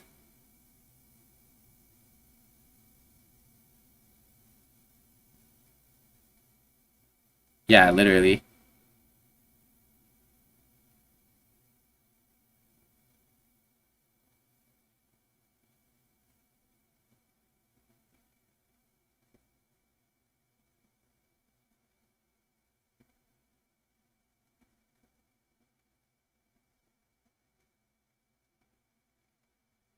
I hate... Oh, wait. Hold on. Ain't no way he's looking for this fucking headlock, dude. Ain't no way he's looking for this guillotine. Wait. Wait, is Miles Johns actually gonna get choked here? I would actually be so hyped if he gets to finish this right now. He's in full guard. Yeah, no, he's good. He's fine. This is low-key, like, that was a green move right there, low-key. That's inexperience. Like, why would you pull a guillotine right there? Whenever there's a cage in between you and the guy, like, or your back is to the cage, like, that shit is really hard to finish chokes. Like, our rear naked chokes are fucking guillotines, bro. It's really hard. It seemed like Miles Johns did look a little bit stressed out, though, whenever he first got caught in it.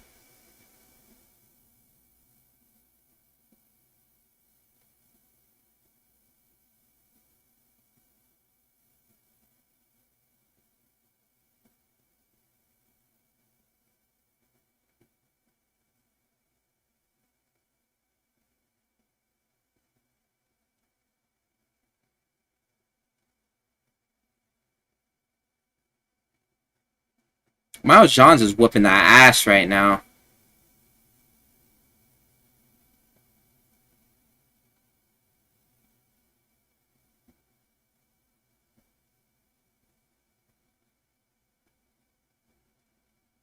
Who's the one with the Muay Thai background? Is it fucking...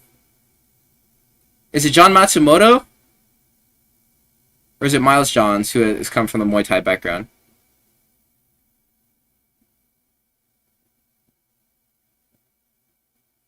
Yeah.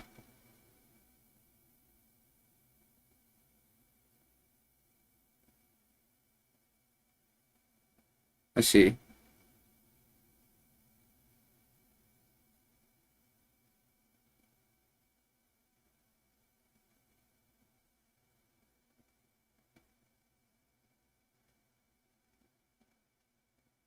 Yeah. As they say, it's too short.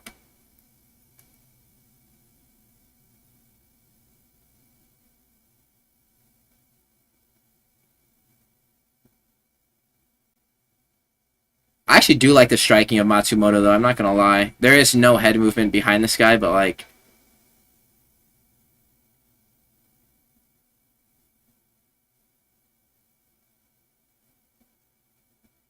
That's a good sprawl.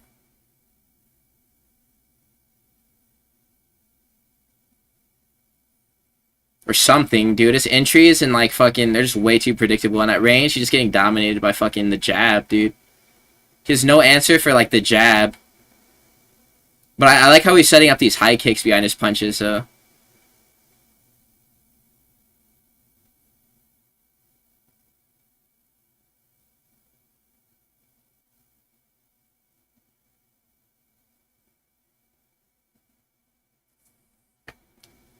This is gonna... A low-key, we might get a finish, bro. And this one, like, I don't think that we should hold out for it, just because nothing huge has landed through 5 minutes, but... This might be one of those fights where, like, it's just kind of lulling us. Yeah. and then something just really big happens. It could be an overhand from Miles Johns or one of those head kicks just fucking strapping that boy. Yeah, I think that there's probably like a 40% chance of a finish at this point, and 60% chance it goes to decision. That's a good eval. I'm not even sure who you give that round to. Probably Miles Johns on the basis of just fucking the flusher shots being landed. But if Matsumoto was able to land that takedown, then probably he would have won the fight. Or won the round, excuse me.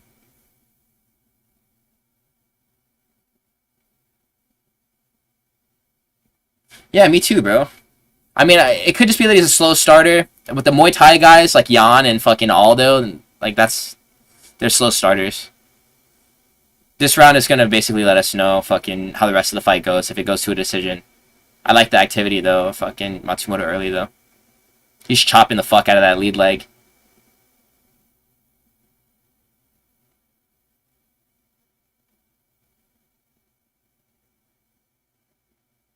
Damn, that's a really hard low kick.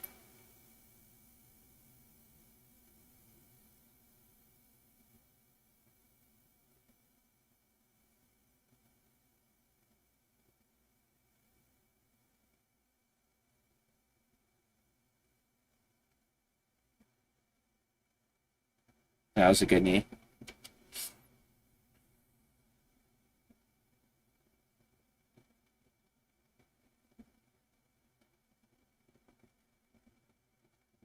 Yeah, it's like those are two really big punches that got home for fucking Miles, so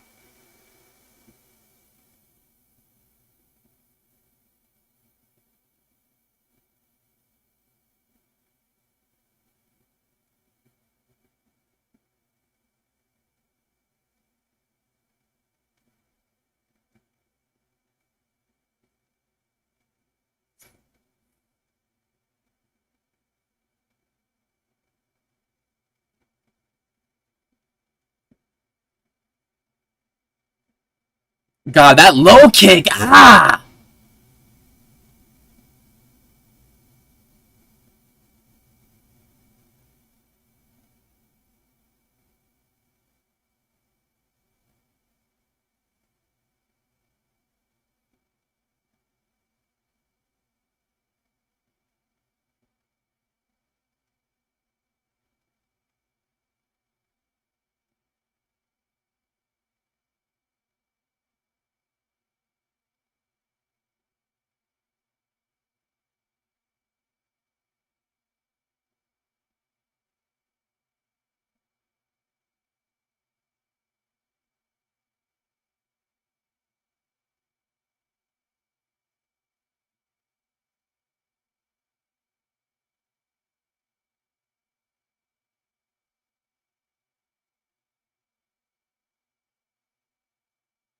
God, that boy fucking Matsumoto does not move his head at all. My goodness. Yeah, he low-key is down. He was downloading data. Oh shit! This choke.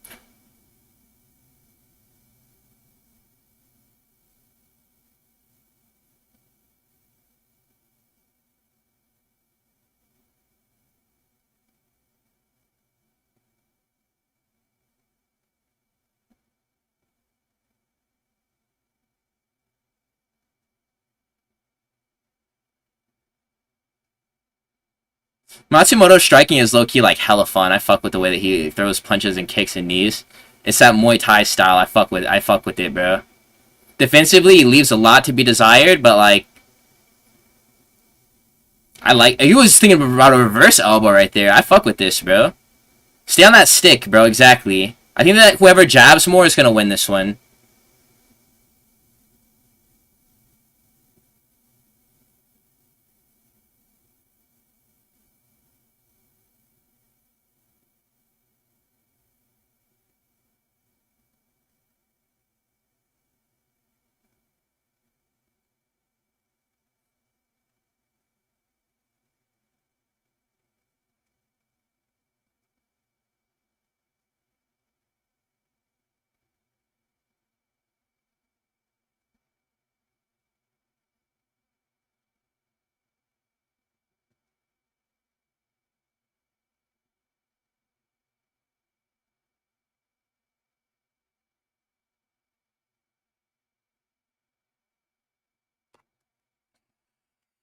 Bro, this low key, this is a stressful ass fight, bro. It's just because I want Matsumoto to win, bro. And he's just right there. I feel like he's just right there, but he's just getting hit a lot.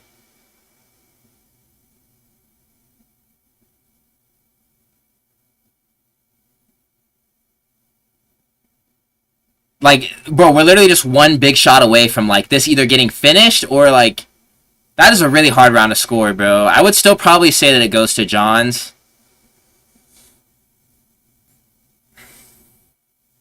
So we're looking at 2-1 or 2-0 Johns, which sucks.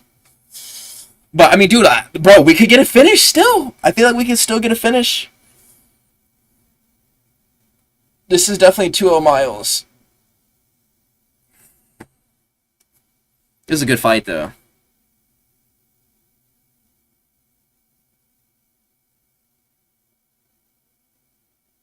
I just think that in the sequences where fucking... Because this is what would happen. A lot of the entries that Matsumoto is doing is, like, he's using the kicks to interrange. And whenever he throws that lead body kick, it lands. But it's not getting a big reaction out of Miles Johns. And Miles Johns is throwing his rear hook and then his lead hook. And the lead hook has been slapping the fuck out of Matsumoto, like, in each of these rounds. And then Matsumoto will create more distance after he gets hit with something big with the teep kick. And that those two kicks will land, but, like, fucking lead roundhouse and then a rear teep to the body versus, like, a rear hook and a lead hook landing and connecting, like, bro, I'm definitely scoring that to be more. And they're about even in output, so, I mean, it's just damage-based scoring at this point, and fucking Matsumoto is a lot more hurt. I mean, visibly, like, he's wearing a lot more damage than Miles Johns. It's like, his right eye is nearly closed.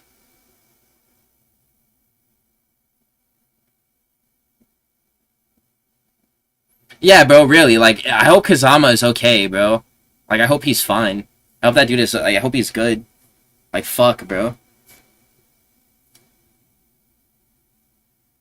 Like, we need Loki like a Kazama update.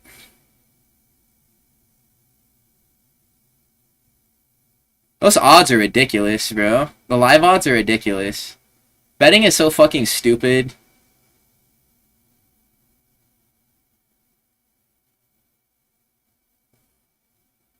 Like, we need a Kazama update. Like, we need a Kazama update, like, stat.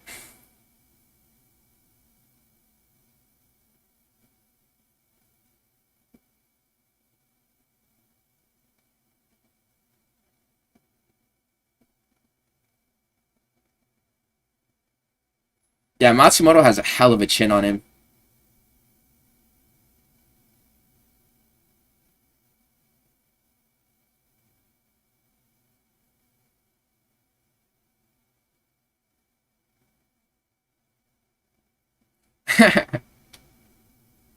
Bro, Sin Kazama fucking... Kazama needs to be chilling. Like, he ought to be chilling inside of a fucking, like, Frieza healing pod right now, like Goku on Planet Namek. Whenever he got fucked up by Captain Ginyu. Like, they need to put him in the water pod with, like, the hose over his mouth. So he can just heal in there for a little bit. That was a good little fucking left hook over the top. I mean, these are two really durable fighters.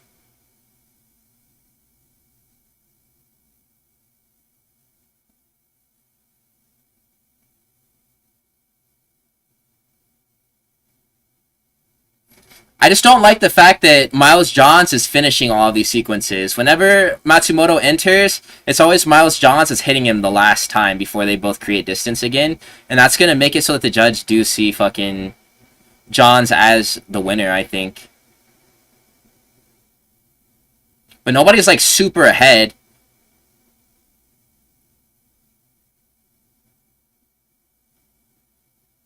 Yeah, bro, like, fucking... But, I mean, his ass to get fried by fucking Musamenshi, too, because remember what he did to that Mongolian guy? Mikey Musamenshi destroyed a dude's knee with a knee bar that he refused to tap to. And Mikey Musamenshi felt bad, but, like, bro, that BJJ shit has its fucking wrist set attached to it as well. One of the nastiest, like, knee bars, bro, I've ever seen in my life. Not knee bars, it was a heel hook. Yeah, that calf kick is absolutely... is blending that boy, Miles Johns. He's giving him Muay Thai, bro. He's giving him straight up Muay Thai.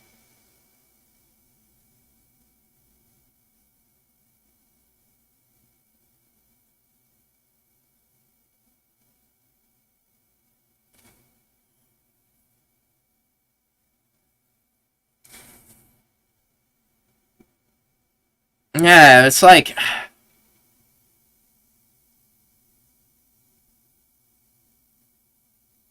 There we go.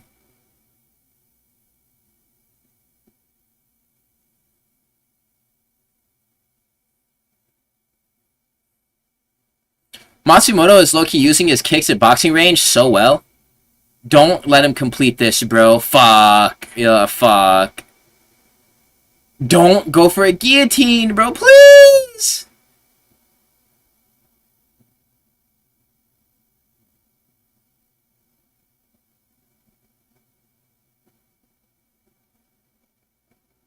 If he gets, like... If he mat returns right now, this fight is low-key over. Cunt. Alright, get up. Get up.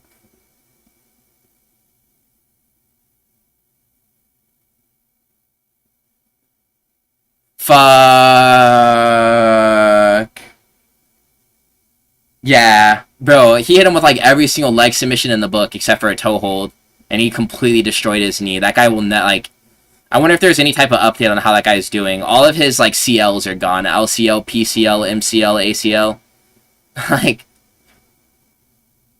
That dude was fucked afterwards. That was horrible. And Mikey Musumeci looked, like, really upset about the fact that, like, that guy made him do that to him. Because he literally forced him to do that shit.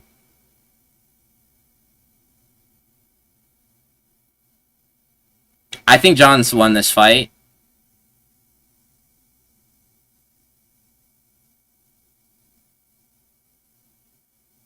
Both looked really good. This is gonna be split. I don't think that my pick was right, though.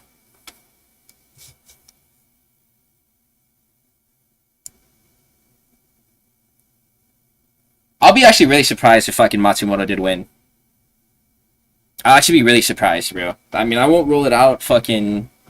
That could be even a draw, dude. Like, with a fight like that, that was about as close as it comes, bro. I don't know how the fuck you score that.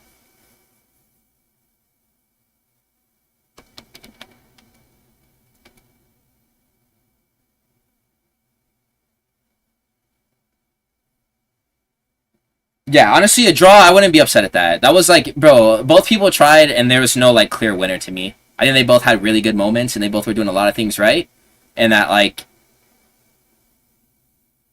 it's like, fuck, though. It's like, I feel like, in any other instance, in most instances, bro, whenever we're dealing with, like, a fight, like, red and blue corner, somebody deserves to fucking win, bro. That's my problem with boxing, is that there's too many goddamn draws.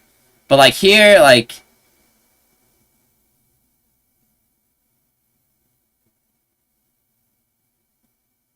I don't know.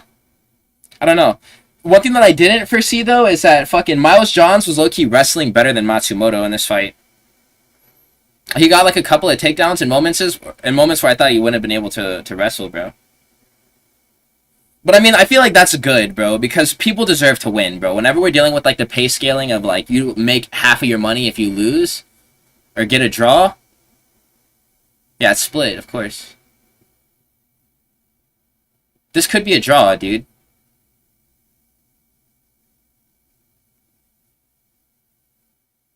Nope.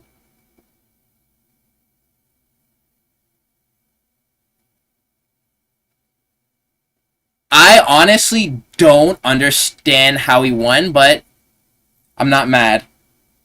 I don't think he won either, bro. Personally, I think that was a robbery. If I'm Miles Johns, I'm gutted, bro, to be honest.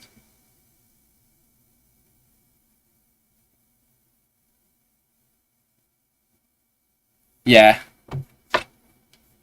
Yeah, low-key, kind of a robbery, bro. I ain't gonna lie to you.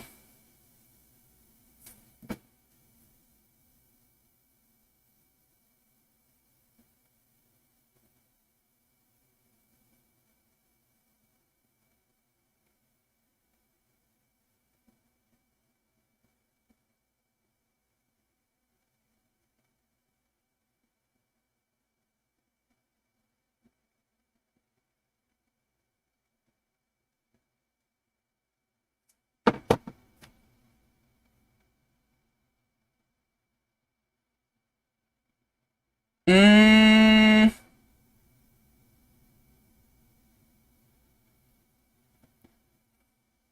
yeah, literally. That definitely was a robbery, you guys. Like, we just watched fucking Miles Johns get robbed in broad daylight. I think I have a meme that I'm gonna post to my Instagram about this. This guy just left a comment on my fucking video, like, about Hamzat versus Dricus, bro. And he said, not gonna lie, a lot of the points you use to discredit Hamzat seem biased, as though you hate the Muslim dominance in the UFC. In that video, I literally addressed counter arguments talking about how Hamzat Chimaev is smaller than Dricus du Plessis.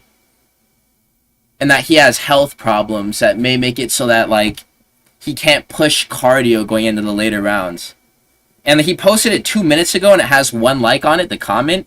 So that means he liked his own comment. What the fuck is wrong with these chronically online motherfuckers, bro?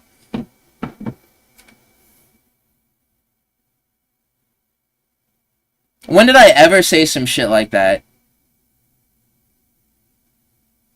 No, it's not even about that, though. It's like...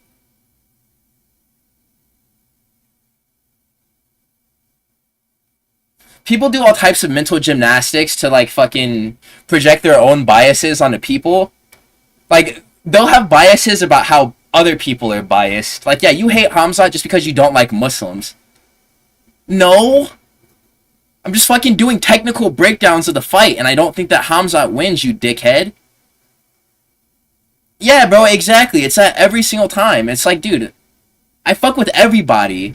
Like, you're a piece of shit, bro, for making it about that, honestly. Like, really. Like, fuck you, bro.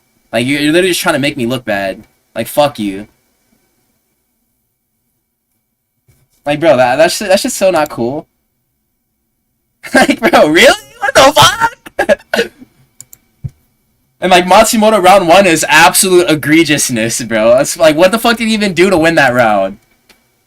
Yeah, like, literally, I just got to. I just gotta ignore it.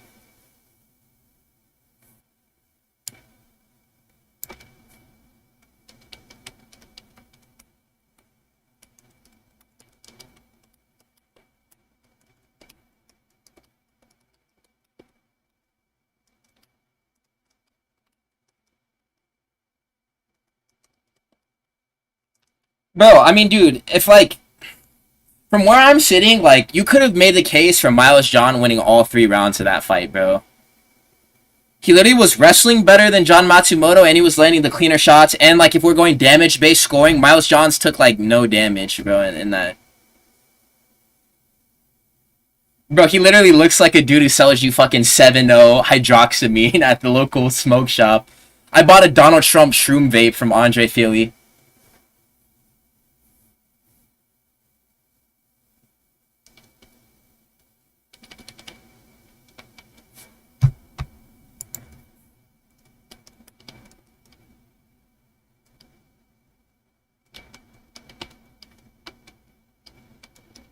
I think it could have been a... Yeah.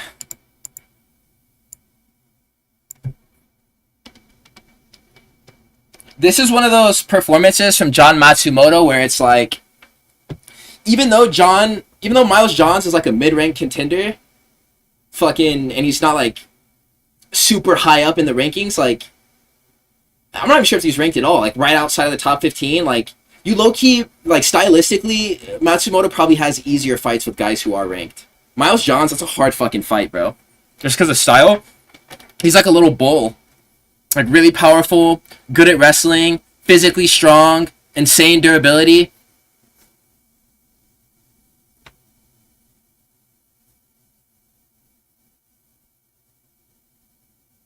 I think that stylistically, he'd have an easier fight with a guy like, let's see, fucking...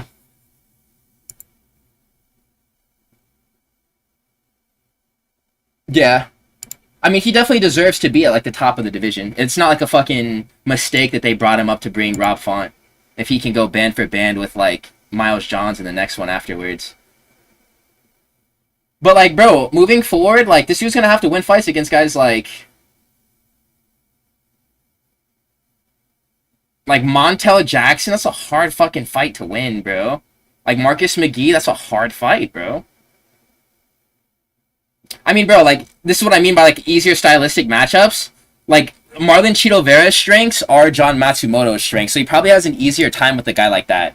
than Miles Johns, just because like the over fucking hands and the jab. Like Ricky Simone, like yeah, Ricky Simone is low key like.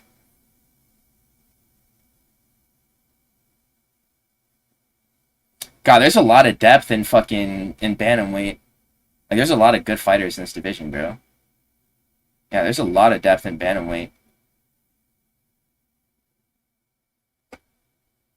There's actually really good fighters in this weight class. I think you low-key give him... Maybe you give...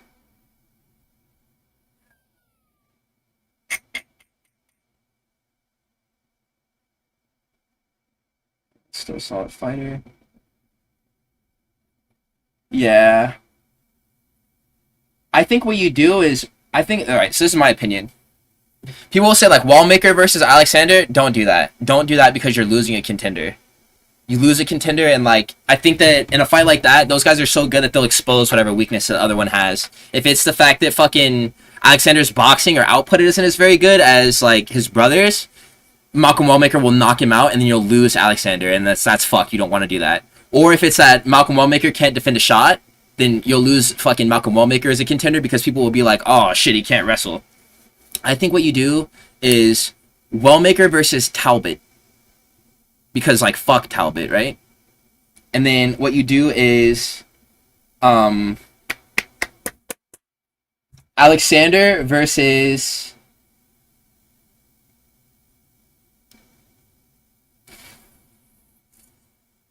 Beksad Almakhan. Those are good fights. I think that you do Wellmaker versus Talbot, and then you do Alexander versus Beksad Almakhan. That's my opinion. I think that that's what you do with both of those guys' careers. Cause with Talbot, bro, like actually fuck Talbot, bro. Like real shit. Like real life. Like I know that there are people who still believe in him, but that's a guy where it's like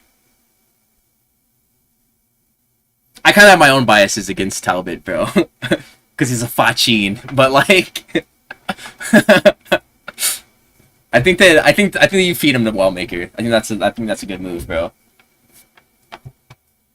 And then Beksad Almakhan, that's a good test for Alexander, because fucking from the perspective of grappling, sure, but I mean like in open range, what did he do against Felipe Lima? All he did was just survive the grappling onslaughts. Lima didn't get like seriously hurt by Talbot at any point in that fight.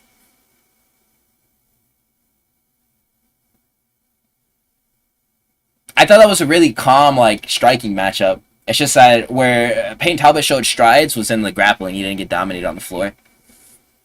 Beksad is a good fighter. But, I mean, if Alexandre Topuria is who he says he is, then I think that fucking he wins that fight against Beksad Almakhan. Because, I mean, it would be the same thing as, like... Yeah.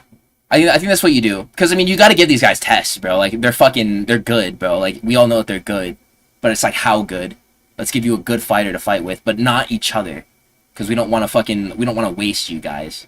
And I like the fact that, like, the Kazakhstani fighters, they fucking have names behind them. They don't even need to really prove anything by the time that they come up. Because, like, who's the other guy? Azat Maxim.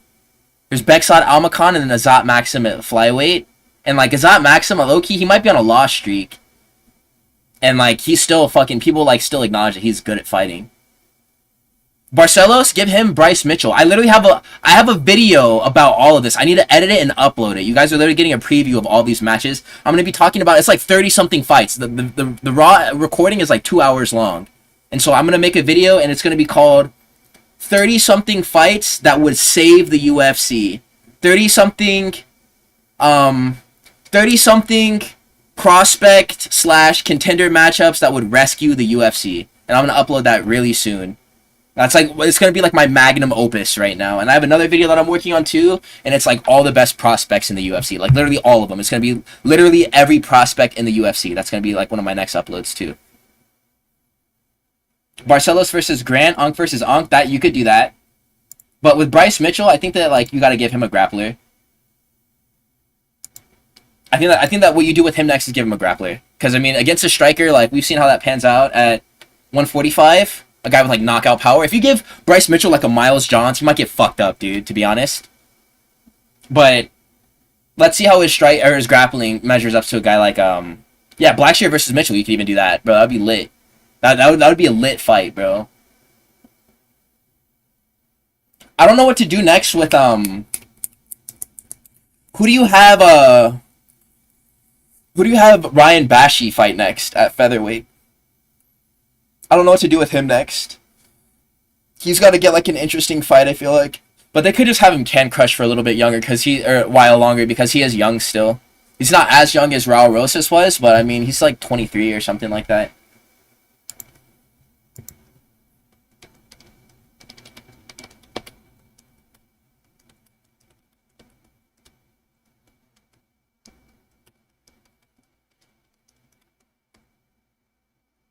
Yeah, you gotta definitely you gotta let him Can Crush, bro.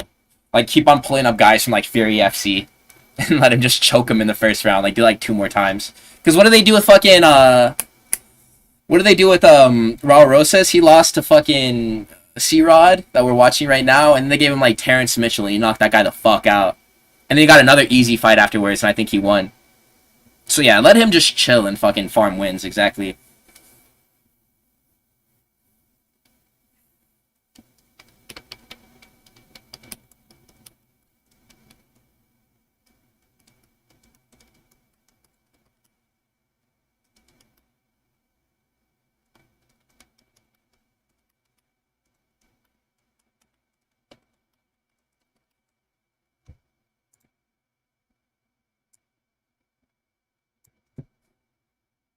Like, bro, that's what I'm saying, bro. Like, I'm glad, I was talking about it earlier. I'm glad out of all the different things that I could be making videos on, it's UFC content. Because I love it so much, for one. Yeah, he does, bro. That dude's got fucking duck bills. Or duck webbed feet. That's hella funny, bro. Bro, he's got extendo ass fucking feet, bro. Look at his shit. That's funny as hell, dude. He wears like a size 12.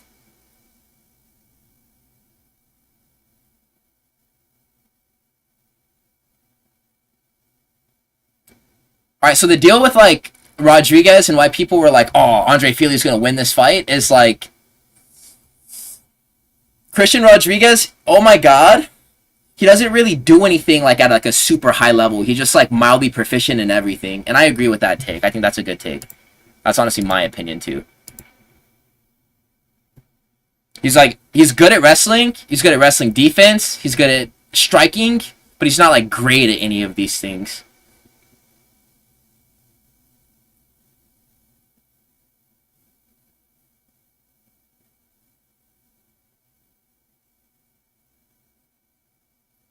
I like fucking Rodriguez getting scrappy in the pocket, though, early, though. I fuck with this. This is good.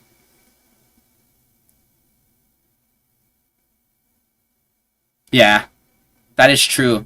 I've seen fucking Andre Fili get knocked out way too many times.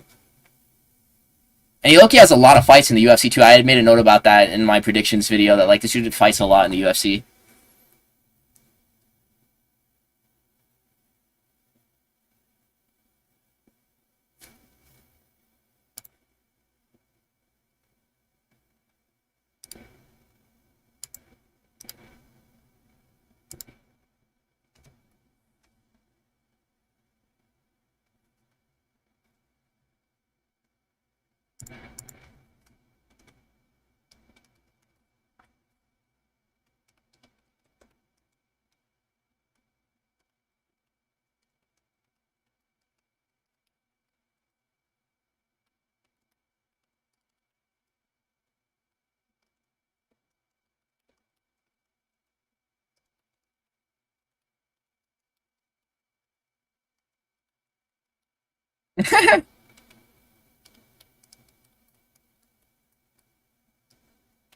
Bro, Dominic Cruz said that fucking Chris Weidman has a Peter Griffin head. That's funny as fuck.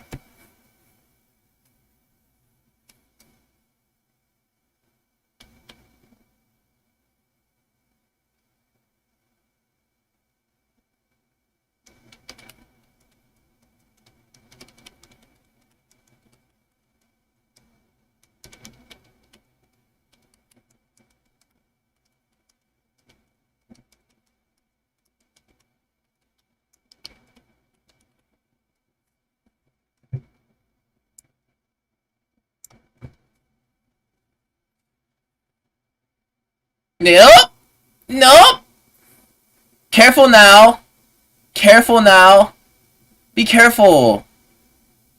Careful, careful, careful. Careful. Careful.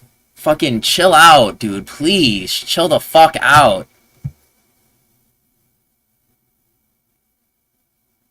It's that range, bro. You can play in fucking the void, bro. You can just play in the void. And just fire a check left hook and that shit might just fucking snatch his chin off. The jabs just making him fucking... Careful, careful.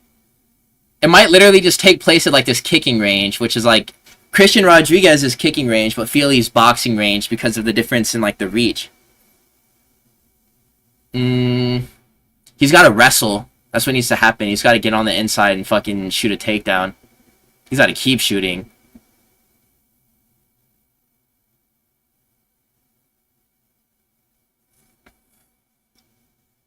He moved up from 135.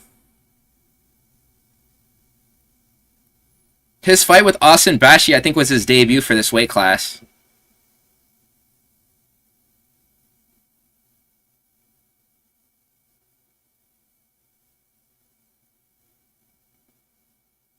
He's actually doing a good job of seeing these shots and then moving out of range. But it's like, he's definitely struggling with the range. It's a problem for him to get close without getting jabbed and to land his own offense too. It's like really hard for him to hit Fili. But both of them are moving well. They just complimented the footwork of Andre Fili, but I feel like both of them are like doing a good job of moving in the pocket. Fili evasively, and then Christian Rodriguez is cutting angles pretty well too. It's just that fucking check hook, bro. Like, be careful, careful. Fucking careful, dude, please.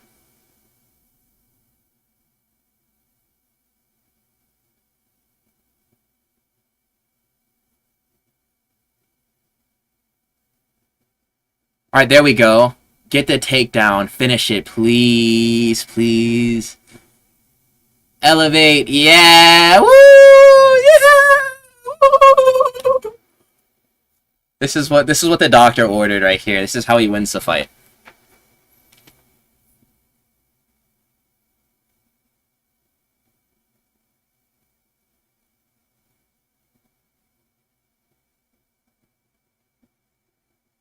Bro, I'm not gonna lie to you. Like, I drank 2 cups of coffee today, and I have to drop a deuce. After this fight, whenever Angela Hill comes on, I am going to go and freaking...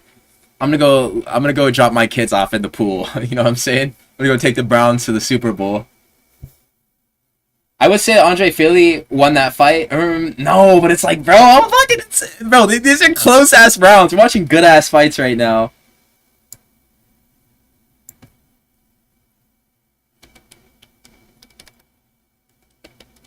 But damage-based scoring, Fili probably does win that round.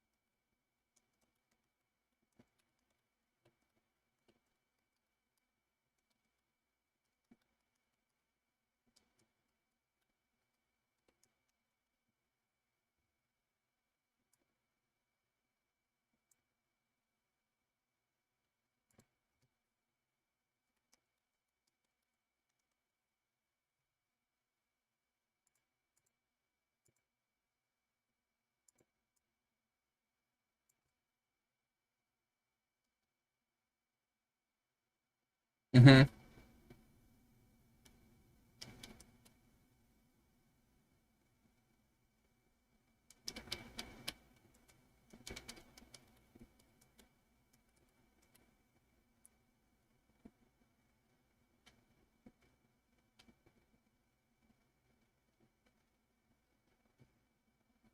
Those impacts, like, just in sparring, they feel so fucking good. Like, even just, like, whenever, like, a kick gets parried, just, like, hitting somebody's guard with your foot, it feels so fucking good. Especially, like, through the shin guards, too. Or if you can catch it with, like, the part of, like, your toes or, like, the front of your foot that's not protected by the shin guards. Or if, like, the padding comes up, and you're just slapping, like, their guard at the top of your foot, that shit feels fucking amazing. Yeah. We need, like, water in the basement out of Christian Rodriguez, bro.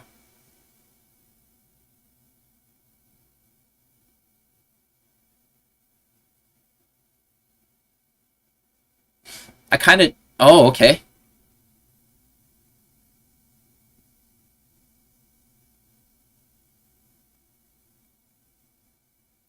Philly's checks are on deck right now, though. The low kicks are all being checked by Andre.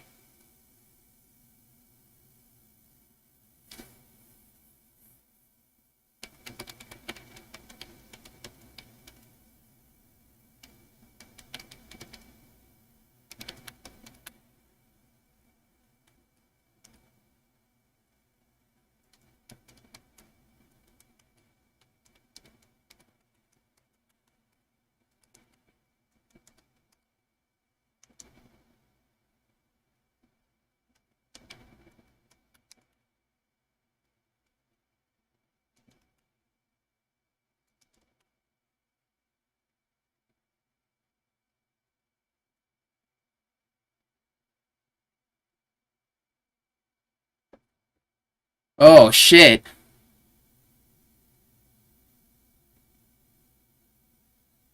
Bro, it's really hard for me to, like, say who's, like... Who's landing the hardest shots in this fight, bro? It's definitely, like, death by 1,000 cuts. Andre Philly has output over Rodriguez, but, like... God damn, these are big bombs that they're trading over each other.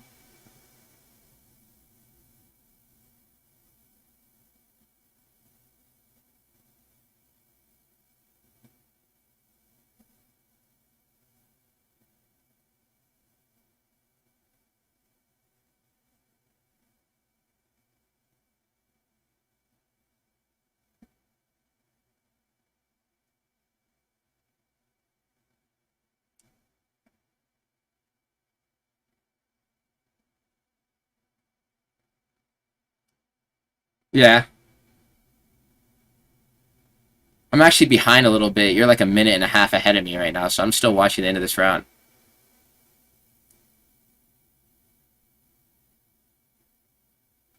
I would have liked to see some more completed takedowns out of Rodriguez at this point.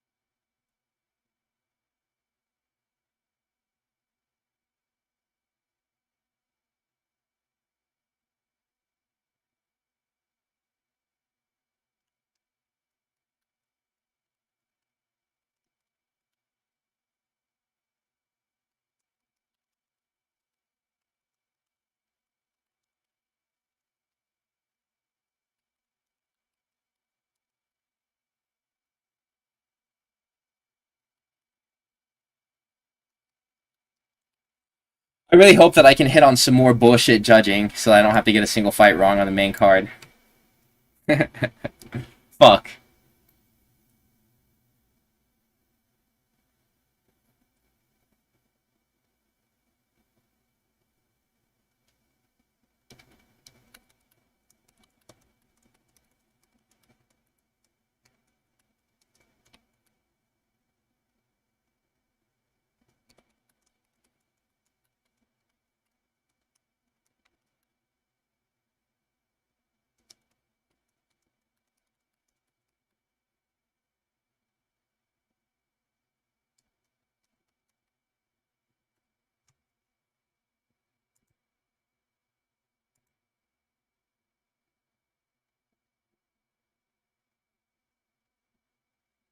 Whoa, what the fuck is going on with the audio of the stream?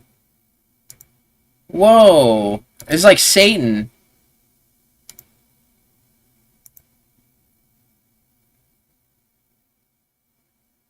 At least sounds like the devil.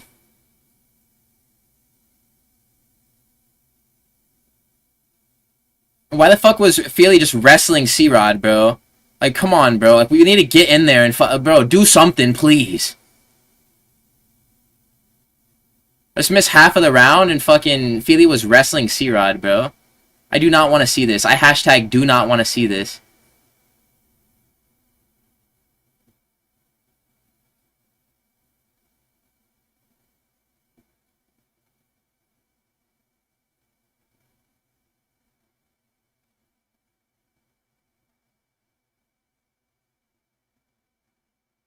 Oh, going for stupid spin attacks, bro. It's always this.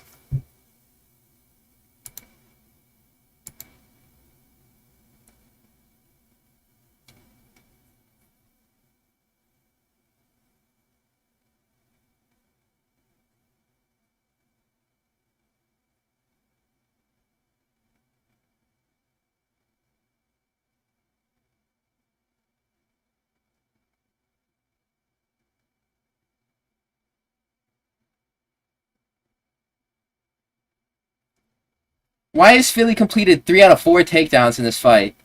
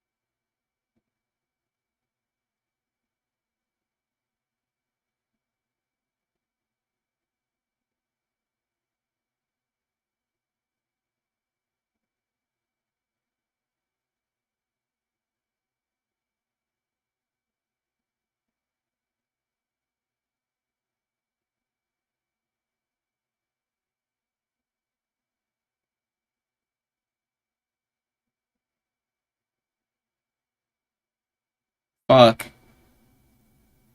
I do. I went back to the boxing gym for my first time sparring in like 10 months. I tore my ACL like fucking 10 months ago. God, the audio is so ass. Fuck, man. Yeah, that was a crafty badass win. I fucking, bro, literally jab cross, step off, and then I tried to lunge in with a jab, and then I stepped on my sparring partner's foot and my ACL blew. It was fucking horrible, dude. Man, like, that was honestly, that was one of the hardest days of my life, man. Yeah, I honestly probably should have picked Andre Feely, bro, in retrospect, but I mean, you know that hindsight shit just be 20/20 all the time, so. You can't live with regrets. Bro, this demonic ass audio on the stream, what the fuck is happening? I got crafty vet knees, bro, on God.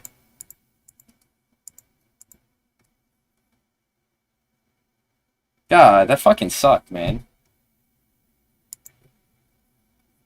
Feely definitely won. Feely won on reach plus experience. Motherfucker. Motherfucker. I kind of don't want to see this decision get read. I kind of want to hear Andre Feely talk, but I really need to poop. So, like...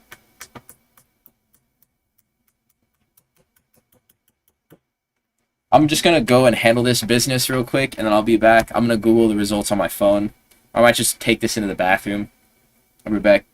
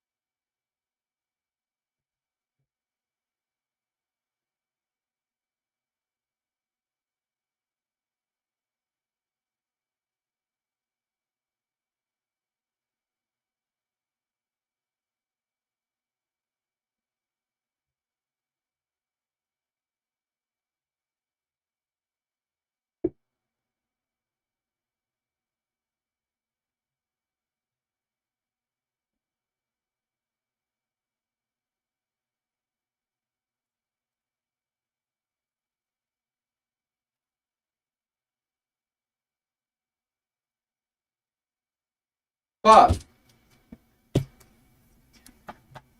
I guess Kazama is up at the hospital hitting the Nene right now. That's good news. I'm still freaking pissed. This fucking Christian Rodriguez lost to Andre Fili. Motherfucker. Motherfucker. Motherfuck.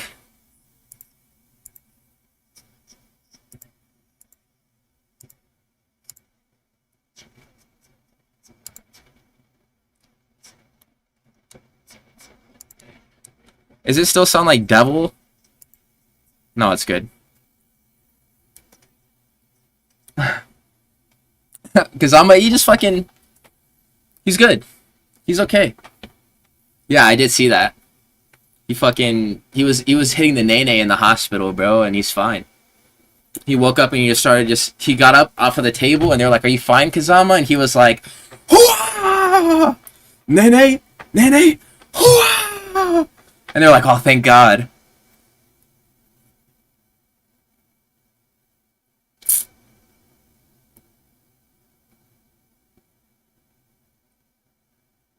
Fuck.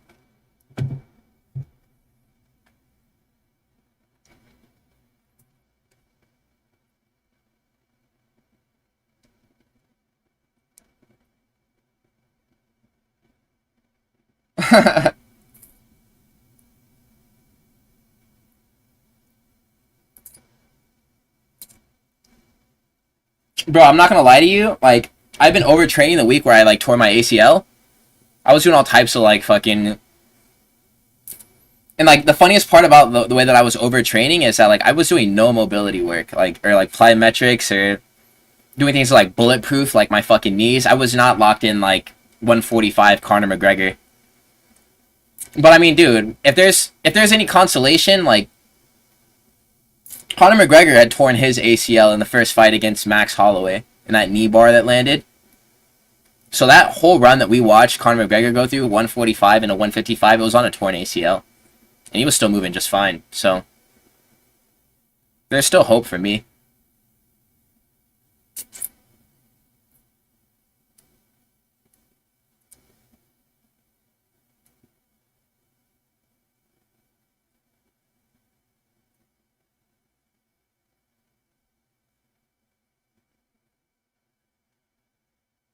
So how are we doing so far? Let me see. Let's see what we're doing. I think we got 2 fights wrong. On a 12 fight card, right? Um. mm,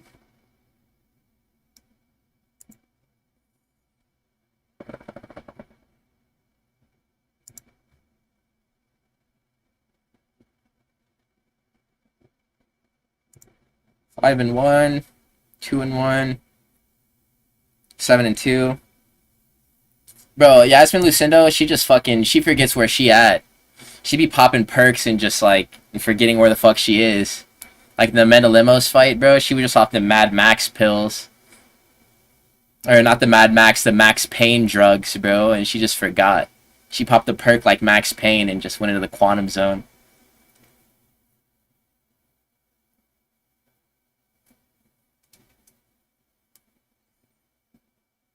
Bro, if Angela Hill fucking wins, bro, like, I'll be damned. I'll be damned if Angela Hill wins this fight.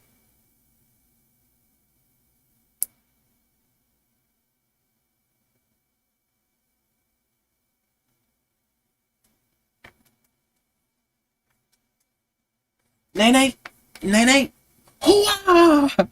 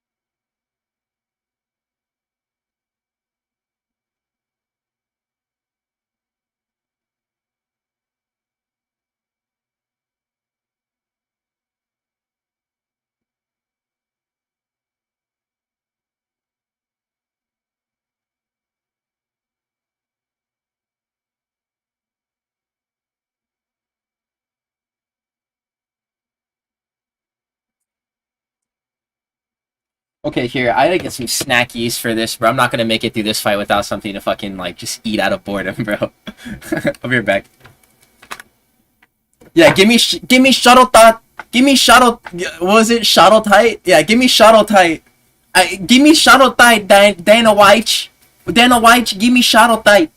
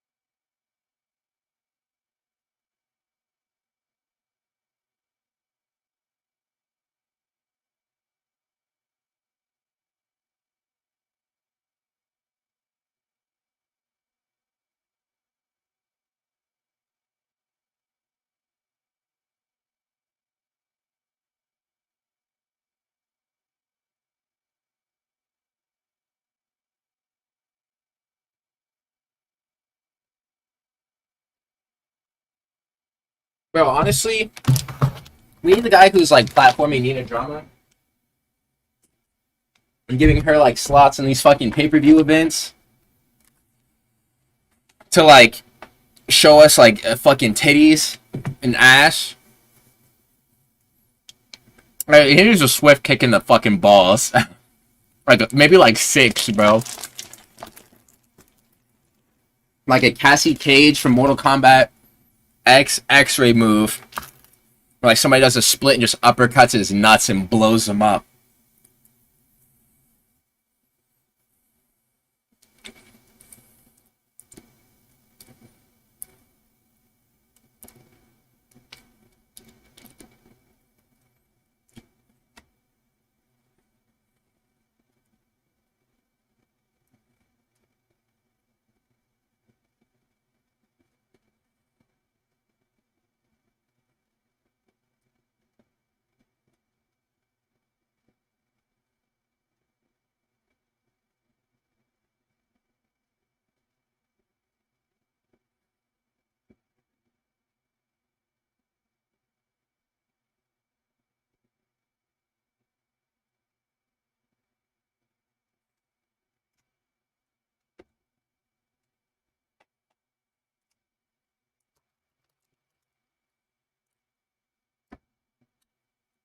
Uh-huh.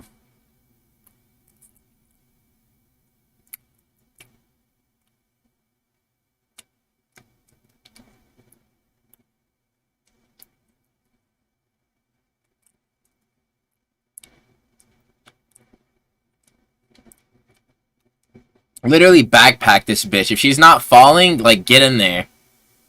Yes, good, good, good. Loki, his takedown defense is like looking pretty good. Oh, drill him. Hell yeah, gang. What's up, bro?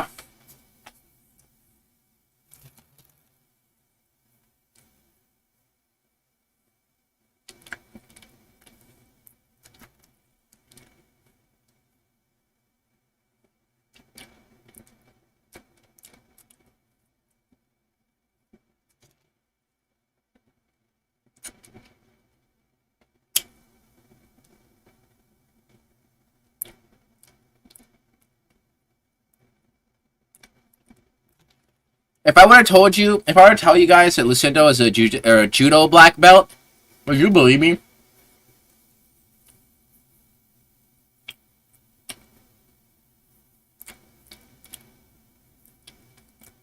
Or would you think I'm bullshitting?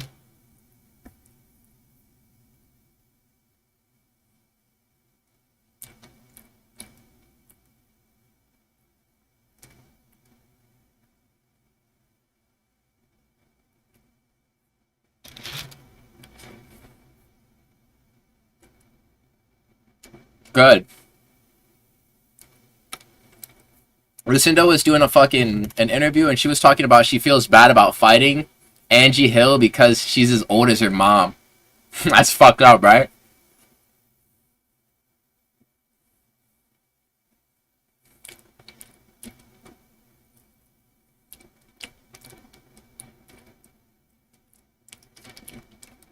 I can imagine that's conflicting, like, for, like, you, no matter what fucking gender you are, bro. Yeah, you're a boxing head, I forget. I'm chilling, bro. This Apex card has actually been kind of good. This dude named fucking...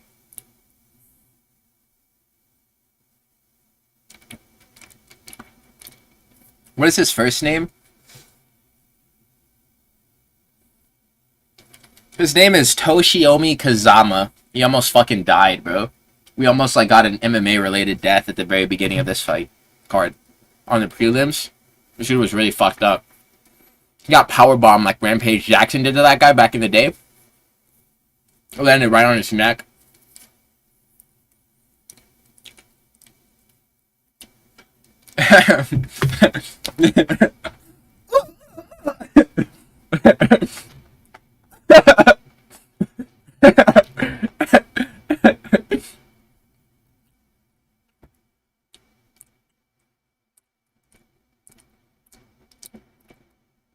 That bitch got a soundboard.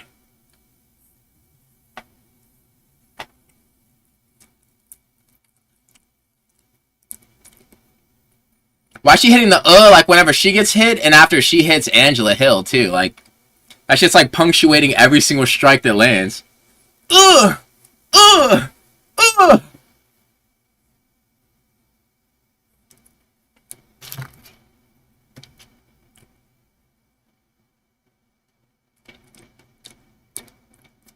Angela Hill sucks so bad.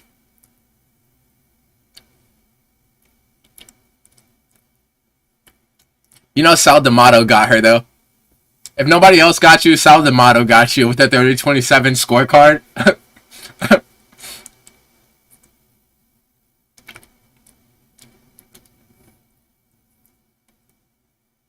I understand it. After the fucking... You should have seen this Nina Drama ad that they played.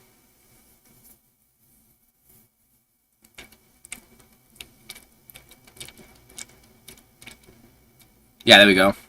Yeah, that's for sure a Lucindo round. Easy. This is about to be such an easy decision for her to win.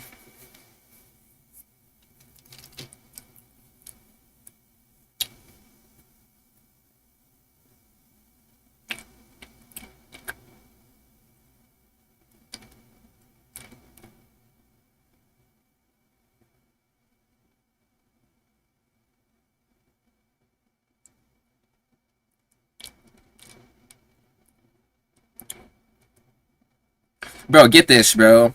Every single so often, like my MMA, like Beowulf MMA on Instagram is getting to be bigger than like my personal account, bro. I'm not sure if you can see this, but like this guy literally just sent me a DM and it says, "Hey man, I appreciate your thoughts on the fights. You have very good insight. Keep up what you're doing. You're the man." And all these messages, I always end up sending the same message, bro. I always say, I fuck with you heavy, but I send IFWYUO. I misspell you. Heavy with the heart emoji at the end. Like, the support that I get, low key, just for just watching fights, bro, and just talking about them is fucking crazy, bro. Like, it makes me feel like such a happy man. I'm a happy camper whenever I get to do what I do. It makes me feel so good. I do it for the fam like Peter Griffin.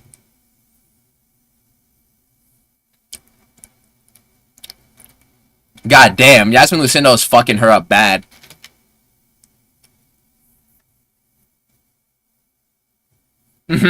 Actually.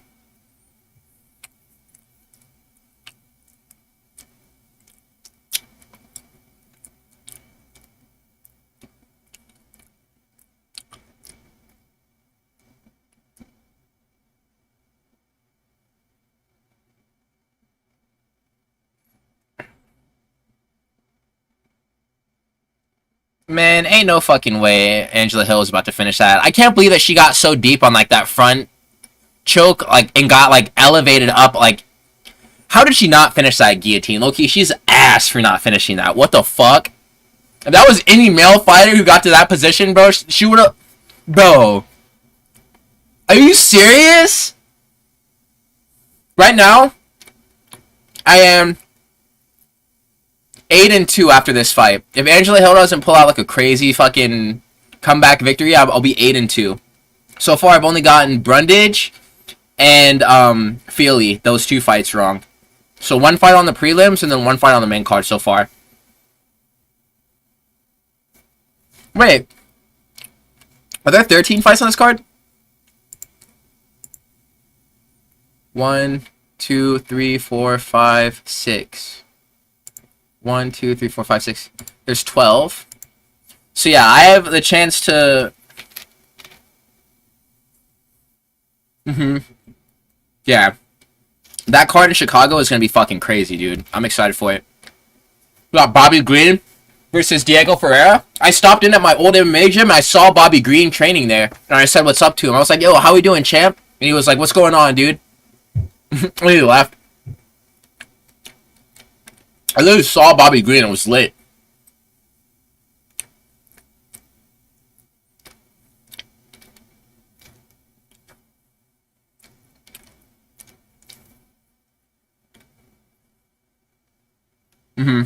Yeah.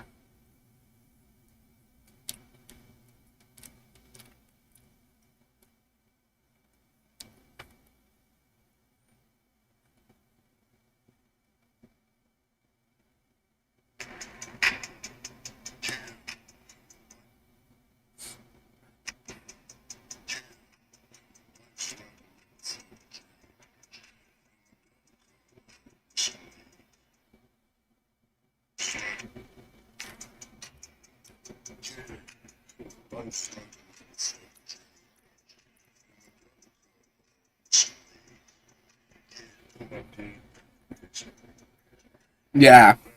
Uh-huh. 10 smash coins on Hamzat. That'd be like.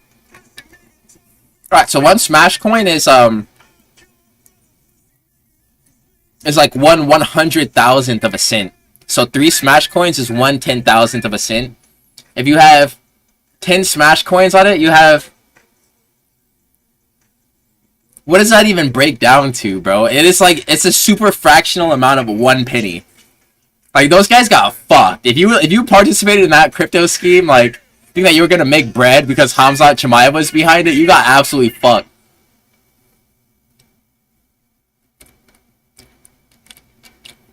I wonder what was the number amount that Hamzat Chimaev got paid out for, like, plugging that.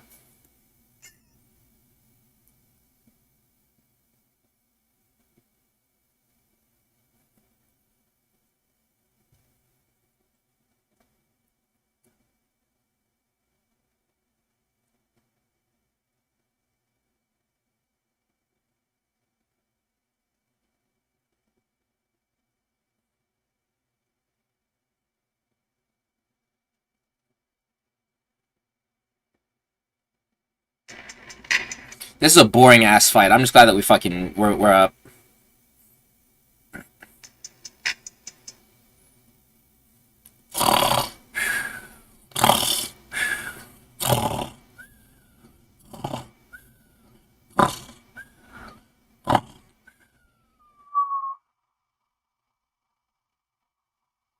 Bro, this is how they're gonna find me at my desk at the end of this decision. Like fucking, like the frog at the end of hell no, I didn't mog Bobby, bro. No, Bobby is he's a hood legend, bro. That's a trap star, like fucking Gucci Mane.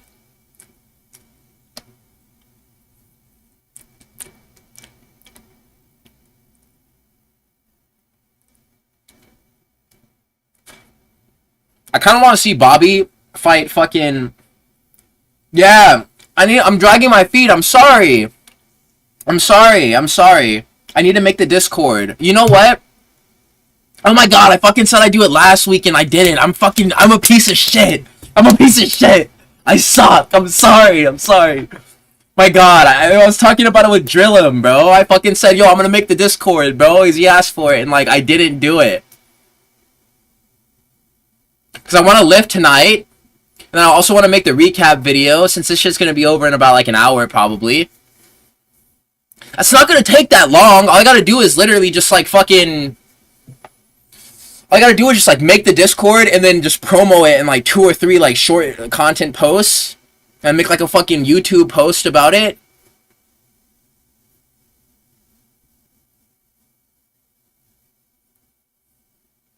I guess I could, but like... Will that get me in trouble or no?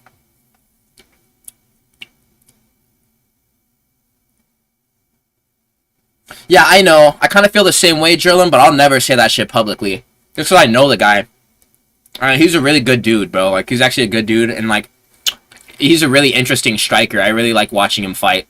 I've seen him get, like, just sparring rounds in at the gym, and it's like... He literally walks forward like this. This is his guard. He has his hands out, and you throw punches at him, and he pulls, and he just fucking, like...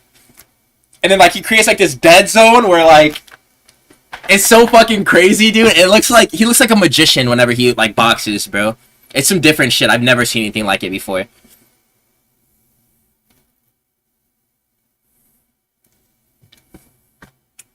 Yeah. I used to do the same thing in a Discord channel with my buddies. I need to just start a new Discord channel. Or, like, account, rather. But I have, like, a fucking email I can get all that shit going with. I'm gonna do it tonight. I got you guys, bro. It'll just probably be late. But, I mean, just keep an eye out for, like... I'll make, like, a YouTube post. I'm not just gonna create it and then just not let people know. I'll promo it in, like, a video, too.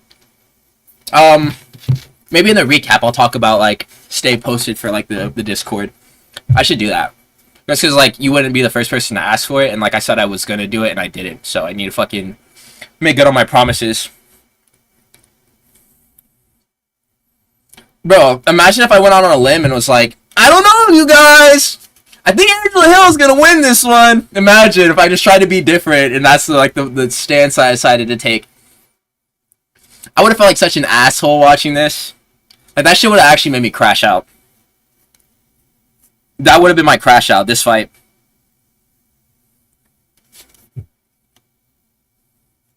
Bro, his striking is fucking, like, it's really crisp. He's so slick.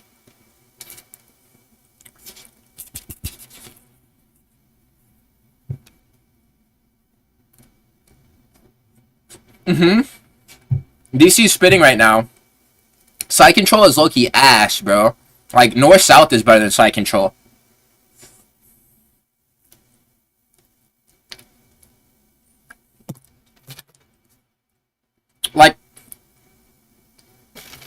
Like, people who grapple, side control is low-key, like, the easiest position to regain guard from. Unless they do, like, a scarf position, but, like, even still, bro, like, if you're flexible, you can just get your legs in there. Or you can just hip up and just escape and bridge. Like, literally, Derek Brunson tried to control Dricus Du Plessis in side control whenever he got the takedown at the very beginning of the fight, and, like, Dricus just bridged and got out. And he, like, reversed position, and he got to top mount and, like, full guard and just fucking started smashing him. Bro, I know, in, like, the Hack Paras fight, Or even like, bro, I was so nervous for Bobby going into the fucking Grant Dawson matchup. He just one-shot him. I need him to do that shit to fucking Diego Ferreira. I need to just come out and just flatline him in one shot. Like on some Descenton shit, like kill the ops in 2 seconds, bro. Fucking Daniel Cormier. You don't like Daniel Cormier? I have a newfound respect for DC after I made this video titled UFC fighters who didn't allow themselves to be defeated by life. Bro, Daniel Cormier has been through some bullshit, bro. His dad was murdered on Thanksgiving Day by his fucking baby mama's dad. And he was 7. In Louisiana, he got... So, like, bro, like... Fucking people hate on DC and they're like, oh yeah, you have no self-control and he missed the Olympic qualifiers because he couldn't make weight and he's a fatty or whatever, dude. Like, that guy has real pain he deals with. Like, he's fucked up. Like, I mean, he's not fucked up, but, like, he's been through some real shit. Like, some real life shit. And I honestly feel really bad for him. Like, knowing all of it now. Because he had an adopted father, too, and his adopted father got cancer and died while he was still champion. And then his mom died, too, not too long ago. So he has, like, as far as nuclear family goes, I'm not sure if he has any siblings, but, like, he has nobody. And he had a baby, too, that was born in 2003, which was the same year that I was born. And then his BM got into a car crash with the baby in the back. Some guy just rear-ended their car, and the child died.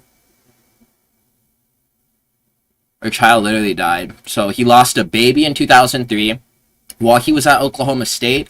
I think he had a homie on the fucking, the basketball team, and he died in a plane crash, like, one of his best friends. So, like, bro, like, his entire life has just been, like, crazy losses, and they've just been, like, piling on top of each other. Like, the fact that DC is even able to, like, live, bro, is, like, respectable as fuck as a man, bro. Like, real life. Like, he's stronger than, like, a lot of these guys doing this shit. And he's always smiling, too. Like, that's what I'm saying. And DC's like the most goofy, like, smiley motherfucker, bro. You would never guess. You would just think that he's a guy who likes to eat. And that's it. Just a goofy, like, Santa Claus, dude. Like, yeah, that guy was, like, he's, bro. Not good. Not good. Not good. Not good. I'm grateful for the fact that fucking... dudes like him can be examples of, like, why it's important to keep fighting for other people who just don't have hope, though. Because, I mean, I'm sure that, like, bro, Andre Fili, he lost a baby, and he, like, talked about it with DC in his post-fight. I think it was after he had beaten Bill Algeo, and I talked about that in the video, too, and, like, that was the perfect guy to tell that story, too, just because DC gets it, bro. And, like, Andre Fili, he lost a baby to, like, a miscarriage. And, like, bro, imagine, like, DC literally held this child, and he was, like, out wrestling somewhere out of state. And Highway Patrol called him and was like, yo, there was a traffic pile up and there was one casualty. It was your baby. Like, how do you even go on? How do you, like, all the things that he was trying to do and accomplish, like, how do you even fucking move forward from that? He's a very strong person, bro. Like, hella respect for DC, bro. But he do be fucking annoying sometimes in that fucking commentary booth, god damn it.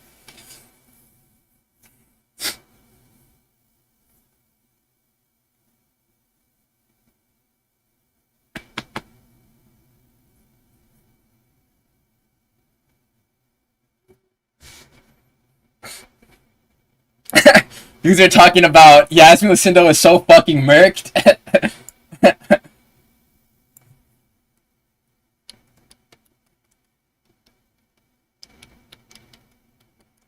Not wrestle.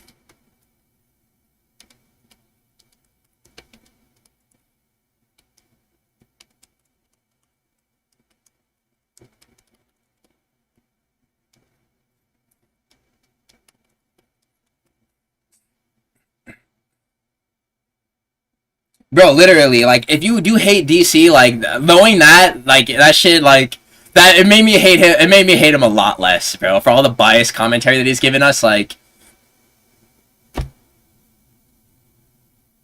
I don't know, but that's some bullshit. Is Verna Jandaroba hitting that? Do you think Verna Jandaroba is hitting that?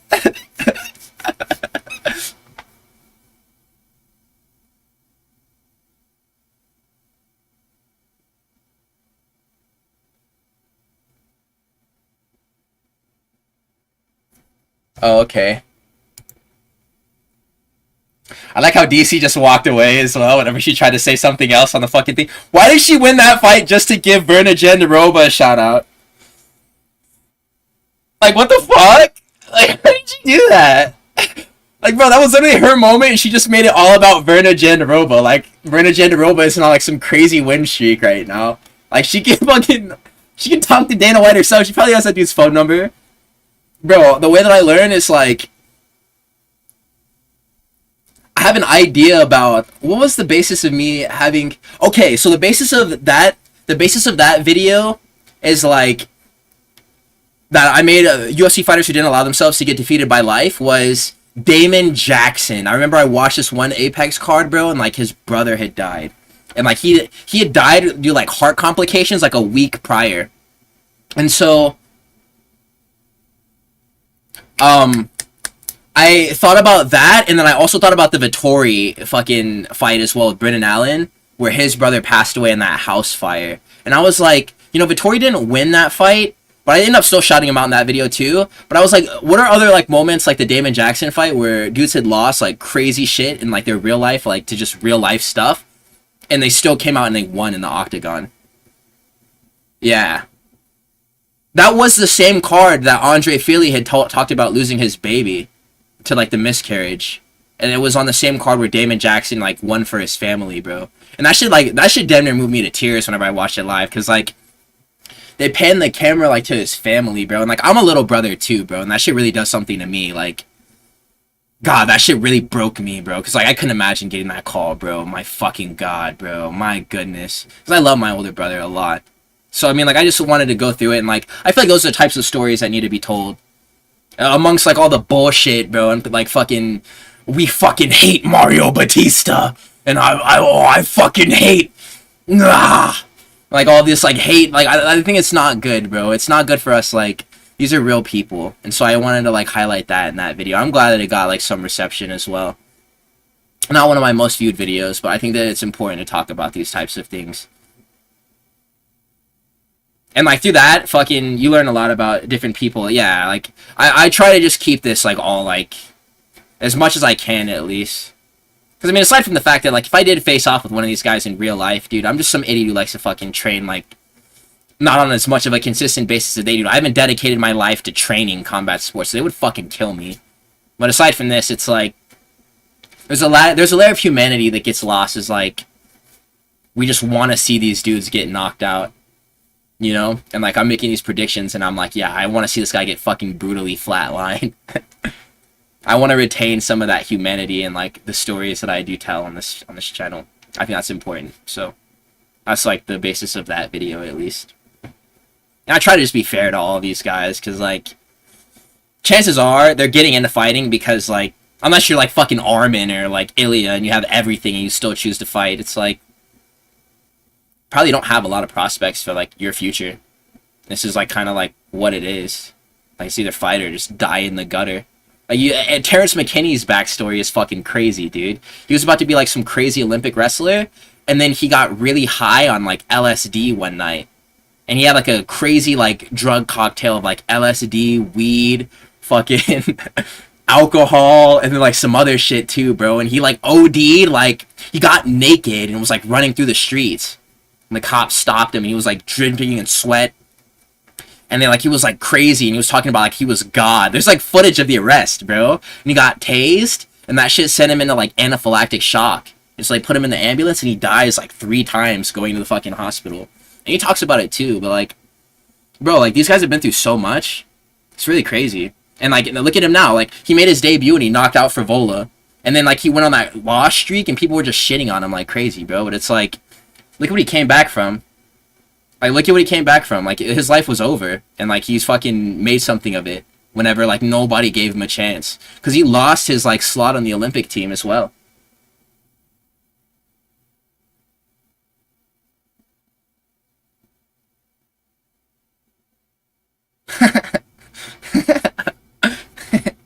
I know, dude. These stories are crazy, bro. And I've talked about this before, like UFC fighters who have beaten drug addiction or something. I think that was another video that I released at the very beginning of all of this. But, dude, they don't get talked about enough, bro. Like, bro, Terrence McKinney literally, like, they had to, like, zzz, beep, and like revive him like 3 times on the way to the hospital, bro. He fucking flatlined. And like, and people watch him get knocked out by Bonfim, and they're like, yeah, this guy is a piece of shit, and he is worth nothing. Cause look at him getting knocked out by Esteban Ribovic. It's like, dude, no. This he's a fighter. This is a fighter. I know, but I mean, bro, look at what Strickland has been through some shit too. It's just really about how they handle it, bro. Like, I don't think it's right to judge him on the basis of any of that shit, bro. Like, and whenever you do critique their fighting too harshly, like, that's literally their livelihood and how they dealt with the pain, like, produced, like, for them. So, like, I did watch Invincible, bro. I probably won't watch any more seasons of it just because, like, I have a problem with that, the main character. I think he fucking sucks at fighting, and that's why I don't like him, bro. He's an ass fighter. Like, whenever we're talking about Invincible, it's not the same as, like, Goku. Goku's, like, a really good fighter. Invincible sucks at fighting. I don't fuck with that. Like, why do they make him, like, not good at fighting? He killed Conquest by, like, fucking headbutting him to death, bro. That was some bullshit. That was fucking gay. Like, he should have broke him down with hands, bro. What the fuck was that? Yeah, but, like, I'm not even talking about the fights that he did lose in the past. Whenever, like, he didn't hold back, the way that he wins those fights now is not, like... He's not, like, technically fucking snapping these dudes. Or, like, hitting chin bones and knocking them out. He's, like, fucking headbutting them and, like, biting their ears and shit. Like, you're not a good fighter. Like, I want to see that dude, like, throw some fucking Muay Thai combinations, bro. And, like, break some, like, legs with, like, calf kicks. You know what? I'm gonna say it right now. We're doing pretty good on picks. We've only gotten 2 fights wrong. Fucking bedtime. It's because of short notice. Hansung Park was supposed to fight Steve Erceg on this date. So they moved Hansung Park up to the other card because Amir Albazi didn't get medically cleared. And they pulled Ode Osborne off of the couch. So I'm sure Ode Osborne was like... Yeah, Ode Osborne's coach. What is his name? The dreadhead guy. What is his name? He's at Extreme Couture.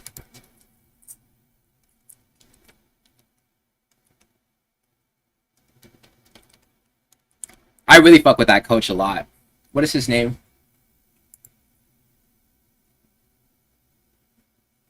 He used to be with, like, Francis all the time, too.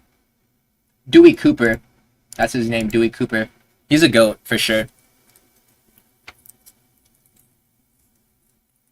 Yeah. Bro, but I mean, even if he's holding back, he doesn't know how to box, bro. Like, get some fucking hands. Like, get some fucking hands, bro. Like, learn how to use these. Like, throw a fucking high kick, bro.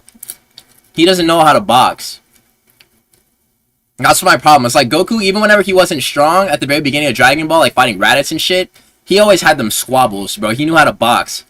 Even like Master Roshi at the fucking like tournament Piccolo and shit in the first Dragon Ball, Goku always knew how to box. Invincible doesn't know how to box. Like, he doesn't have any squabbles.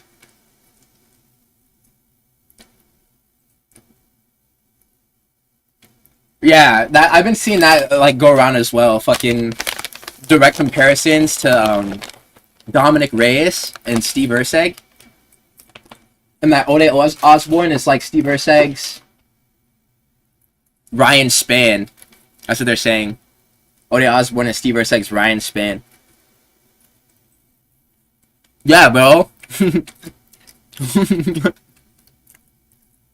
I want Invincible to be like a fucking Muay Thai kickboxer, bro.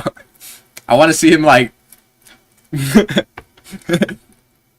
want to see him chop the lead leg, bro.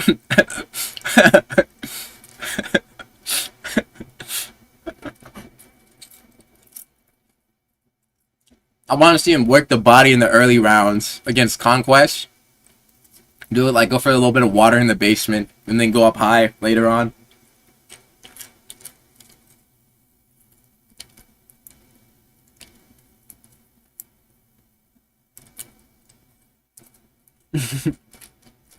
Yeah. But I mean, like, the thing I do like about the show is the writing, because the guy who made it is Robert Kirkman. That's the Walking Dead dude. And he's really good at making like stories and also the voice acting. They do have some good voice actors. It's a lot of the characters from The Walking Dead who are the characters in Invincible. But they get some cool cameos. Like I think fucking Jesse Pinkman was like Powerplex or whatever that character's name was. And then the dude from Whiplash is fucking Omni-Man. I probably will check it out whenever they do like the Battle Beast and like Thrag shit. Because that fight, I looked at like the comic books or whatever, and that was like a really interesting fight that I saw. How it happened in like the books. So I'll probably end up tapping back into the show whenever that like gets animated, but I don't know. I don't know.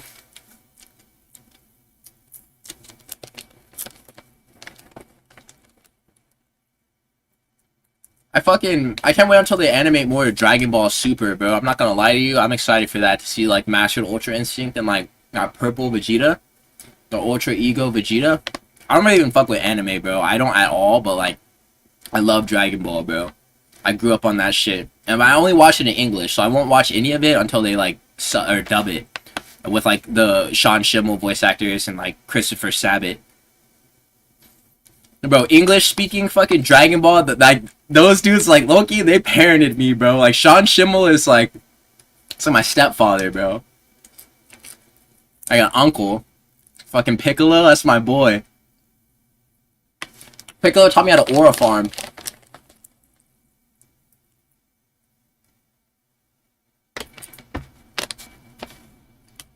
That's why I fuck with Death Sentence, bro. This is Death Sentence. I follow him on Instagram, and that dude low-key makes me just watch like a whole fucking episode of Dragon Ball. Every single time that he posts, like, his stories are literally just like so many Dragon Ball clips. So I'll like wait for the whole day to pass, and I'll go through Death Sentence's story, and it's like a 30-minute episode of Dragon Ball Z. It's fucking funny.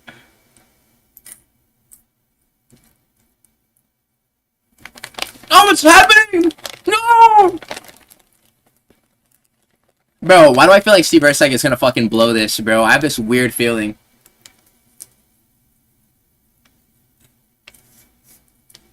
He's totally gonna fuck this up, isn't he?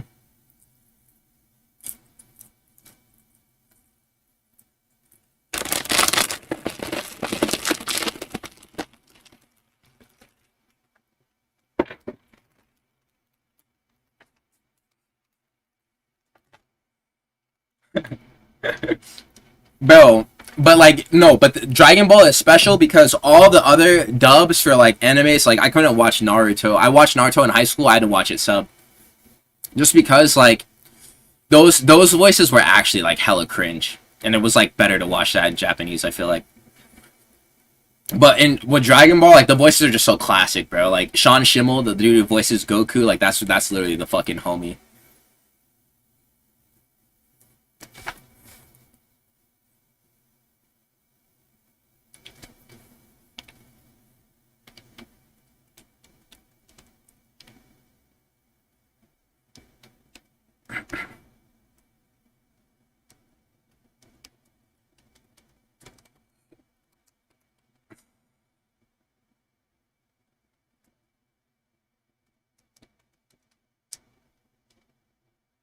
I'm not gonna lie to you, it was kind of pathetic how Angela Hill was all the way in on that guillotine and she couldn't finish it. She was literally hanging off the front of Lucindo's head. How the fuck did she not finish that choke?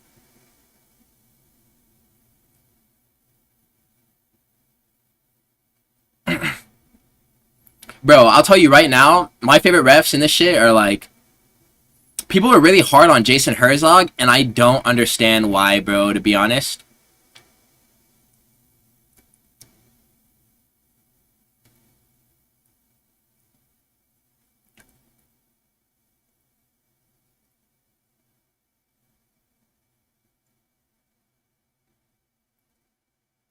That's crazy how that guy told DC to shut the fuck up just so he could announce that Bud Light brought the fight clock to all of us. Those dudes definitely get in trouble if they don't say that shit.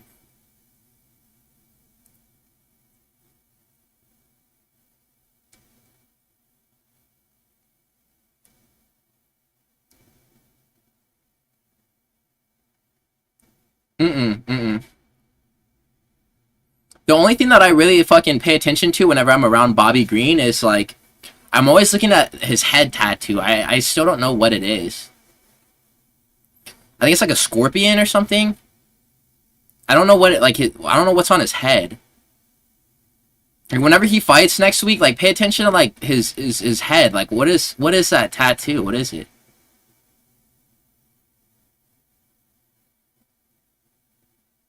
Bro, Ode might knock this man out, bro.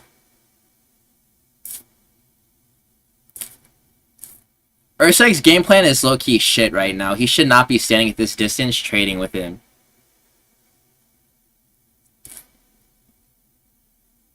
You gotta wrestle this dude.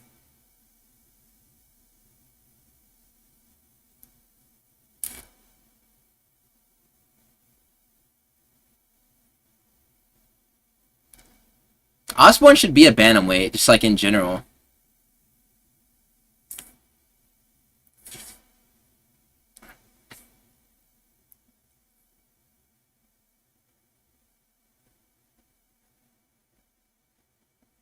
Yeah, good, exactly.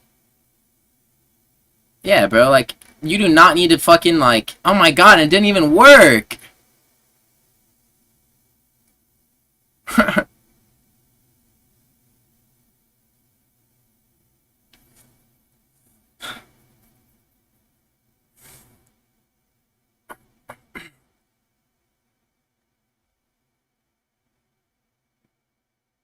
Ain't no fucking way, bruh.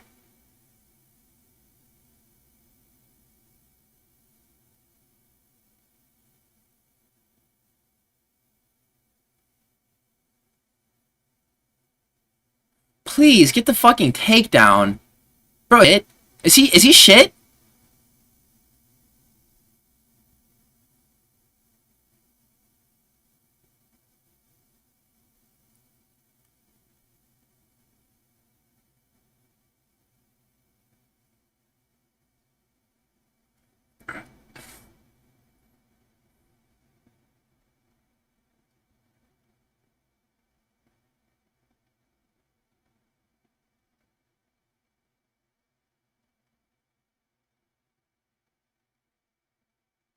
Are you for real? Are you serious right now?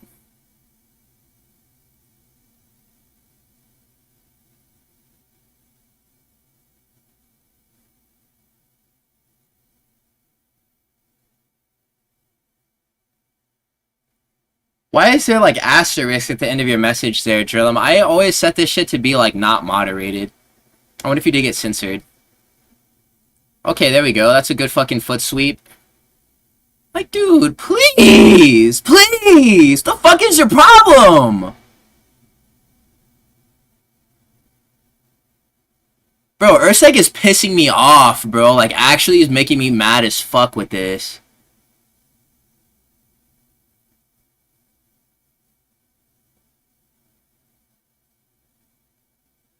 Bro, that's what I'm saying. Ode Osborne is bad at finishing. That's why I'm not nervous at all. It's just like, you just can't get knocked out by the initial shot that lands.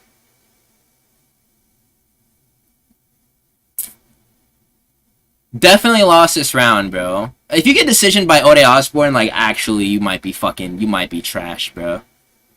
You might actually be trash.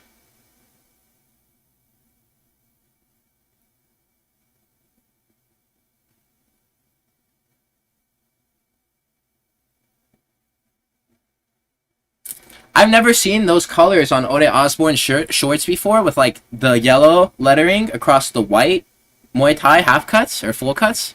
That actually looks really cool. I'm not gonna lie. Okay, so, like, look.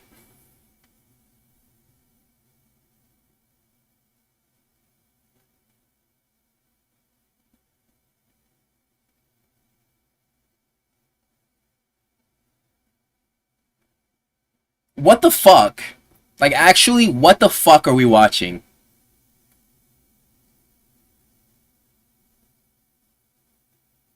I still think that he might have this, bro, because Ode Osborne, he just... The window is...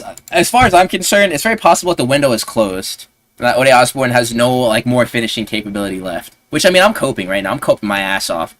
But, like...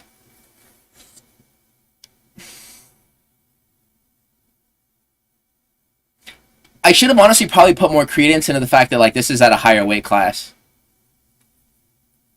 God, the way that he fell too, like God, Steve Erceg looks like shit right now. Fuck.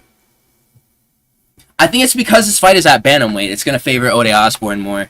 He looks fucking massive in there against Steve Erceg. Steve Erceg doesn't look like substantially bigger than he does at flyweight, and Ode does look really big right now. Ode is outside of camp. Look, that was a really sharp right hand though. All he needs to do is just box. Just fucking box, bro. Like, fuck. Erceg has enough power. Just box. You can knock this dude out on accident. Just box. Fuck. Just jab. Like, fucking wrestle, dude. Like, box. It happens, bro. Ode Osbourne has, like, that weird trait where he can just catch you. He's not a bad boxer, bro.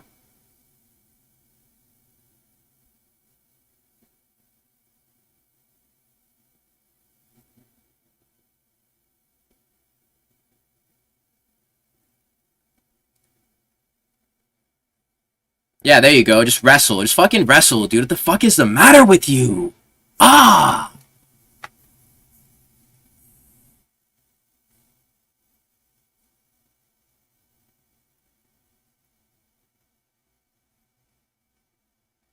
Listen to that. Listen to the fucking Australian corner. You got him where you want him. You can stick to the outside trip as well. There you go, Steve. Body lock, Steve.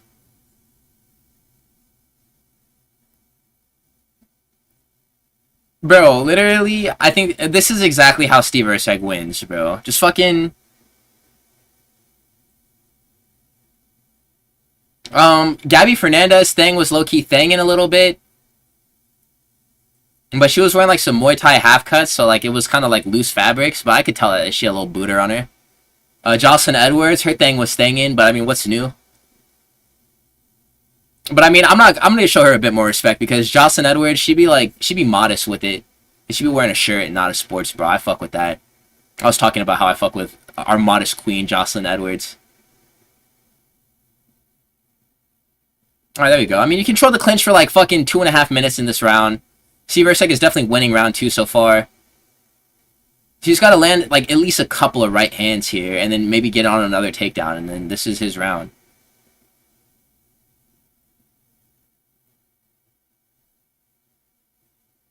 There you go. There you go, Steve.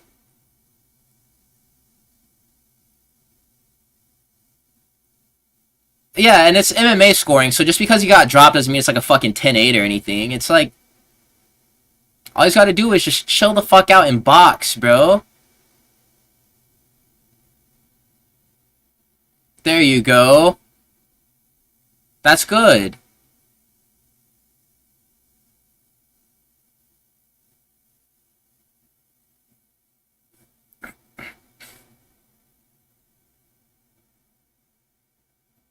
Even some, like, low kicks would be good for him, bro. Just, like, fucking do something, bro, at range. Like, you can't let him go first. Ode Osbourne going first while, like, you're still relatively fresh is... it's not a good thing. This is good. He's adjusting well. This is nice. I like this. Even though he stuffs a takedown, if he controls in the clinch, we saw McConaughey versus Brundage, you're winning the fight here. He always does, bro. Yeah, Drill'em be tweaking up in here, bro. That's my boy, but he be fucking tripping, man. We love Drill'em, but he be tweaking. He asked Ilia Topuria if, like, a right hand of Ilia Topuria if his, like, cheeks were soapy in the shower this one time.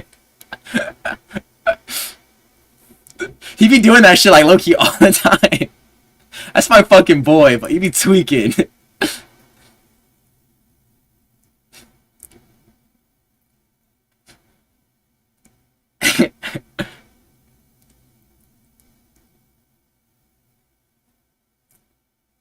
The Brundage decision gave me fucking... that shit gave me, like, stage 4.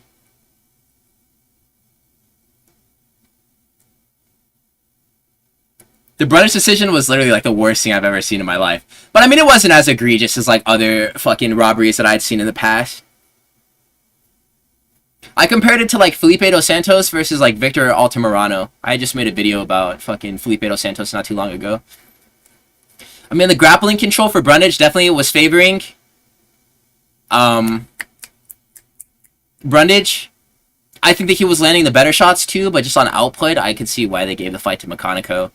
He was definitely doing a bit more. But I mean, in the exchanges where they were slugging, even though McConaughey was like landing on Brundage, the shots that were like clipping and eliciting reaction out of the other fighters, those were for Cody Brundage. If I was one of the judges, like, it's funny, the thing that was fucked up about it is that it was like 29-28 for McConaughey across 3 rounds for 2 of the judges, and they gave the second round to McConaughey, the 2 scorecards that like won him the fight, and that was like the clearest Brundage round. So I didn't know why the fuck that happened. And then the one card that went to Brundage was like 30-27, and he definitely did not win all of those rounds. So the judges were just scratching their nuts, bro, or fucking playing on their phones, or playing Angry Birds.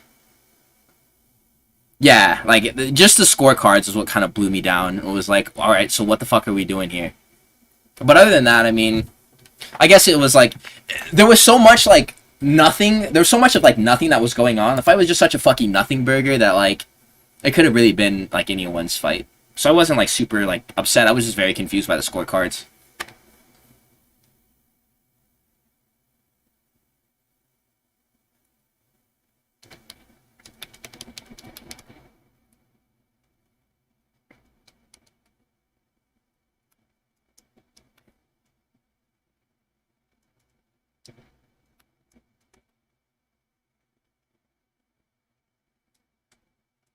That Extreme Couture, that gym that's the reason why I say optics, is because Eric Nixick talks about it as well. He literally optics. Optics wins fights, bro. That's the reason why McConaughey beat Brundage, is because of the cage pressure. Once Cody Brundage gassed out, he just kind of let his back rest on the cage, and you can't do that. If you want to win a decision, it looks like you're losing. Even whenever there's nothing going on, if you, like, are just shelled up against the cage and, like, you're losing the fight optically, and that'll literally make it so that the judges give the fucking fighter that you're outstriking the round. That's the reason why Sean Strickland lost against Dricus du Plessis a lot of the fight, that where like the rounds were closely contested. Sean Strickland was moving off of the back foot, or not du Plessis, Cannonier. That was the note that Nixick was giving Strickland during the Cannonier fight, is you lost on optics. It just didn't look like you were winning, and yeah, it didn't look like he was winning.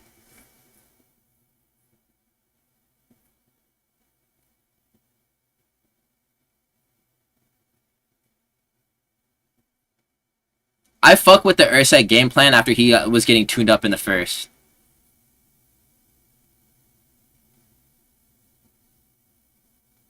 But I don't like how Steve Ursek hasn't landed like anything like super substantial. He should have been dropped Ode Osborne in return for the first round.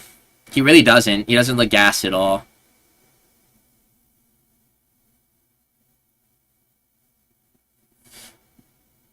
There you go.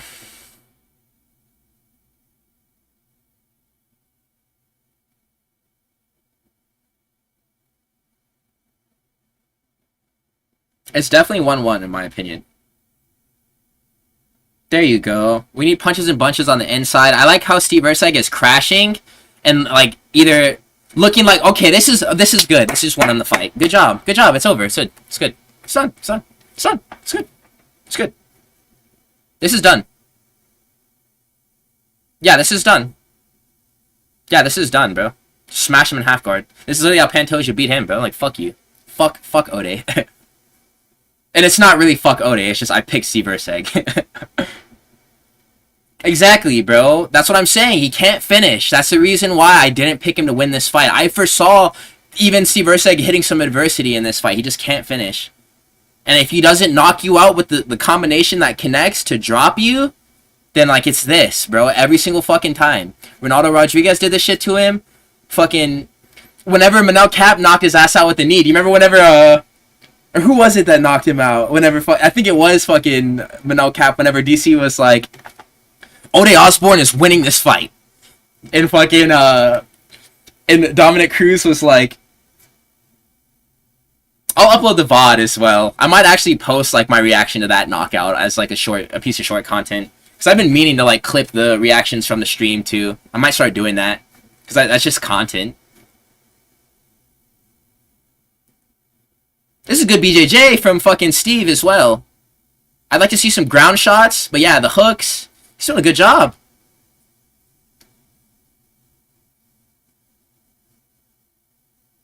Good, yeah, it's done. The body triangle, it's done. Yeah, it's done. It's good. Woo!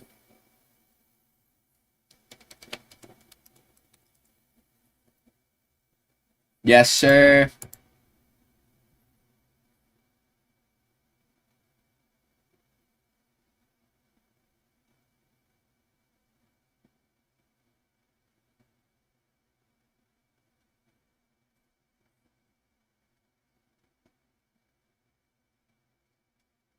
Wow, that was a really good trip. I've never seen that before. I've actually never seen that before.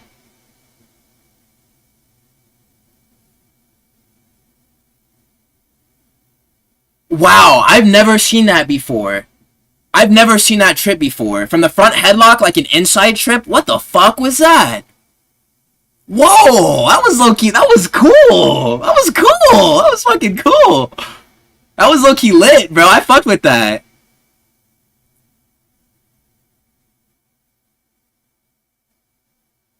Yeah, if he can get a finish here, then like he's a pimp. He's a fucking pimp if he can get a finish here. Yeah, good. That's a statement right there. That's a statement. Good job. I actually fucked with that fight. That was a good fight. I fucked with that fight. I was so goddamn nervous whenever he got dropped in the first. Odie Osborne could sell ice to a fucking Eskimo.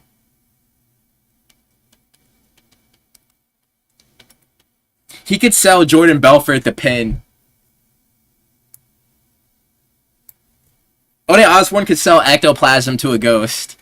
Odie Osborne is the greatest salesman to ever live.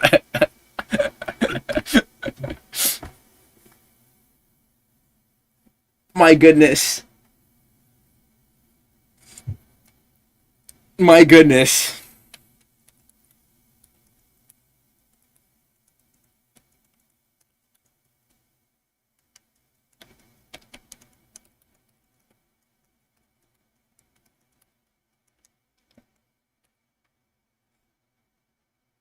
Snatching defeat from the jaws of victory. That's looking the best way you can put it. Bro, that dude literally be so close to winning every fight. Every fight. Bro, Urseg had to have won the fight. He definitely got rounds 2 and 3. Bro, that has to be a unanimous decision, bro.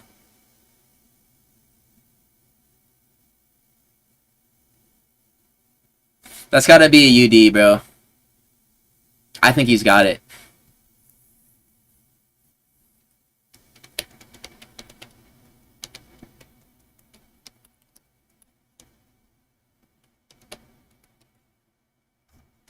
Yeah, there we go. Yep. Woo!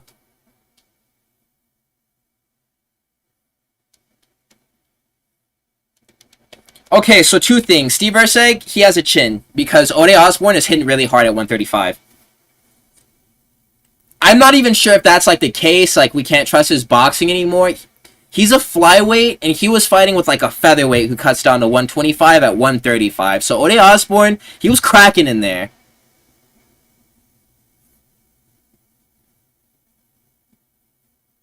It would have been a dang it draw. What a fucking guy.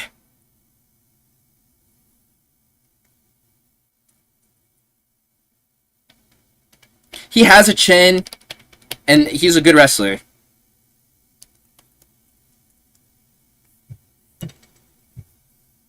Yeah, he has a chin. He has a chin. That's the narrative here. He has a chin. Like, I'll never say that, like, I'm, like, worried about, oh no, Steve Ursig can't take a punch. Kaikar French just can crack as well. And at 125, it's a bit different.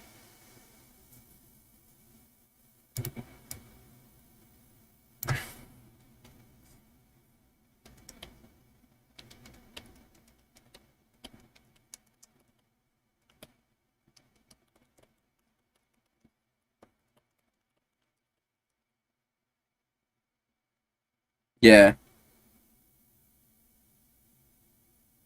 Bro, modesty is, like, That's just what's up, bro. I fucked with whenever Jocelyn Edwards lost to Eileen Perez, and Eileen Perez like offered to twerk with Jocelyn Edwards, and Jocelyn Edwards was like, "Nah, I'm fucking good, bro. Like, I don't fucking ask me to do that shit." She literally like shook her head and like told her no, and like Eileen Perez like got into like the fucking twerk position and like invited her to shake her butt with her, and Jocelyn Edwards was like, "Nah, dude, I'm not finna do that with you." I fuck with that, bro.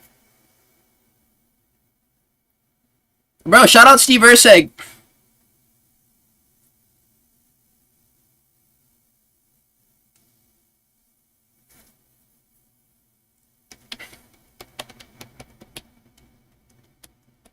Bro, all Steve Urseg needed to do was just box. Once he got his cool back, he just needed to box. And the wrestling was just like a little bit extra. I feel like he could have won that on the feet.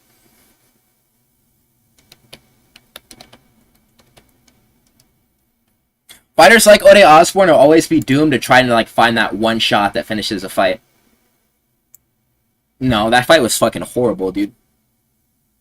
Whenever I do the recap video for this, dude, I'm gonna talk about that fight for like 30 seconds, bro. That fight was absolute shit. Even though it like took 15 minutes, that fight was actually AIDS, bro. Shit was horrible.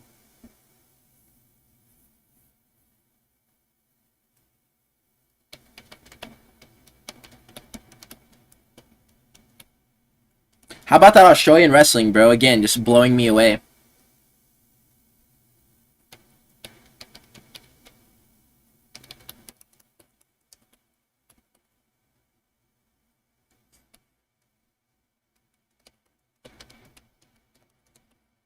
Alright. Low key, I think that Hernandez wins this, but I don't know, dude. I don't know. I really don't want to see Dolidze come out and just fucking boom on this guy, though. But it's just that Hernandez always gets caught. Hernandez always be getting caught in these fucking fights, bro. At the very beginning, he always gets fucking hit really hard. I don't really fuck with that.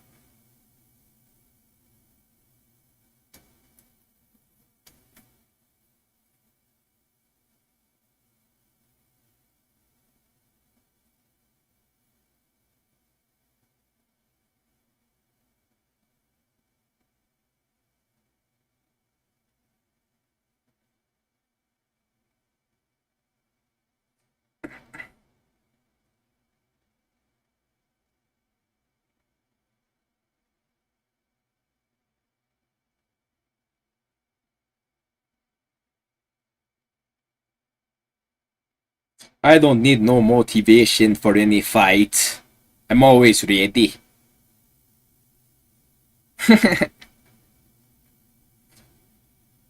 Bro, deletes a via round one infidelity.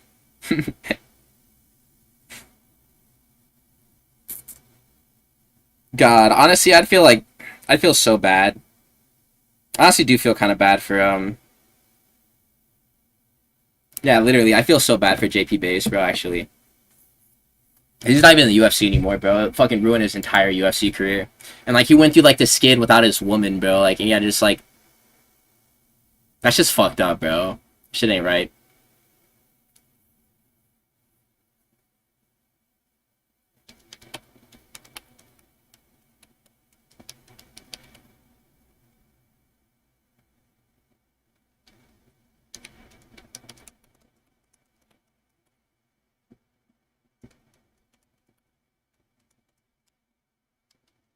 Literally, Dolidze via home wrecking.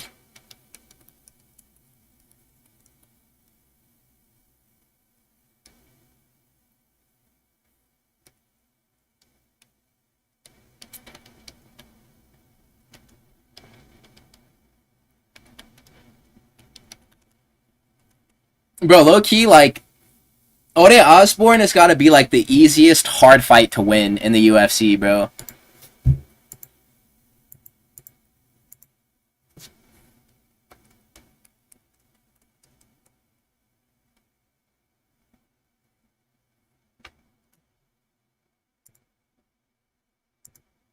Is this Mozzie? He's walking out to Mozzie?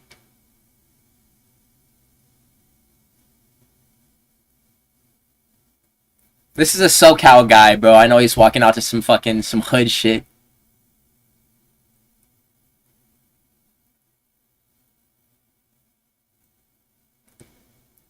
This is a big motherfucker, bro. Literally.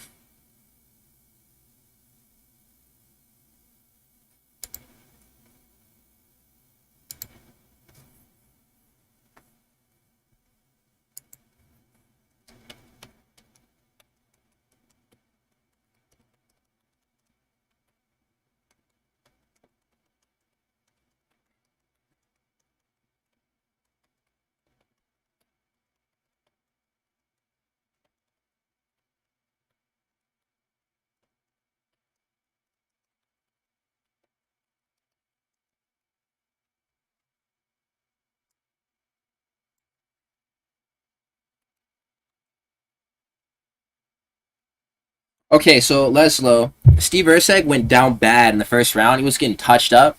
And he got hit with like this check right hook in ring range. And he got dropped by it, and he started bleeding. Oh my god, no! And then he recovered. And then he discovered that he could get in close by clinching with Ode Osbourne. And he dominated the clinch range. And he used the clinch range to set up his right hand whenever they would disengage. He would like feint like he was getting into the clinch, right? And then, like, from that neutral distance, like, right before he could, like, engage into the clinch, he would just throw a right hand. Or he would throw a right hand, a left hook, and, like, an uppercut, or just, like, some type of volume combination, and he was scoring. But it was all after he got dropped, and then after he started clinching and controlling different positions against Ode, he would fish for fucking single legs, and the single legs were scoring as well, and he was controlling. You did miss some crazy shit, bro. It was a pretty nice fight. But what we take away from it is that Steve Erceg is a pretty solid grappler, because Ode Osbourne looked pretty fucking massive for this weight class since they did fight at bantamweight. And then he has a chin. He has a chin. Steve Erceg actually has a chin, and it's like it's pretty good. He came back from like adversity, and he was eating some really hard shots as well off of like Ode Osbourne, who again looked fucking massive for 135. So I think that Ode Osbourne should stay at this weight class. He needs to wrestle, goddammit. But Steve Erceg, that was a good performance for him, and I think that, like... So what happened is that Hyun-Sung Park was supposed to fight Steven Erceg on today's card, but he filled in for Al-Bazi last week. So they had to raise the weight class so that Ode Osbourne could step in on short notice. And Ode Osbourne, he looked really sharp, like... But he just had the same weaknesses, which was he can't finish fights, and he sucks at grappling a little bit. This walkout does actually go hard as fuck, though. I'm not gonna lie to you. This shit is actually a lot tougher than Anthony Hernandez's walkout. I ain't gonna lie to you. I cannot tell a lie. This man has a fucking, like, bear pelt over his shoulders. That shit is actually tough as fuck. Like, actually, this man...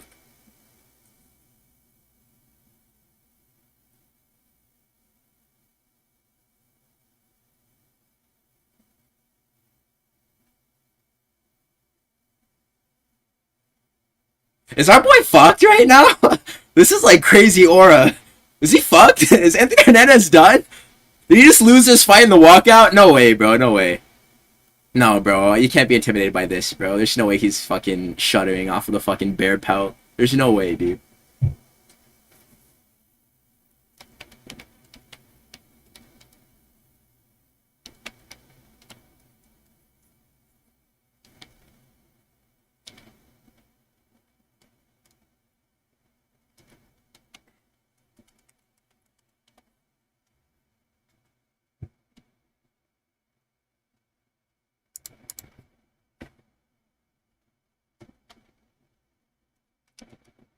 Oh yeah, Steve Erceg also, he landed this really rare takedown from like a front headlock. He went for an inside trip. I've never seen that before. A lot of the people in the chat hadn't seen it before either. I'm gonna talk about it in the recap.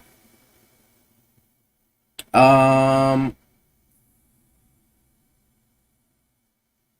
not even tapped in with that story about Marab talking about Dolidze subbing Hamzat. I mean, they're both 85ers, but I mean, dude, I'm telling you, bro, Hamzat is not a big 85er, bro. He's not a big 85er. This is kind of like a scrawny middleweight. I think he's going to get bullied by Drickus, and a lot of people are going to think like, oh yeah, we've seen Hamzat power in the grappling, right? But it's like, dude, We saw it with Christian Rodriguez versus Andre Philly. If the motherfucker is just too big, you can't grapple him. And that's just what it is. Like, there's no ways around that. If he's too goddamn big, you just can't grapple him.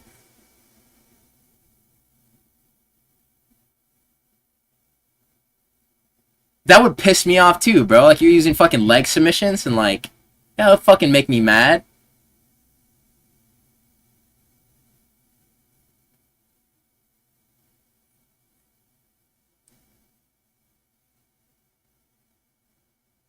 That's why it's really impressive that Usyk was able to get on takedowns and complete them against Ode. I mean, Ode doesn't really have historically great takedown defense, but he was really large.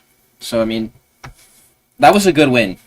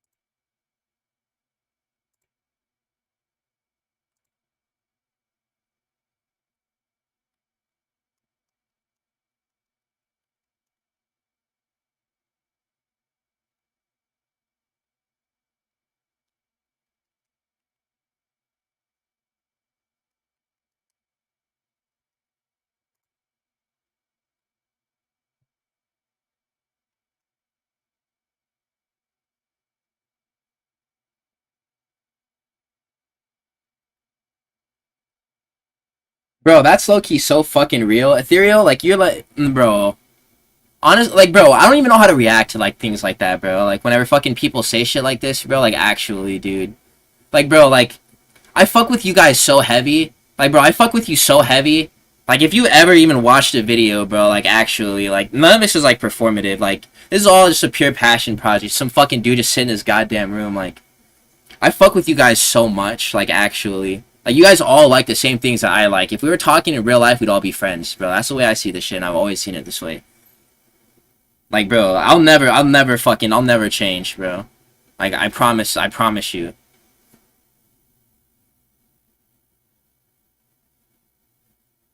I'm doing what got me to the dance, no matter what.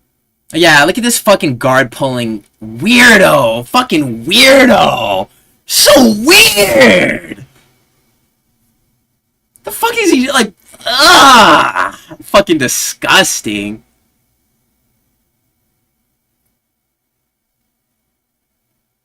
Bro, I'm telling you, bro, like, we're gonna take over the game, bro, all of us, dude. I guess it's really gonna be like, bro.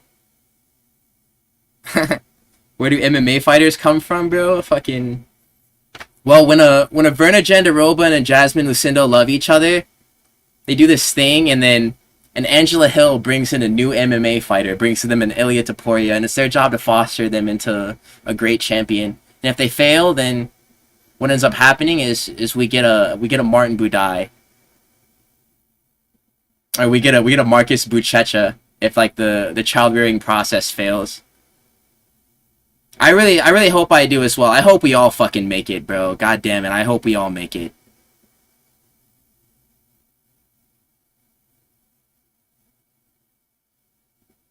Okay.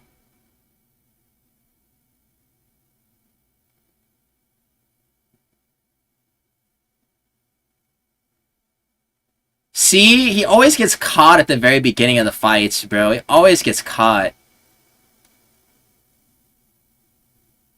Yeah, he's gotta get, like, in order to get activated, bro, he gotta get fucking cracked with something. That was like a reverse elbow that just landed flush.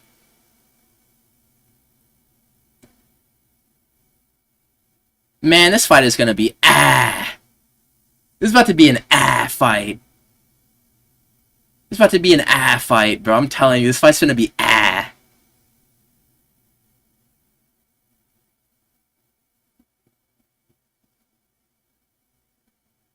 Blood? Blood! It's my blood! I think that right hand from Hernandez fucking cut the eyebrow of Dolidze.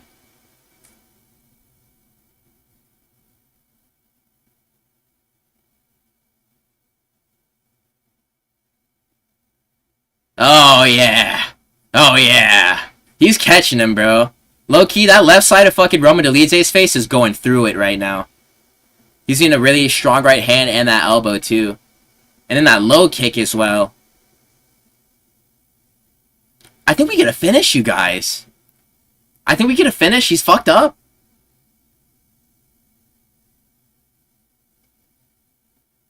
Yeah, exactly.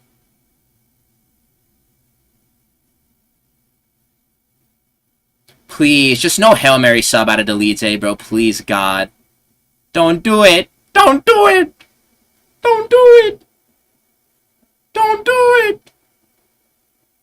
Don't do it. Please. No. Don't do it. And he's rolling for the legs. I hate this motherfucker so much. This is the only guy, like, this is like one of the only 5 people in MMA and the UFC that, like, fucking attack leg subs, bro. And what the fuck are you doing, bro? Why are you attacking leg submissions?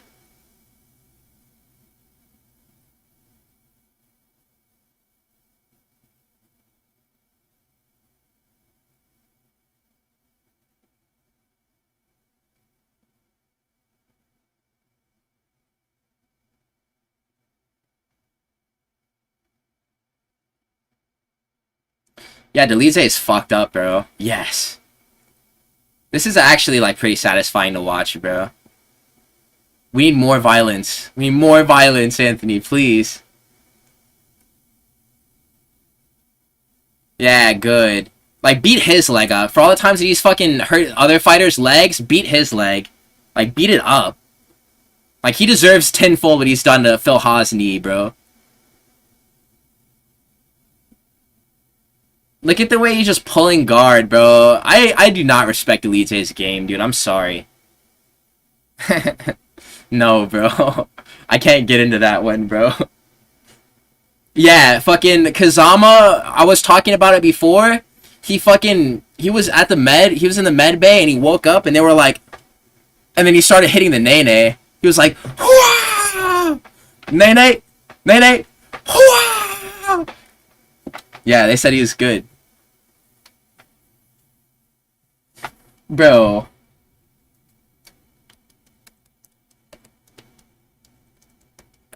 Kazama woke up and he started hitting them folks. He started beating hips like Lil Uzi Vert, and they were like, "Oh, you're straight."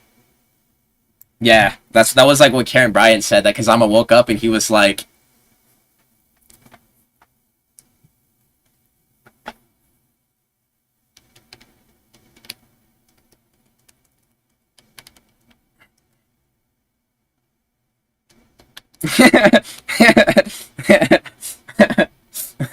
he started just hitting all the different Vine dances, bro.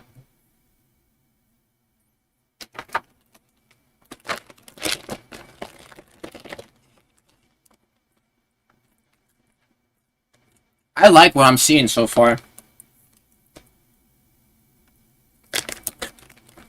It's a bad day to be a Dolidze fanboy. Literally, bro.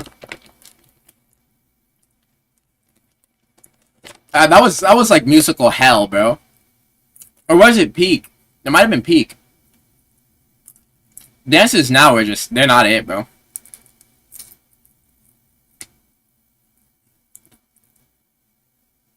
There's lucky no reason to dance, like.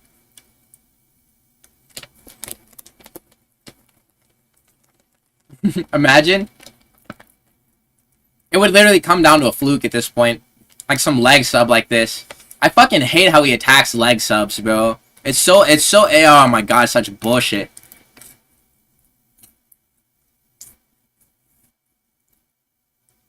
He's like instinctually rolling for like knee bars and heel hooks, bro. Like, fuck this guy.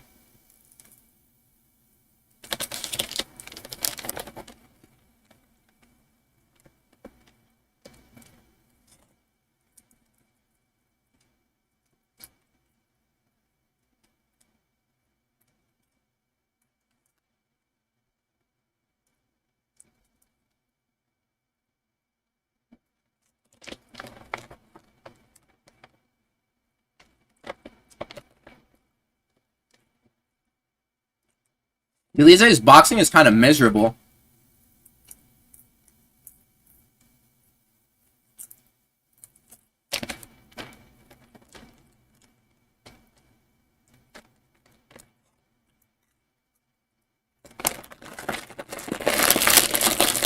Let me lock in real quick.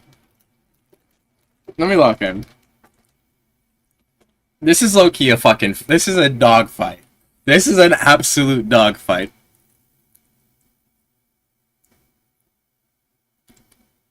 This is probably, like... This definitely is over-delivering. This is a much better fight than I thought it was going to be.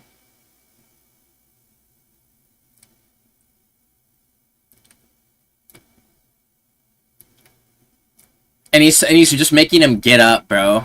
Dolidze low-key is like... Oh my god.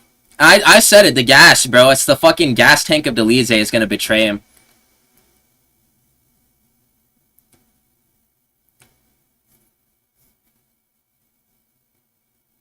I know it doesn't really probably count for much now, but I don't see it as a good idea.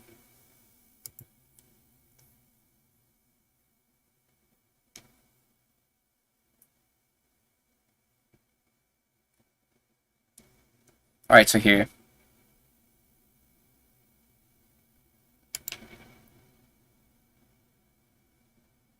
That would be a good idea, excuse me. Here, let me...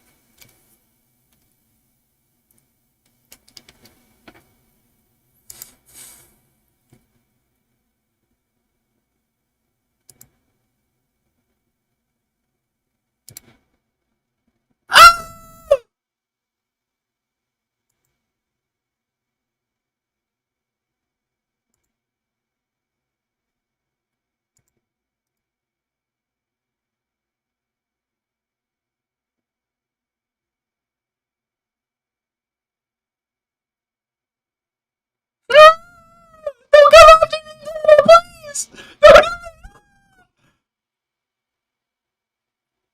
You know what? I'll have to set this up like...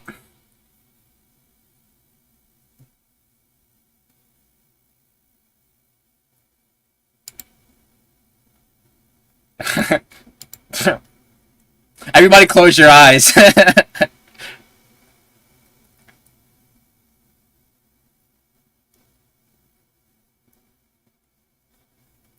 I'll have to figure that out for next time. But yeah, the clock, that is a good fucking note. I'll make sure to leave like a clock, like fucking window capture there. I'll hook it up next time. I promise you guys. I promise.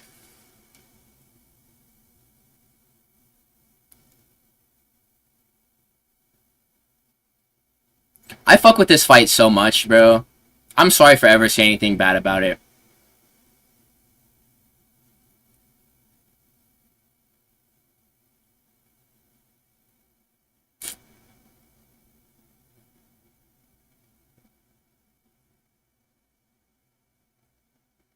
I fuck with this fight so much, bro. Break him. Break him. Break him. Break him. Break him. Oh, I fuck with this so much. Yes. Fucking kill him. Kill him. Kill him.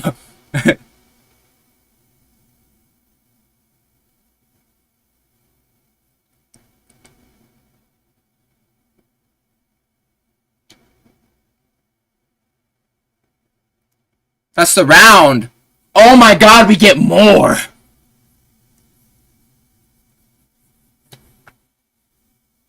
We get more. We get more of this. Nah.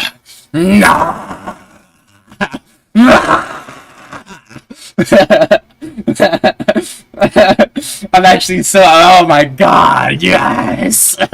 I'm so glad they didn't stop it. Oh!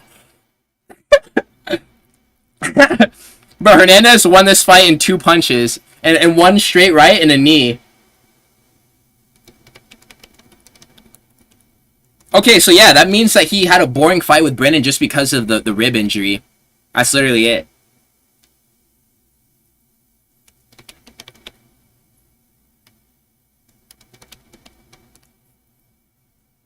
Bro, I actually, like, I love this shit. This is a violent-ass fucking fight, bro. I hate whenever we get a good Apex card and the main event just isn't violent.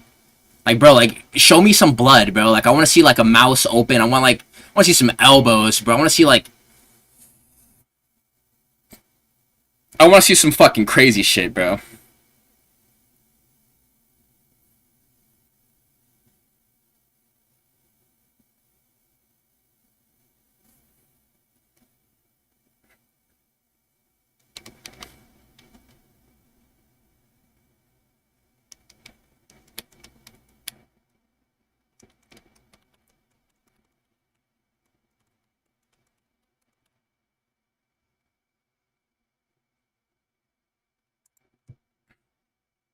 Yeah, but I mean, I just figured that, like, whenever we're dealing with these guys who are, like, really experienced with jiu-jitsu, like, bro, people glaze the fuck out of Dolidze's full guard. Just because he's so active in, like, pulling leg submissions from it. I thought it would stall out the action of this fight and make it so that Anthony Hernandez couldn't just advance through these positions and do damage. I said in, like, my breakdown that, like, they'd probably just be holding each other in half guard for a lot of this fight. And it didn't really even go like that at any point of this fight. Like, bro, and, like, in the boxing, Dolidze's boxing is so fucking miserable. And these takedowns are so easy, bro. Oh my god, it's great. He's just whooping his ass, bro. Grabbing the cage, like, this is out of pure desperation. Like, help me. Help me! Help me! Help me, please! Help me! 7 out of 9 takedowns on, like, a guy who's a grappling specialist. Like...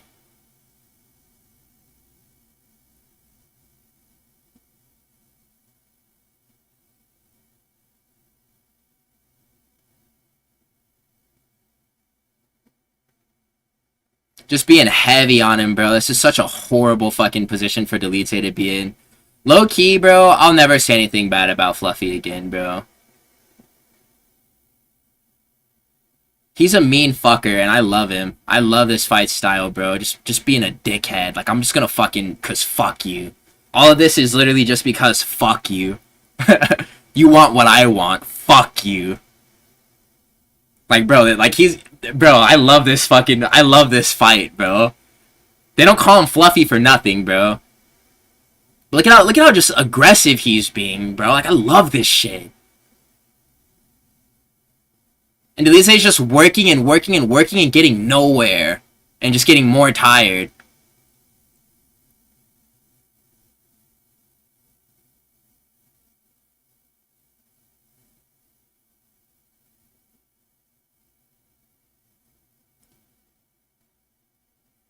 Yeah, look at that.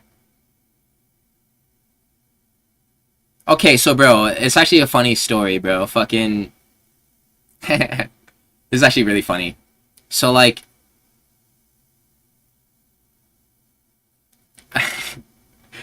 Alright, back in college, bro, I used to make music on BandLab, bro. I was like a SoundCloud rapper. And my name was Young Beowulf. And whenever I started this YouTube channel, I had made just, like, fucking... like, a commentary channel just about, like... It was low-key just a commentary channel. And I had, like, fucking, like, gaming, like, gameplay footage that I would record on this flash drive. And I would fucking put it, like, onto my MacBook Air and edit it with, like, a face cam that I had from my iPhone. And then I fucking, my name originally was Beowulf Syndrome. And I was like, I don't fucking like that. And I decided I wanted to make an MMA page. And so, like, I didn't think that Beowulf MMA, like, made any sense, just because 3 syllables, whenever it could be 2, like, made sense. And then Beowulf is, like, Beowulf is literally just, like, a Germanic translation of Beowulf. In English, like, Beowulf means wasp. And so, I mean, I just thought that shit was fucking, it just, like, rolled off the tongue a bit better. So, yeah, Beowulf MMA. And I fuck with it, bro. Beowulf MMA is, like, that shit is so lit. That shit's gonna become a household name in this community. But yeah, that's the origin story. No, not Beta Wolf, bro. Beta Wolf? No. Beowulf. And so, yeah, it's like this fucking...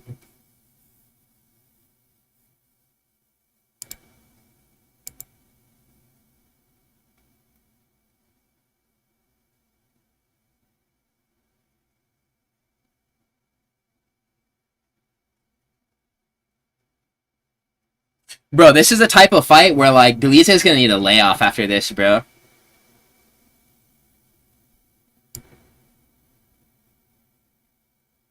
Yeah, bro.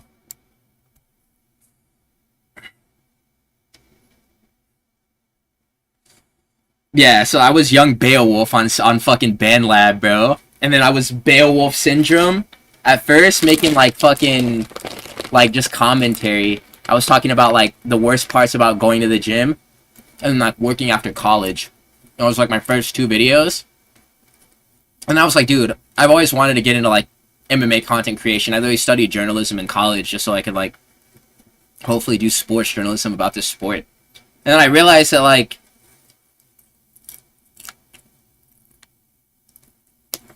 why don't I just do it? You know? I'm just gonna be watching fights the whole time. I mean,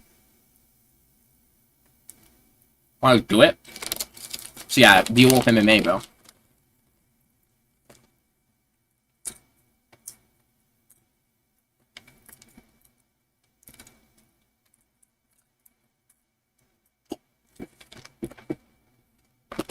I just choked on the popcorn, bro. Pause. Bro, he's not coping. Dolidze is totally winning this.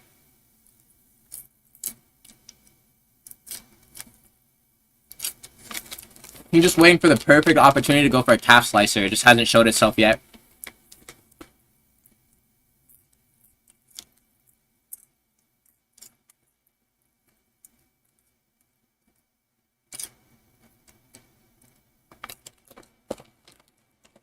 Bro, Dolidze via Sulo F Sledge.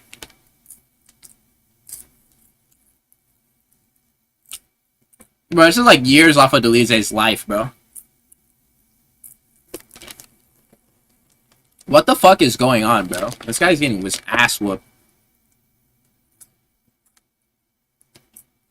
What a violent fight.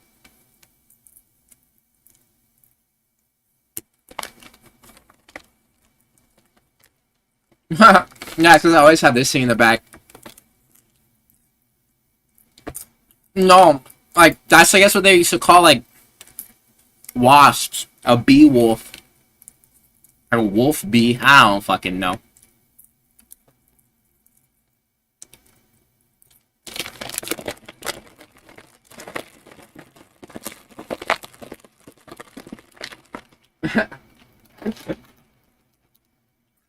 I can't wait until this whole, like, fucking falling piano shit ends, bro. I fucking hate like that joke, bro.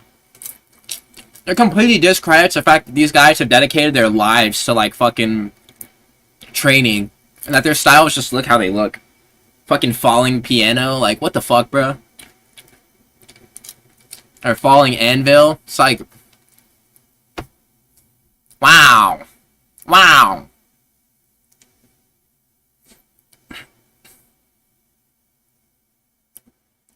Because, I mean, like, Anthony Hernandez, he doesn't look super technical, right?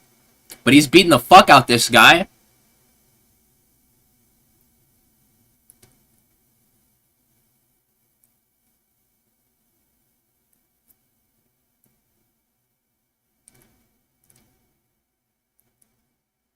Oh, yeah, that was beautiful.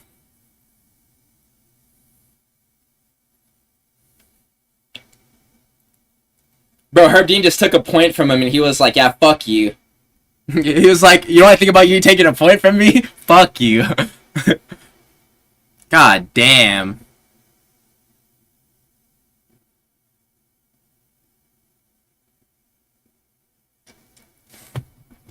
Alright, so this is what we do. This is what we do.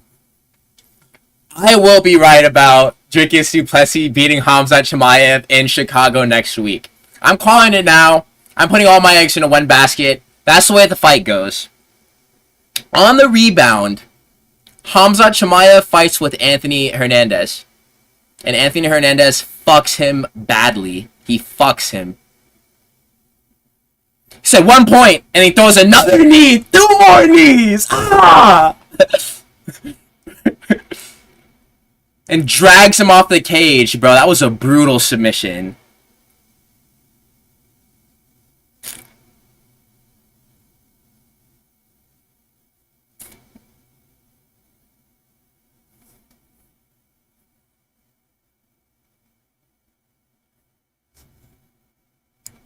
Wow.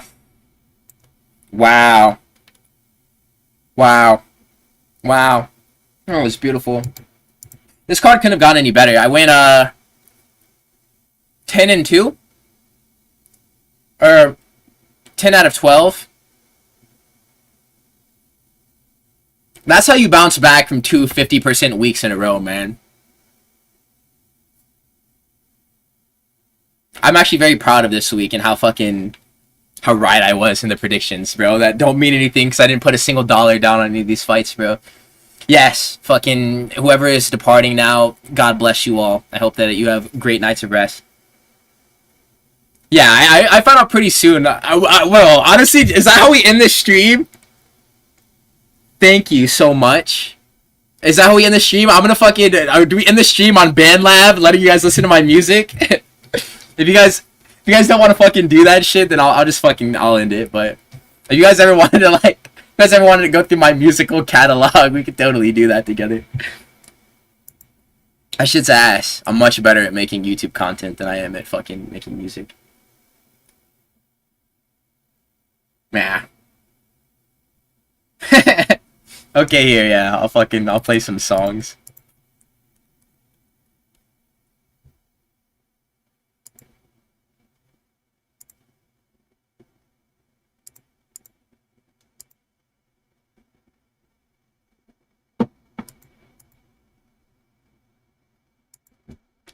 Okay, yeah. I just signed up the passkey. No, Anthony Hernandez, he's a fucking goat, bro. Anthony Hernandez is a goat.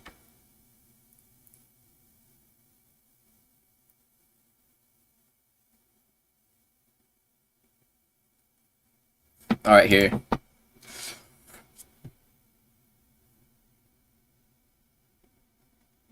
Nah, I fuck with him, bro.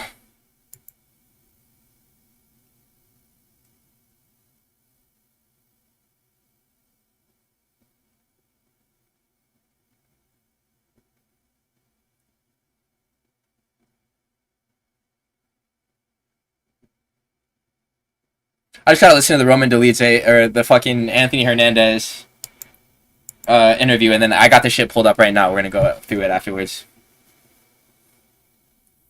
I worked my butt off after you just dropped like fucking 4 continuous F-bombs.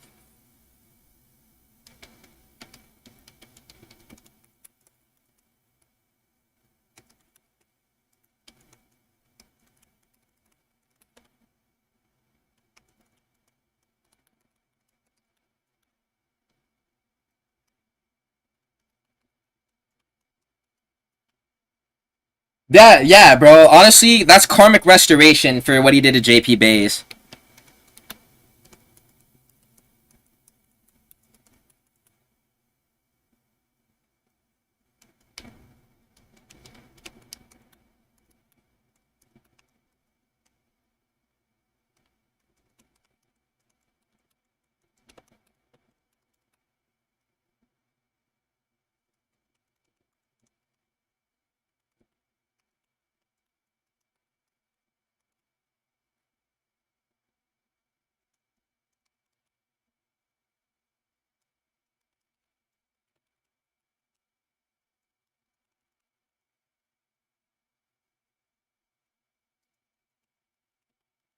Bro, he had a devious walk down. Bro, I know Daisy was fucking with that. Alright, now here, let's go fucking... Now we got the real show on. Come on. Let's see. Clock. Alright, here. Yeah, this is my shit, bro. Or low-key, let's listen to my songs that I posted on SoundCloud.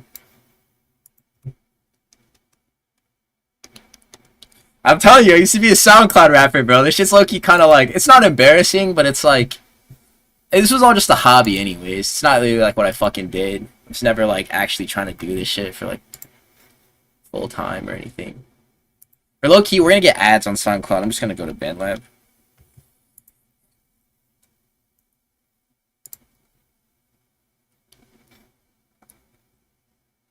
No, actually, here, let's just fucking...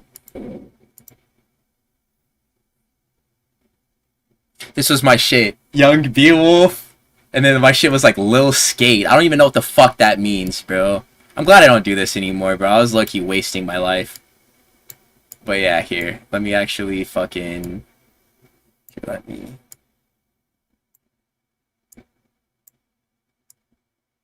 Alright. And then... Put that right there. Okay. Here, let me make sure that like my shit is like the volume is on. I'll even like mute my mic as well, so... And here, let me go to profile. Tracks. Yeah, here we go.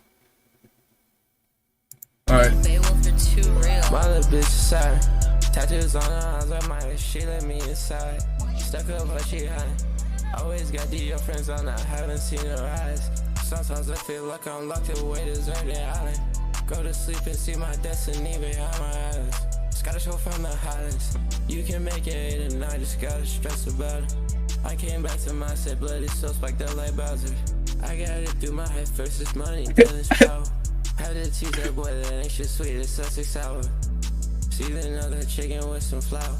I got junkies breaking down the door at a trap house. Bro, he's talking about Lin May, bro. I'm gonna... I just stay on top.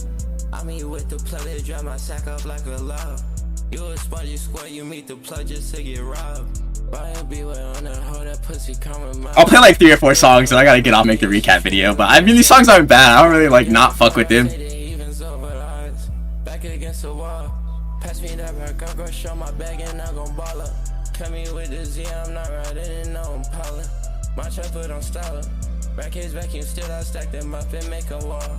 And put them in the vault. Life hit me the nigga ass, but I'm still standing tall. No, I can't be bought. I'm gonna pass no smashing on that girl who is a thought. Landing in my DM like, little baby, are you lost? Rough flow in the coast. Put my favorite. Yeah, that was a girl I used to fuck in college, bro. I was in the sneaker, we gon' burn them like some toast. I take blue blunts and burn them down and sting of roaches. I wanna go straight edge, but I don't know how to approach it. That shit on my hip and stay with me just like the motion. See another chicken with some flour. I got junkies breaking down the door at a trap house. I dated a Russian and another girl from Lost. You done dated some shit you still try to forget about. Bro, one of the bars in that song is fucking, I want to go to straight edge, but I don't know how to go about it. Oh, what is it? What I say?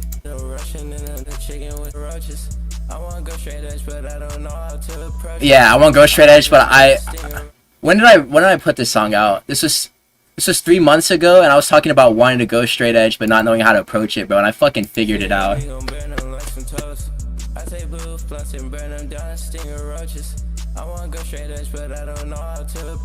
Yeah, you just fucking, you cold turkey that bitch. That's what the fuck you do, bro. That's how you approach it. Let's see what other songs we got. I think this low-key is a heater. No, not that one.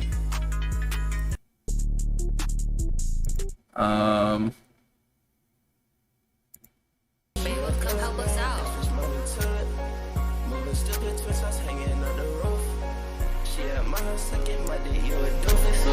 Riding the CTSB window, don't say cool. Me and her been through it, that's why I let her hold my tool. Never years came with a face up, my wrist gold like latex. Never look fun at break, I was a place of the days in. I always knew I'd make it, been on stress of the AK. I had a look at a V on broad day, I'm drinking red when I'm shiny. 223 like LeBron James, Cologne UK. Mess up, look I'm big. Hoes on my day shaking, look like you're a super sad. No, I was stealing them off of YouTube. I'm probably gonna get copyrighted, bro. But I mean, those fucking producers, they're not gonna fucking like, they never come after you, bro. As long as you're not profiting, it's all free for profit.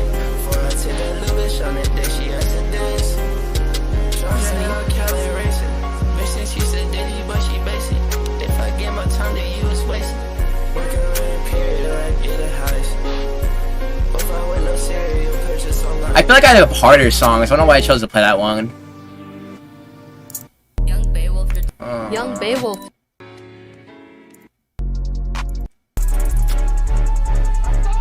Young Beowulf, you killed this.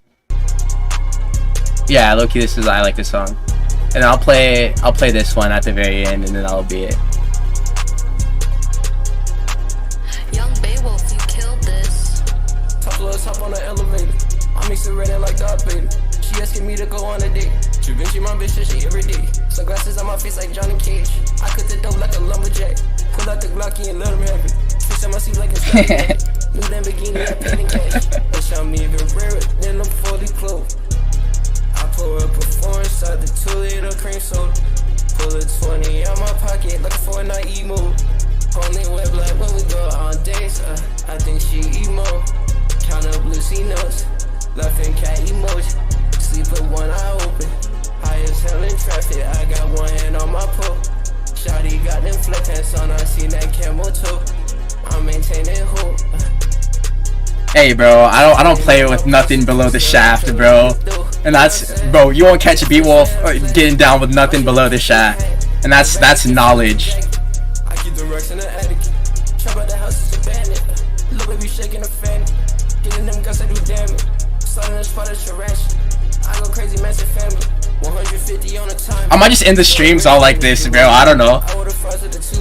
I have like hella songs, bro. My shit is fucking.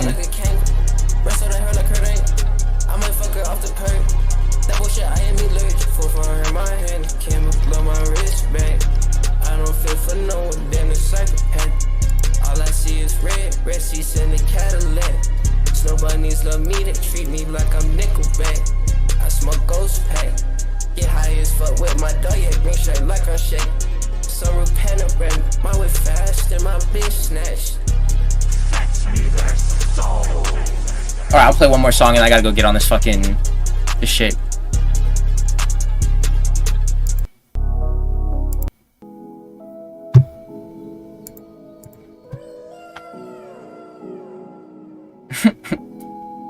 Yeah, Nick's sick, yeah, they're fucked over at Extreme Couture. That gym is low-key like the laughing stock of the MMA community at this point. Alright, this is the last song and then I gotta go get the fucking, I gotta do the recap. I'm working hard daily, count that cash for us. I'm up in the sky, can't reach me, they not fast enough. Too bad with my eyes lazy, no, I'm not past enough. But that cash then I can't pass it up, girls bad for us. Yeah, that was a really big thing for me and like the growth of this channel was to post short content every day. I gotta post like a short before I even upload the predictions or the recap.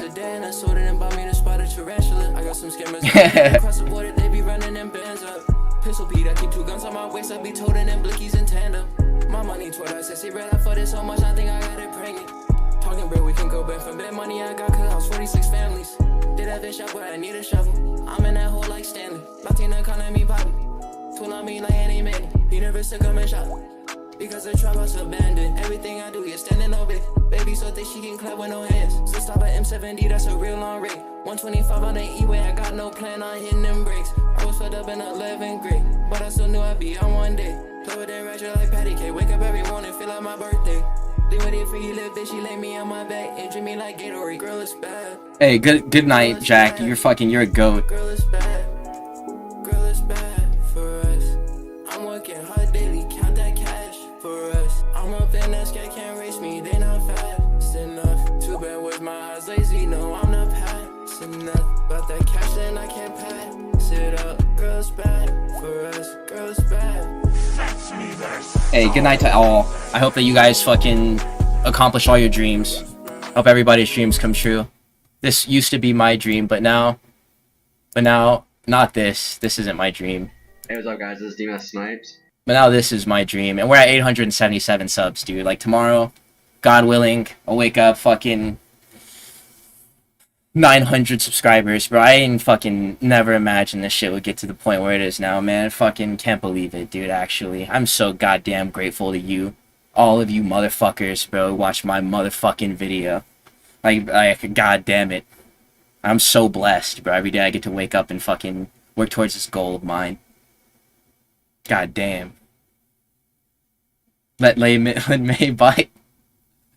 Yeah, bro, I'll have to fucking think about what direction I'm trying to take, like, online presence. But, I mean, there's some options. I do a fucking few different things. But I love you guys so much. Really, I do. God bless you all. I'm gonna get on this fucking recap. If you guys are up in, like, the next 2 hours or so, I'm gonna, yeah, bro, always, man, always. This is literally just fucking, this is just what I like, man. Like, the MMA stuff, dude, I would fucking care about it no matter what. I'm just glad that it can reach people. Like, it matters, too. I love you all so much. I can't fucking say it enough, bro. I could spend the next 30 minutes just talking about how much I goddamn love all you so goddamn much, bro. Fuck. You guys are special individuals, and you deserve great things. So aim high. I don't know how to end it. I'm just gonna fucking stop streaming.